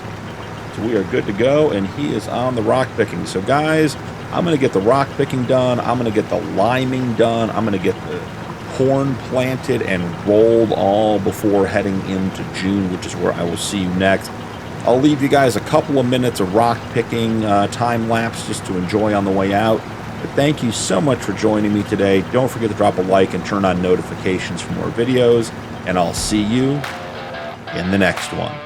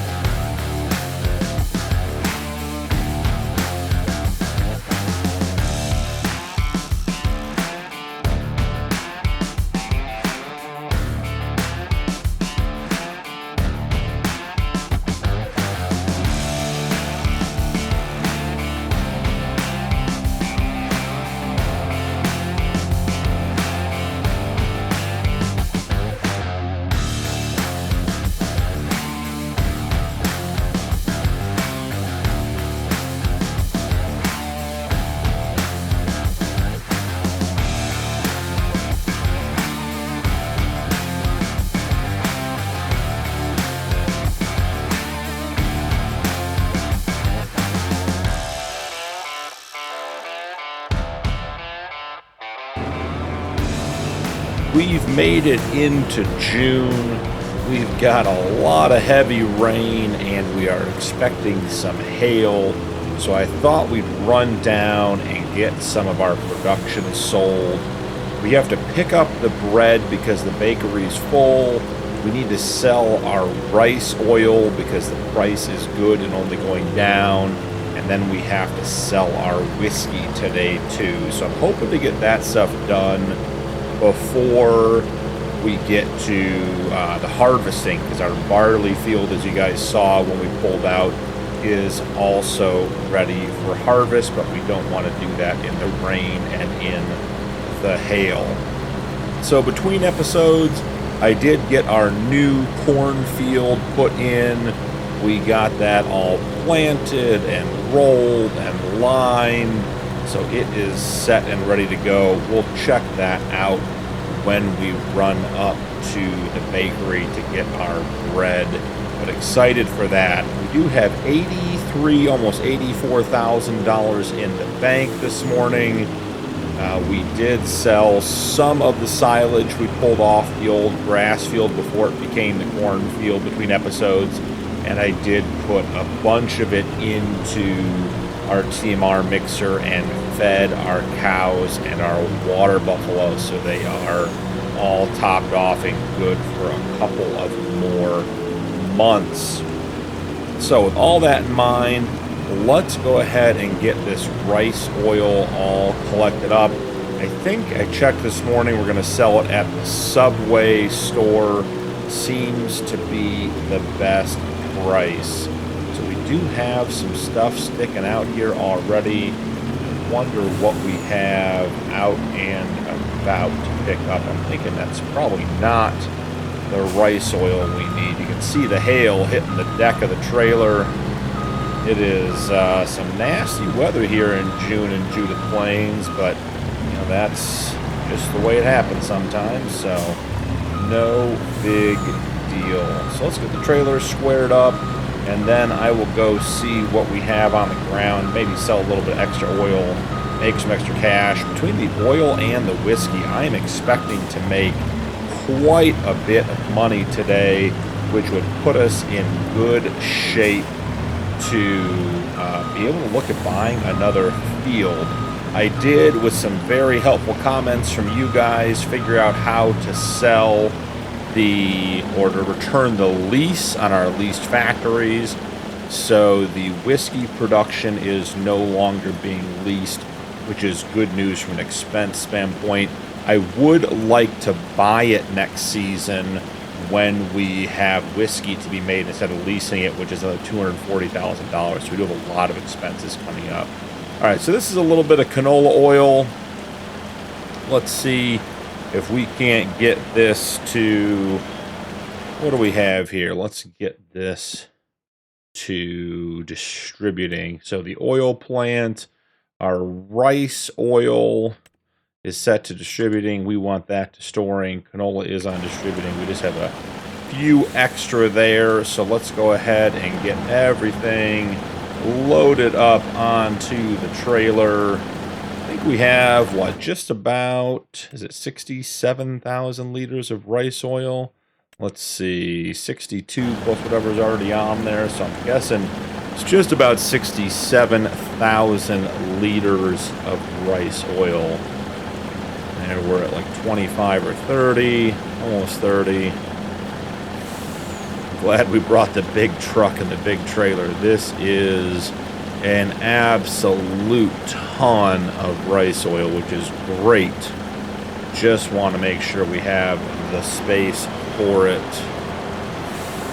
Let's see, is that going to be it? I thought there was more in there. Let's see. Rice oil says we have 62,000 liters. Yep, still says we have it. Let's take a look and see. Rice oil is going to go to the Moccasin General Store, which will be good. 62,000 liters. Okay, there we go. Still coming out. Just a little slow getting out here. See how much more we can get out of here. Maybe we'll jump out and take a quick look. The oil plant. Yeah, rice oil, they're done. That's all we're going to get. Also got another great comment from one of you guys about the trailer. Because I extended the loading area, it doesn't count the back section of the trailer. So these last couple of pallets back here, you see how there's no strap on them, so those aren't counting. So there is over 60,000 liters of oil on there. We just didn't get the back counted. So let's head out of here and get this stuff sold, and hopefully by the time we get up to the Moccasin General Store and get back to the farm, the rain and the hail will have dissipated. Look at that, guys. As we live and breathe, that is the end of the rain and the hail. So let's go ahead and get the Moccasin Store marked. Yep, heading up to the top of the hill. All right. From rain and thunderstorms and hail to a beautiful sunny day here in June. Love the weather on the map. So much fun to see it changing. So let's go ahead and get this sold. We'll bring the bread back when we, after we sell. We'll swing by the bakery and grab that, because the bakery should be full, and I don't think we can actually make more bread until we clear out their storage, which is great news for us. So I will see you guys up at the Moccasin General store to get the oil sold, and then we'll swing over and pick up the bread. See you guys in a sec. We are getting into town, almost to the general store to get the oil sold. Let's see, swinging in here. I gotta remember how we get into this one. I think we cut across here. Oh boy, that is going to be tight. Alright, so got some of it sold. Gotta get around the corner here. Can we get the back of it sold? We did. So guys, we are at $85,225,000. We made just about 140 grand selling the oil, which is incredible. We have the whiskey to sell this month too. We are going to be flush, and I think we are going to be ready for a big expansion. So let's go ahead and check on our bakery, which has been, I think it's full, yeah, 54,909 liters, 55. So it is out of space. So let's change this to storing. Let's get out here. Let's see if we can't get this bread collected and bring that back down to the farm.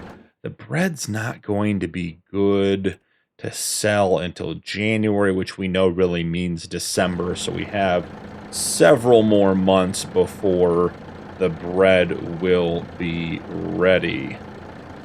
If we keep just grabbing it as it comes out, that keeps the trigger filling so we don't have to wait for it to reset between every single use. So we're a little over 36,000 liters. We had 55 in there essentially.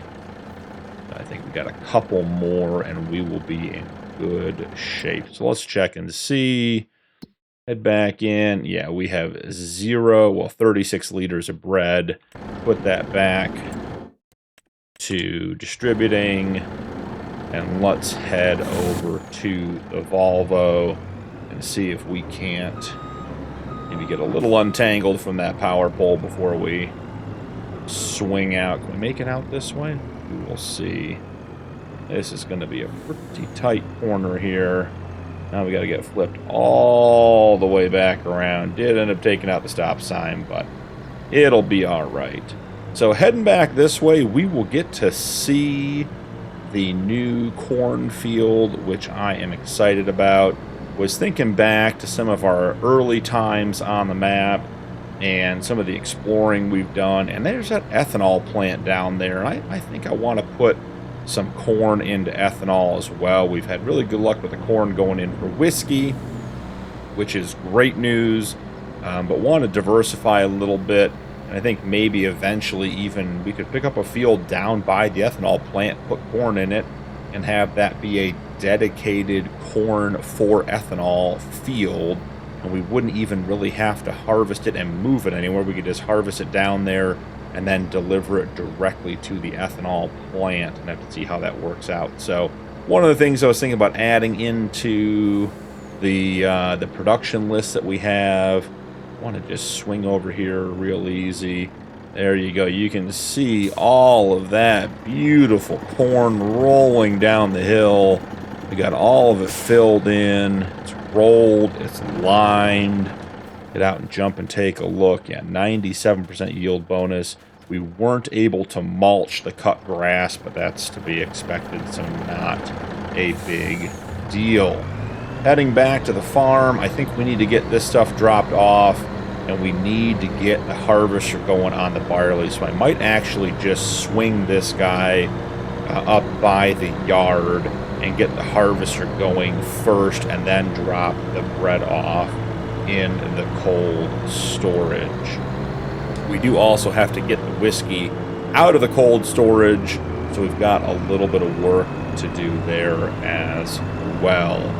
I'm excited for the barley harvest. We have had an excess of barley every year since the first harvest. Now we're in year 3, and I think we're reaching the point where we'll see what happens with the new cornfield. we might be getting caught up on barley. We might actually be using a little bit more than we are producing each year, which would be good.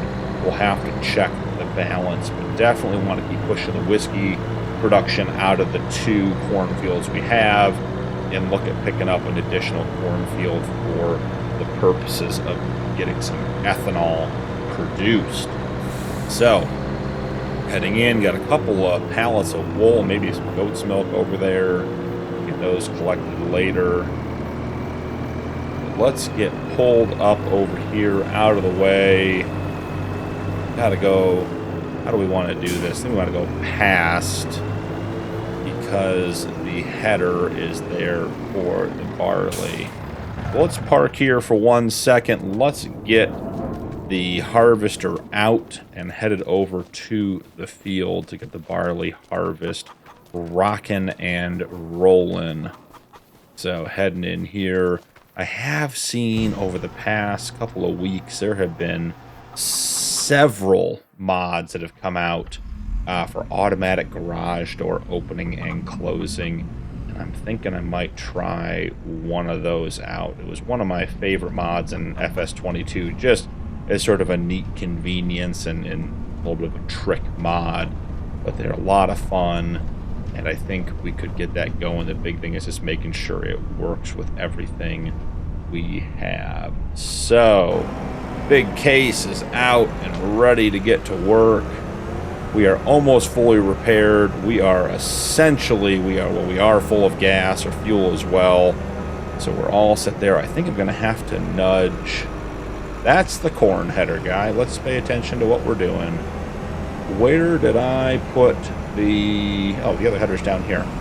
I just saw that when we drove by and got the header in my mind for the case and was like, yeah, we'll just go grab the header, but that's the corn one and won't work for the barley. So we actually need to head back down in here. And the header is... Which way is it facing?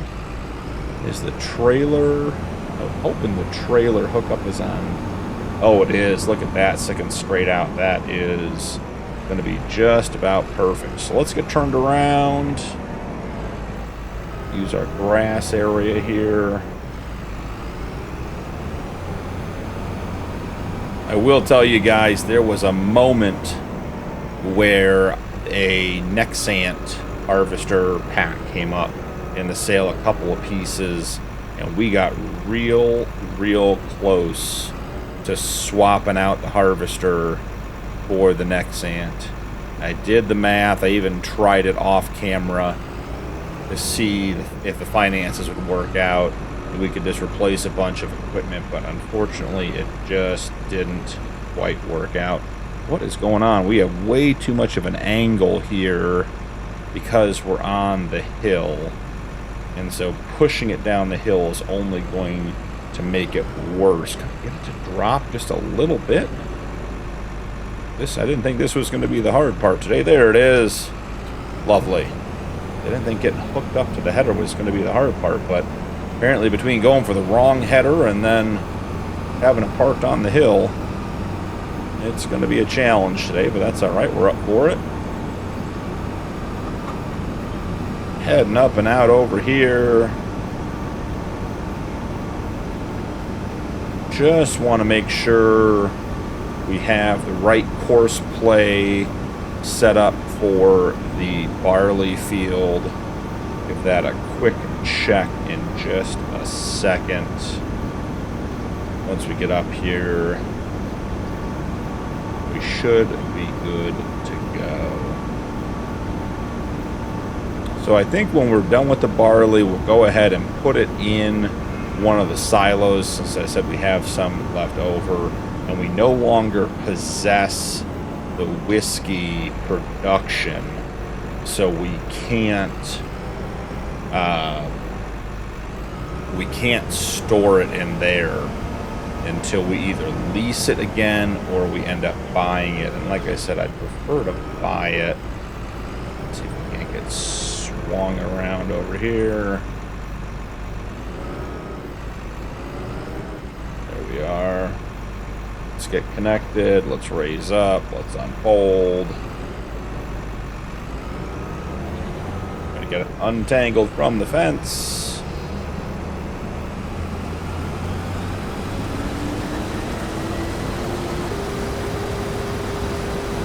Alright. So, let's check and see what we have in regards to afterthought.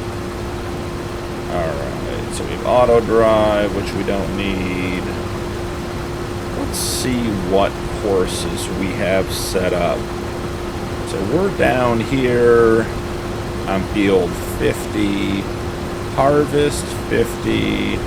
Let's go ahead and clear the current course, load this course. What does that look like? That looks good. That looks exactly like what we want to have happen here. We're going to go ahead and let him get started. We're going to hop out. And he should be on his way. Let's see we can get this guy. Okay, perfect. Want to make sure we were all set on the course. All right, so he's off getting the harvest done. Let's head back and get the bread unloaded and start loading the whiskey. Now, the one challenge with the cold storage, I love that building. I think it only puts out 8 pallets at a time. We do have quite a bit of wool over here. Let's take a quick look. So in only putting out 8 pallets at a time, and we've got somewhere in the 50 to 60,000 liters of whiskey to load, just means a lot of going back and forth into the building. So we'll have to just give that a couple of rounds to get everything out and moving. So here we are.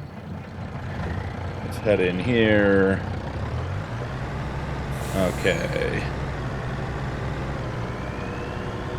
Getting backed in is always a little bit of a challenge. I think we're up for it today. Do have that tree planter over there. We still need to get the rest of those 240 saplings in the ground. So just lots and lots to do today. All right, here we are.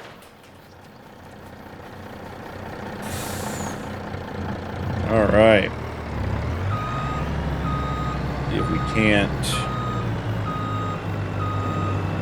get all of these dropped off. Oh, we got bread falling off already. That is unexpected. Why is it so unbalanced? That is surprising to me. Just sitting there happy as could be. Yeah, that is as far as that is going to go. So, turn it off. Let's grab these 2 pallets over here that fell off. Turned around so it recognizes it. Yep, that one's done. Okay. Over here. Over here.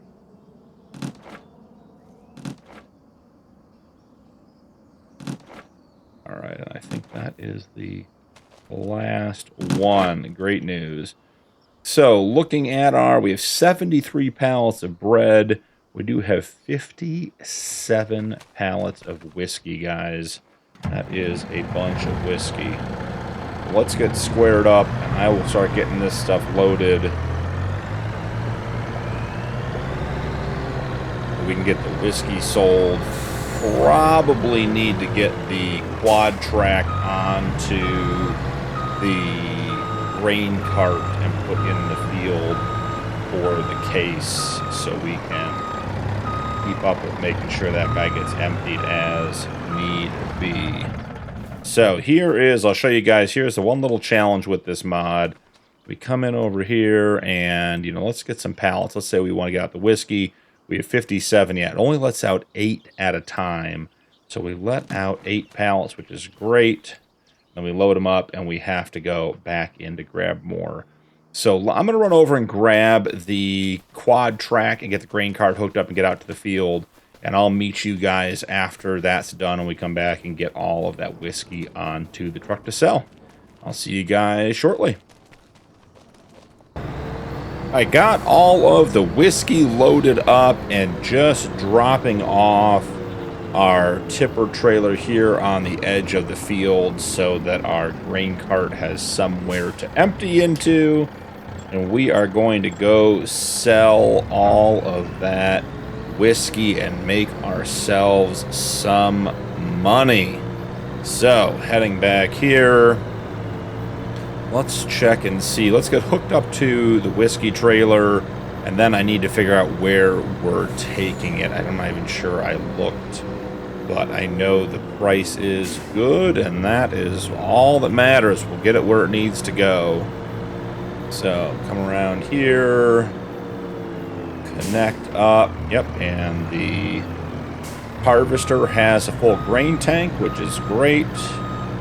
The grain cart should be able to empty him and then go put it in the trailer. Perfect timing. So, whiskey, we're going to Dollar General, so let's go ahead and tag that. It's going to be on the far side behind the oil mill. Yeah, all the way down there. So let's do a quick check-in on the harvesting, and then I will probably just meet you guys down there. But let's see, actually put eyes on all that equipment and make sure everything is working out nicely. Now, this is going to be a decent amount of money. We're going to have to make a plan on what we want to do with all this money, how we're going to reinvest it in the farm. Yeah, look right over here. There we go. The harvester is filling up the grain cart. Just give that a second. There we go. The grain cart's emptied, moving out of the way. The harvester is heading back to work. We've been through this scenario once before on this field. We sent the harvester out, didn't have any way to empty it, and started running errands and came back and had made one pass and was full. So everything is in working order. We should be in good shape. I'm going to head down to the Dollar General. I will meet you guys down there. We already did that drive once today, so no point doing it again. But I will see you in just a moment. And we'll get all this whiskey sold and have probably the most cash we've had of our own money so far this series. Expect to have over $400,000, potentially even approaching $500,000 in the bank, which would be just amazing. So I'll see you guys in a minute. Just passing by the oil plant here on the left.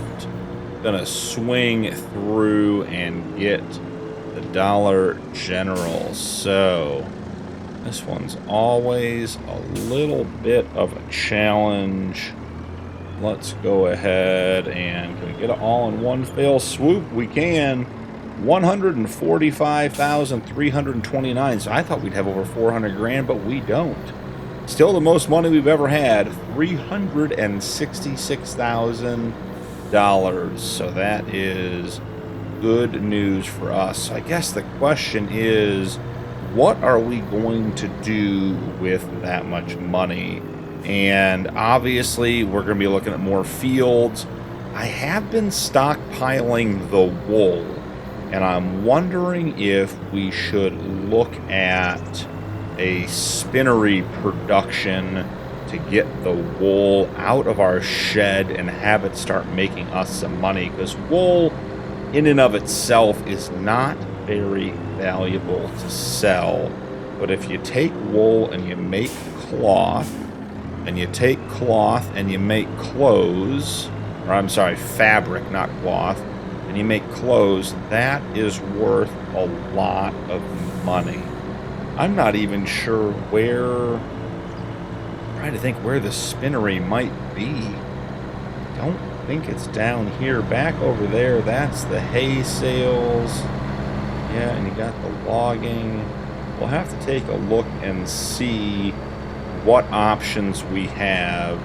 I do have a field in mind that I'd like to buy and a bit of a plan, but I do want to take a look and see, because I was only expecting to spend about $250,000 on the field, which would leave us about $100,000 for another project like the spinnery, which I don't think is going to be enough. I think most productions on this map are over 200 okay, so we'll have to figure out what the best option is. So, getting back up the hill, great, I see the case emptying into the grain cart again.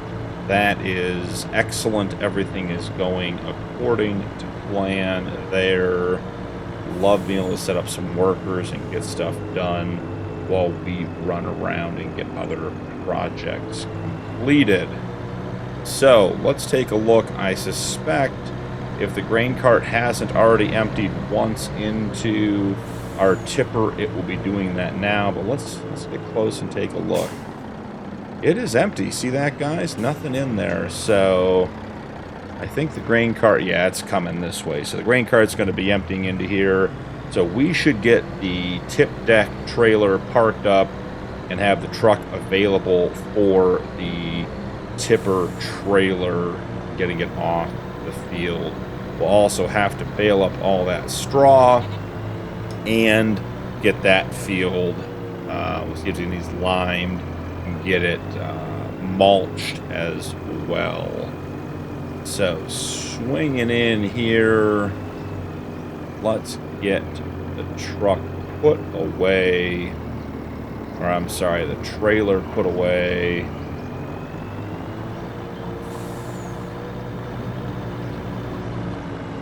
See about getting a good cut on it here.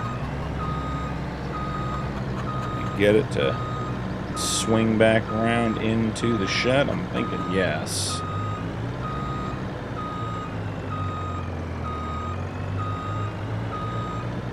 Oh yeah, nice and easy.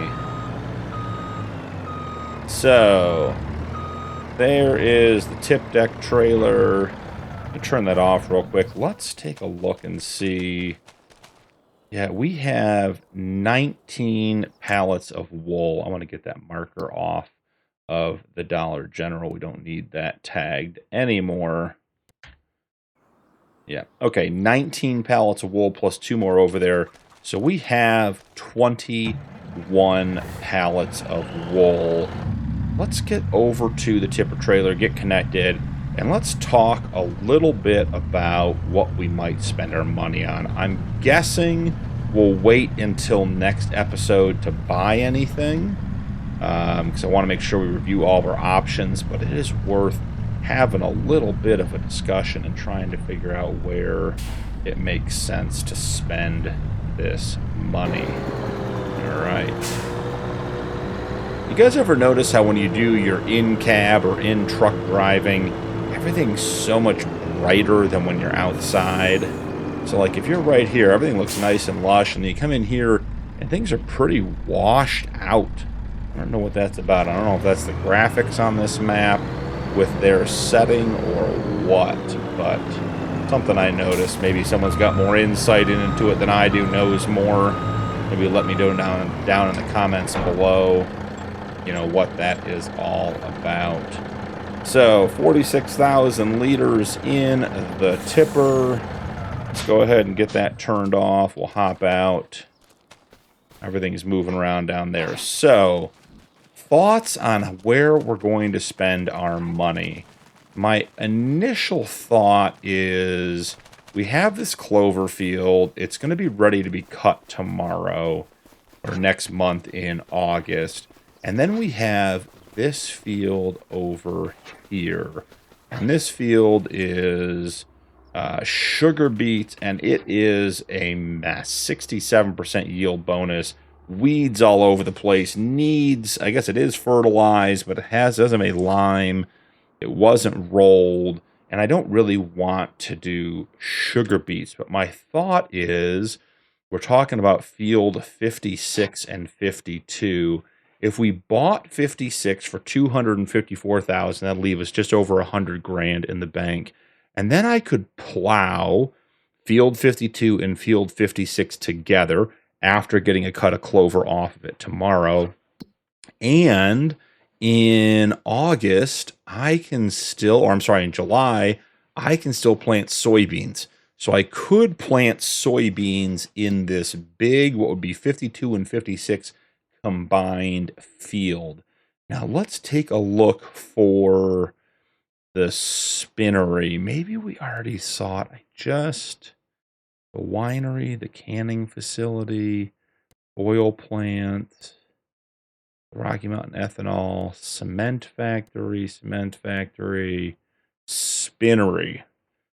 Okay, so let's just visit the spinnery. Let's take a quick look around. So it is down here. Oh yeah, it's at the top up by the road. I remember now. This is where we come in. We go down to the hay sales. Yeah, so there's the strip mall and the subway's over there. Got it. Okay. So I guess the question is, how much is the spinnery? I'm not sure. Are we right here? Is that where we had the trigger? Oh, maybe we're right here. Okay, so buying it would be 180. So we're about 75 grand short of being able to buy the spinnery. If we don't let the payment hit tonight. If not, we'll owe even more money. But it would give us a good production. Now, we could lease the spinnery, which would be not a bad option. We wouldn't be committed to anything there.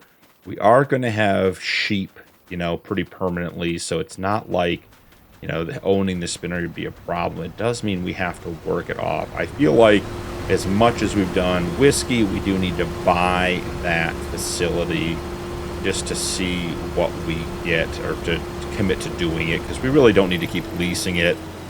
We should own it. We're using it every year. And I think we're just going to continue to do corn and barley. And with the new cornfield, we'll have even more to make next season. So we had 46,000 in the tipper already. Here is the final bit here. So 46. We're almost empty in the harvester. Plus, what do we call it? 28, so almost 29, so that'd be 60, so we're like 75,000-ish liters off this field. Great once again. So I will get the straw picked up off this field. I'll get the mulching done. I'll get the liming done, and we'll be ready to replant this field. The field will be ready next episode. Barley we can't plant for a little bit, but we'll have all that ready. But all in all, a great episode for today. Made a bunch of money. Feels really good to have $365,000. I say liters. I'm talking about the barley here, guys. $365,000 in the bank. I think that is the most cash we've ever had outside of when we initially took the loans. So very, very exciting. And then next episode in July, we'll have an opportunity to figure out how we want to spend that money. And as expected, 74,864 liters of barley. So we are all set. So I think we're going to call this episode there, guys. Thank you so much for joining me today. Don't forget to drop a like and turn on notifications for more videos. Channel memberships are available if you'd like to support my content further, and members do get early access to upcoming videos. That's all for today, and I'll see you in the next one.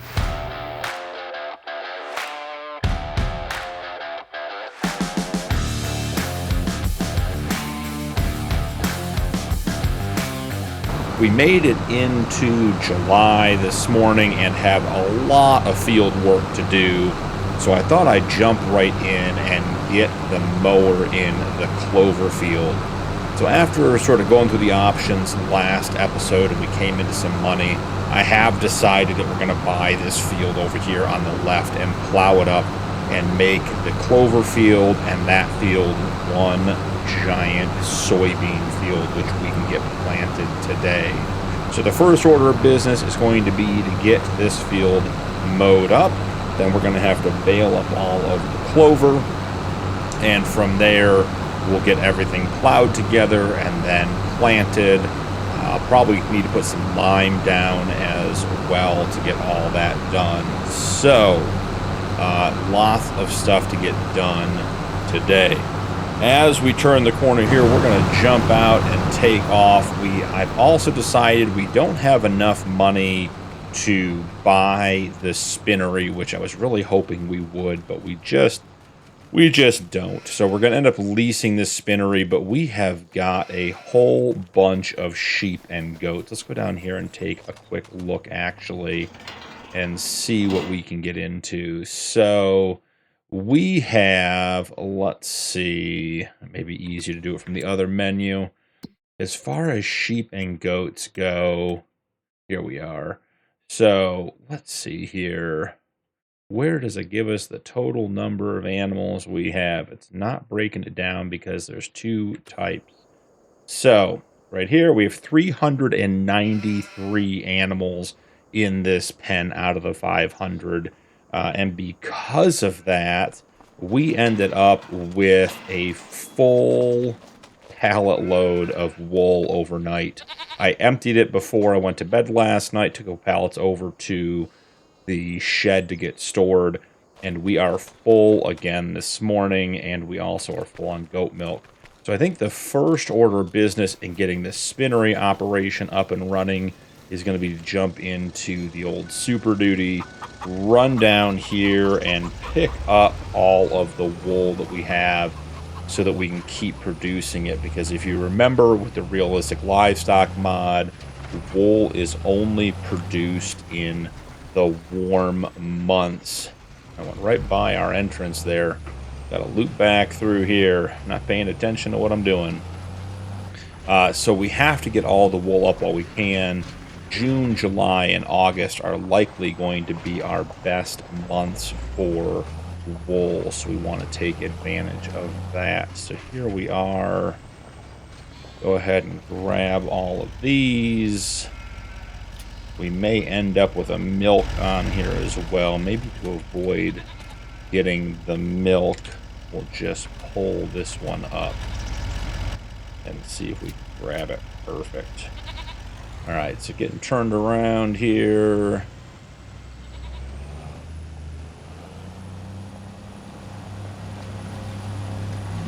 Let's head down to the shed. I think we had 19 pallets of wool last episode.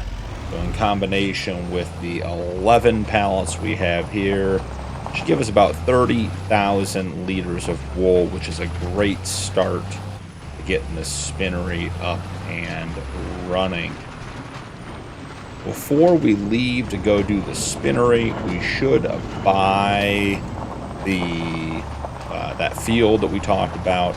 I think it has it red beets in it? Something like that. We'll have to figure it out, but we can get that purchased, and then we can also get the plow in there. So we have 22 pallets of wool, so even more than we thought. Let's go ahead and get squared up here.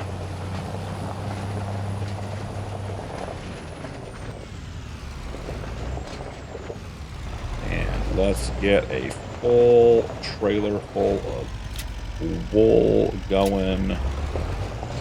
Hoping we have enough space to get it all on here. Alright, what side are we going to unload on here, guys? Unload side left. Let's make that right. See if we can't get this squared up and neatened up a little bit.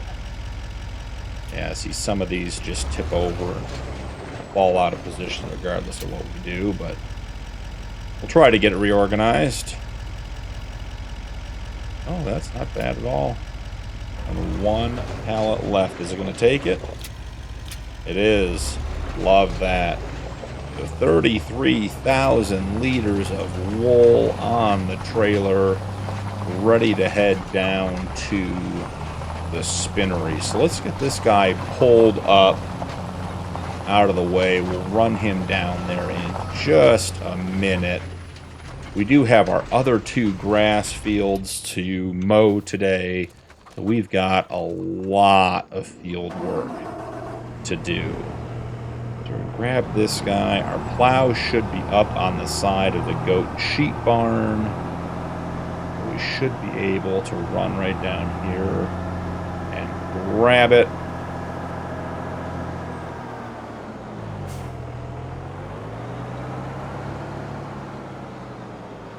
Perfect. And let's not forget to lift it. We don't plow up any of our grass field. I will probably go around the outside of the clover field once with the mower when it's all done and bring in some extra grass and just try to get that up for one last bit of silage. But another field being added to our farm today. Very exciting stuff. So let's see. Field 56, still owned by Katie. Yeah, this one is growing sugar beets. That's what it was. Only has a 67% yield bonus. Not a very good field. So let's buy this field. That is ours now. So we're getting quite the farm. 64, 60, 56, 52, which is a clover field we're going to mow or plow together. 54 is our cornfield. 49 is our grass field, and 50 is our barley field. So we're getting up there, starting to make some progress on the old acreage. So come in here. Let's give it 2 headlands. I don't want them rounded. That's all fine. Get that course going. And let's go ahead and plow all of that up.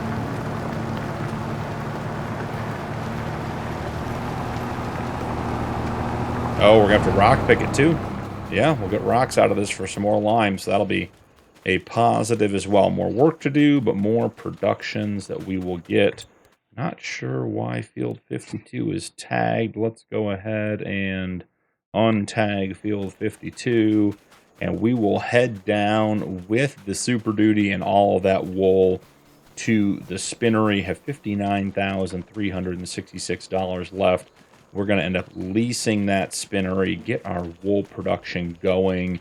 We'll have to figure out how quickly that production works and see if we want to stock up some wool, bring it down in big batches, or if we want to sort of bring it down daily to keep things rolling. We'll have to figure out what the production level is down there and if it's worth having year-round. Long-term, I could definitely see owning the spinnery. If we're getting 11,000 liters of wool a day in season, we will need to have that spinnery up and running for quite some time. So as you can see, we got the barley field here on the right all prepped for planting. I did mulch the field, and then I did fertilize the field with some manure. Obviously, the weeds have popped up today. We'll likely have to do some spraying on that field after we plant it.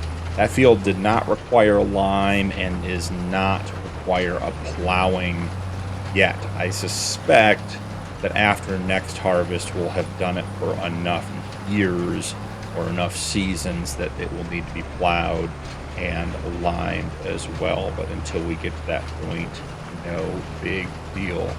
So you can sort of see the ethanol plant over there in the distance on the right. I was talking last episode, and I like the idea of, maybe buying a field down here. Something like maybe this field right here to the right, big square field right by the ethanol plant, and just put corn in there. We could bring the harvester down, harvest all the corn, and this could just be our ethanol field, and take that stuff right over to the ethanol plant. Is this actually a field over here too? There is. There's one even closer on this side of the river. I'm not sure accessing that one would be easy with our equipment instead of just coming down the bridge. But either way, having a field down here that we could use to just feed the ethanol plant, I think is going to be, in our best interest. I don't know if I want to own the ethanol plant.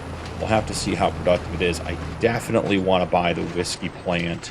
It's $240,000, so have quite a bit of money to raise to be ready for that. But we will get there. So before we end up dropping this stuff off and selling it, which we don't want to do, let's come in here and we're going to lease this. $493 a day compared to $180,000 to buy. We can own it for about 360 months before we need to buy it. So not a bad deal. Fabric from wool, we're going to go ahead and turn that on. Turn that to distributing and leave that be. I think the drop point is right in here. Go ahead and drop the straps. Man, that stuff likes to wobble around when the straps are off. There we go. Alright, so we got most of the drop area there. Got to get a little closer to the building for the rest of it. Judith Plains, 4X map, huge fields, wide open rolling hills, and teeny tiny production point parking lots. The whiskey parking lots like that. This one's like that. If I brought the semi-truck down here, it certainly would be a challenge to get it turned around in here. It's part of the, I guess, the appeal of the map or the fun of the map. The challenge is getting all that stuff in there. So, all right, so we got the wool in. Let's take a quick look. 32,995 liters. They're already processing. Wool is 18. Let's see. Wool is 6 to 2. So if we have, let's just call that 30,000 for basic math, we're going to have about 10,000 liters of fabric. And now let's check the price of fabric. Peak fabric is $51.59. That is a great price. Wool, on the other hand, I don't think we have any wool to even look at right now, so it won't tell us. Let's see. Wool, on the other hand, peak price is just about $1,200. So we're getting a 1-to-3 ratio. So if we sold the wool, we'd get about $3,600. By turning it into fabric, we're getting a little over 51. So we're making $500 more on the, I'm sorry, $1,500 more on the wool than we would if we just sold it. So, and also bumped into that car. So let's head back up to the farm, check on the plowing, check on the mowing, because as soon as that mower is done, we got to get them over to the big grass field and our, what was and is back to being our new grass field now that the corn has been planted in the far field. Those both need to be mowed today. So we're going to have an absolute ton of silage to sell, which will be great news. I do want to crank out about 100,000 liters of TMR. The ingredient we're missing for that TMR is hay. So at least one of those fields, I'm thinking the little field by the creek, the newer grass field, we're going to turn and make hay out of. So we can just put that right into the TMR mixer, and then we can go from there. There's still some silage in there. There's still some straw in the TMR mixer. And we certainly can put some more silage in from what we're going to cut on now, because between the clover and the big field, we're going to have several 100,000 liters of silage, which will be great. So, back at the farm, the corn is looking good. Should be ready in the next couple of months. I did pull some straw out of the greenhouses. They were full last episode. Put that into a couple of the barns, and then I think I sold a little bit for like, I don't know, $1,500 or $1,700. Nothing significant. Just had to keep that emptying. So, coming back in here. Nice and easy. Park that bad boy up, and away we go. So I'm wondering if, I don't know that we have a tractor big enough to pull the baler. I think the baler requires like 360 horsepower, and the Versatile is stuck at 272. That is its maximum amount of horsepower. So we may struggle a little bit to get this done. I guess we could look at putting the mowers on the Versatile, but I feel like they're going to take quite a bit of horsepower too. Maybe we'll run up here and check and see which setup, either the baler or the mowers, require less horsepower, and see which tractor we want to get set up on doing that. So I'll pull up here. Wow, the quad track says it's done with its plowing too. I'm just going to pull up here real quick, get onto the field out of the way. All right, so let's check real quick. We're going to go around and do the outside edge and pull some grass into the field regardless. So we're not worried about that. While that's unfolding, let's see. So the baler requires, I mean, we're at full size. It's got to be 360. Maybe it's a little bit less. I guess I don't have the full size windrow, so it could be a little bit less. The mowers, on the other hand, this one requires 200 to 240, and this requires 80, so that's going to be, you know, you're at 320 regardless. So it probably makes sense to have the baler run on the Versatile. Wouldn't have guessed that, but once again, learn something new every day. All right, so let's go ahead and just get all this grass pulled in. Maximize our last cut on the clover field. Plus, we got all these crazy corners we got to get into.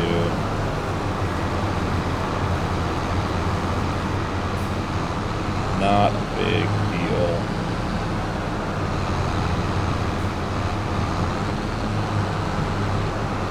Oh, get the front back there.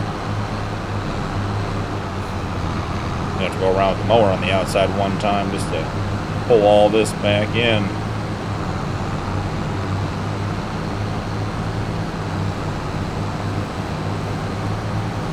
And maybe someday we'll end up buying this field over here on the left. Yeah, nice addition to our field list. I have to take a look, and maybe before the end of today's episode I'll do some quick math and we'll figure out how much we've increased our acreage by in buying this new field. So you remember we have to get to 500 acres of arable farmland. So we are definitely have a long way to go, but we are starting to acquire fields faster, quicker, at a better rate, making more money. We're going to have some wool money coming in here soon.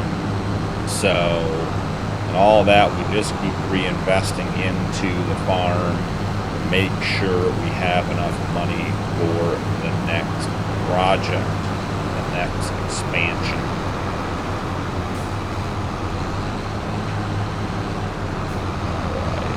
Run up here, grab this.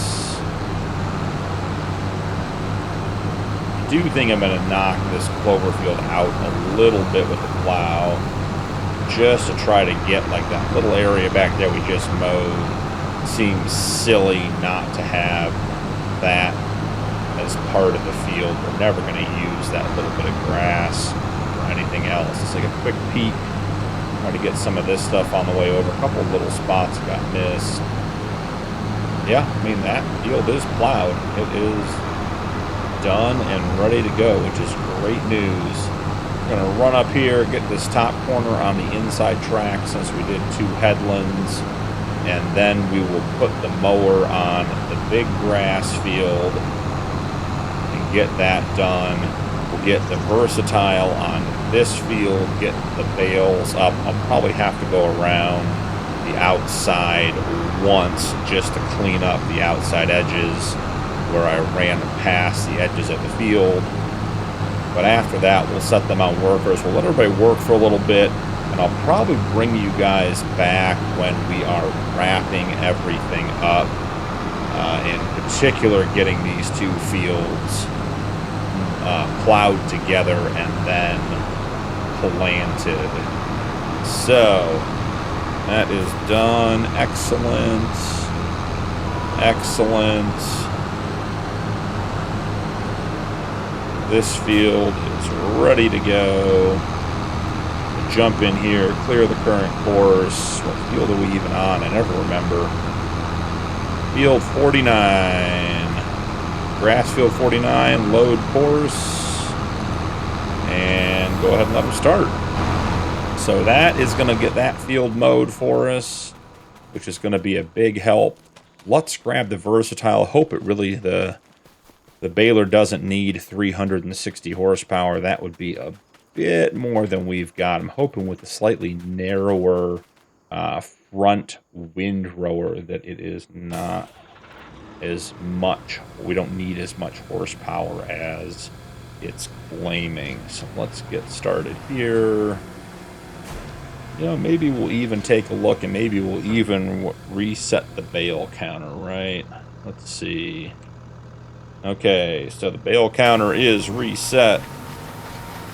See how many bales we get today, and report back on that before the end of the episode as well.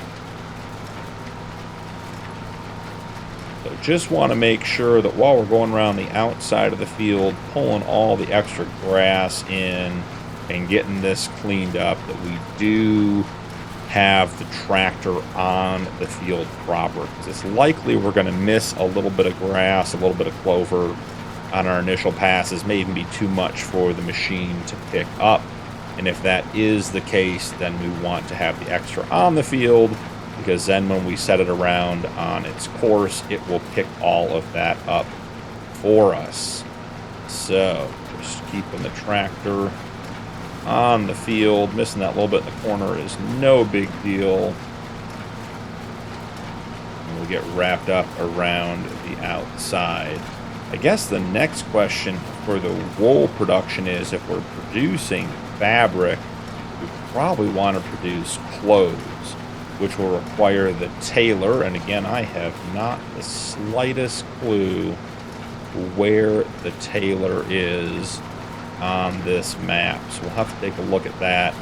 But we probably should just have all of that fabric distributed right to the tailor and then sold right off the rip. So maybe I'll look at that while we're taking a quick break while I get some field work done here. So after I get this headland done, I'm going to come back, collect all these bales, set the versatile off on a course to get the rest of this baling done. We'll let the case Magnum work on the mowing on the big field, and when it's done, it will then be sent over to the new grass field, the little one by the creek, to mow. We'll have some tedding to do. We'll have some stone picking to do. I will be expanding this field and plowing it together with the other field. I'll bring you guys back for that part of the process. But for the actual mowing and baling and tedding and all that kind of stuff, I'll just get that all done, and I will see you guys in just a minute. So I'll be back when some of the work is done. We are back, and the bales are off the clover field. It has been plowed up. I got the case over on the far end doing the baling on the big grass field, and the grass field behind us is mowed and about to be tedded. But I wanted to bring you guys back so we could get this field, or these two fields, plowed together. So I'm going to drop this down, allow create field, and let's scoot in here and let's make these two fields into one. What I really like about this plow is it has low horsepower requirement, which is great, and it also works when it is extended and when it is contracted. So I'm not doing a whole lot here to widen the field, just getting it a little closer to the road. Up here in the in front of us, I'm probably going to make it quite a bit wider, take up some of that space that we don't use where the road has a bend. And then I'll show you guys what I mean about using it in its extended and its contracted position. So we want to start sweeping this corner nice and rounded for the harvester. And here we go. We'll just pull this up here. and sweep this back out. Get these edges lined up nicely. Then we can bring the stone picker in here and get this field prepped so we can get it planted. All right, so that is what the plow looks like in its extended position. But now you see I can actually fold it back down, and for some detail work, it works in this position as well. So let's head over here. We got to actually connect these two fields, take out the middle strip, which is going to require it to be extended, but I'll show you guys what I mean. So I can put this plow down and just this little narrow bit, if I only want to do the outside edge, you see how it'll work in that position too. So you get like a detail edge plow and a working with plow out of this. Just a great little mod. Had it on the farm for a couple of months now, maybe even over a year, and just really have enjoyed being able to get into small areas with it and big areas. So here we are, getting these two fields plowed together. Excited to have it. I did go back and do the math, guys. We are at like 81 or 82 acres, give or take. There's a little bit of rough math in there because we extended a couple of fields, and I'm sort of guessing how much we extended it. But we are getting awfully close to 100 acres of arable land, which is a big step for us in getting to those 500 total acres. I think at 100 arable acres, we start producing a lot of crops, and we can really start to accelerate our growth. So excited for that. Now let's see, does this tree have to go? I think the answer is yes, unfortunately. Let's see if we can't get this tree up and out of here. Alright, all done. So we'll pull this guy up here a little bit. Oh, didn't want to close it, wanted to bring it up. And then let's see about getting these edges lined up. Got to sort of fade this one in a little bit, because I think this first field was just a touch wider than the one next to it. So that's it, guys. That is the two fields combined. We have made one giant field. That is very exciting. I'm going to go grab the rock picker, get this field rock picked and then lined. I'll bring you guys back. I'm thinking we're going to end with a time lapse of the planting of this field, and that'll give me a chance to get the rest of the bales up and everything else. As you can see, we have a whole bunch of bales over there we got to go pick up. I've already put 2 truckloads in to the silage silo, so we are rocking and rolling. I almost forgot to update you guys last episode, or after last episode off camera. I did come back with the tree planter, and I planted all, I think it was like 232 of the trees that we had left in and around the water buffalo pens. They're sitting up on that ridge, and it seemed to me like they were pretty exposed to the wind. We also don't really plan on driving in there, so there's not a whole lot of reason to leave that space open. But I got all of those trees planted as well, and the tree planter returned. So that project is done as well. So I'm going to run up here, get the rock picker set up, let it do its thing. I'll bring you guys back when the baling is done and it's time to plant this field. Like I said, we'll probably end with a time lapse of us planting the field, and we are just one step closer to our goals. So I'll see you guys soon. Well, guys, that was a lot of work, but we are almost ready to plant. The field is all plowed and stone picked, as you can see. Just wrapped up spreading some muck on our 2 grass fields.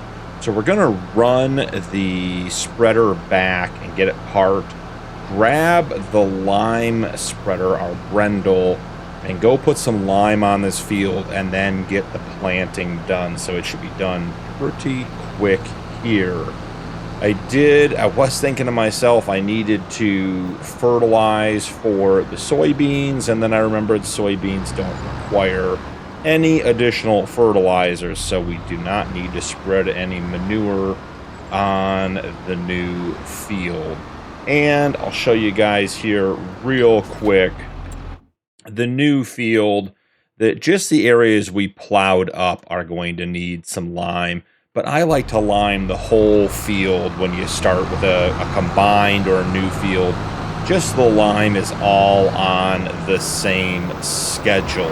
Otherwise, you try to just do the areas you have, and then you're doing some of it later, not all of it. I'd rather just start with it all at the same point. So let's grab the Brendel. The good news is we got 2 full rock pickers worth of rocks off the field. So we have some additional lime in the lime production back here. We can top off the Brendel, and we should have plenty regardless, but this way we'll make sure we have enough, and that may be pretty close to all of it that was in there. Let's take a quick look here. Here's a lime down to 199 stones. Yeah, there'll be a couple more liters coming out, but we're 92% full and just about done there. So let's get this bad boy opened up, and we'll start the liming over here. So we're going to have to figure out, we'll probably just call this field the combined whatever 2 numbers they are. So let's see, let's come in here. I'd like to do 2 headlands, none rounded. Let's see if we can get that figured out. And this is 52, 56. So let's go ahead and start that job. Liming. Let's go ahead and save course. We're going to call this 52/56. That is all done. He is off and to the races, looking good. Let him work a little bit now. Our baling, quite a bit of success baling, 229 total bales between the old clover field, which is now gone, the big grass field, and the little grass field. Now, the little grass field we did ted and turn into hay because we need that for the TMR, and we got 40 bales of TMR. And for those of you that have been watching along and paying attention to my gripes, I did go back and change the loading zone on this trailer, and as you can see, the last bale is just under the last strap, so nothing's falling off and everything's being accounted for now. So with 229 bales total, 40 of them being hay, that means we had 189 grass and clover bales going for silage. So we have quite a bit of silage coming up. We'll check on that in just a second after we drop off these hay bales in the TMR mixer. We may even do one quick run over of silage and get this thing topped off. We have a little bit in here. It was the hay that was the limiting factor, but we may just run some more over. So let's see. Okay, all of that hay is in there. This corner is going to be a little bit tight. Not too bad. Let's get the flat deck stowed, or the tip deck stowed away. And let's go back and get the tipper, and we'll take a load of silage over. Take a look and see how the silage is coming, but the silage production on Judith Plains is great, very fast. Plus, we have it cranked up a couple of levels. I already have the quad track hooked up to our case planter, all set and ready to go. As soon as that liming is done, I am going to leave you guys with a time lapse of the planting as promised. And you can't really see them, but all through that water buffalo pen up there, down this way, and all the way down there is where I planted the remainder of those trees from a couple of episodes ago. So those will be growing in. Not sure if we'll harvest all of them, some of them, to sort of see how that all works out. So jumping into the menu, let's see, our fermenting silo. So 585,000 liters of grass, 413,000 liters of clover, plus we already have 154,000 liters of silage. So we have just an absolute boatload of silage coming our way. Will be making us some good money. And with this delivery of the silage, we should be able to make, I'm guessing, 250,000 liters of TMR, which even with our growing cattle and water buffalo herds should be more than enough to keep us going for a while. This thing is heavy. The Volvo struggles getting up this hill. Come on, little Volvo, you can do it. The Case and the Brendel are up there on their second pass, making good progress. Once he gets done with the headlands, I might just send the seeder or the planter up there as well and just get that going and see if we can't do them with a little bit of an overlap. Okay, so dumping in all of our silage. That is done. So let's check out our TMR production. All right, so we have 98,000 liters of silage, 101,000 liters of straw, 294,000 liters of hay, and we are at 1-to-1 to about a half, a little less, a little more than a half on the straw. So 1 silage to 1 hay to about 2/3 straw. So we should get... Yeah, I mean, we'll be 225,000 liters of TMR, and we already have 87,000 in there, so we're in good shape. I'm going to leave this guy here. We'll run a round of TMR up to the cows after the episode. For right now, let's go ahead and get the quad track brought out and to the field. Hoping 3,972 liters of seed is enough. Let's just drive by the shed up here and see if we have any seed. We're gonna put it on the time lapse, and being at the end of a long day, maybe we just want to check and see. Fertilizer, silage additive, we do have some seed. 2,000 liters, perfect. Let's go ahead and bring these out. Oh, put that back in the trigger. That's not what we wanted to do. Come on. There we go.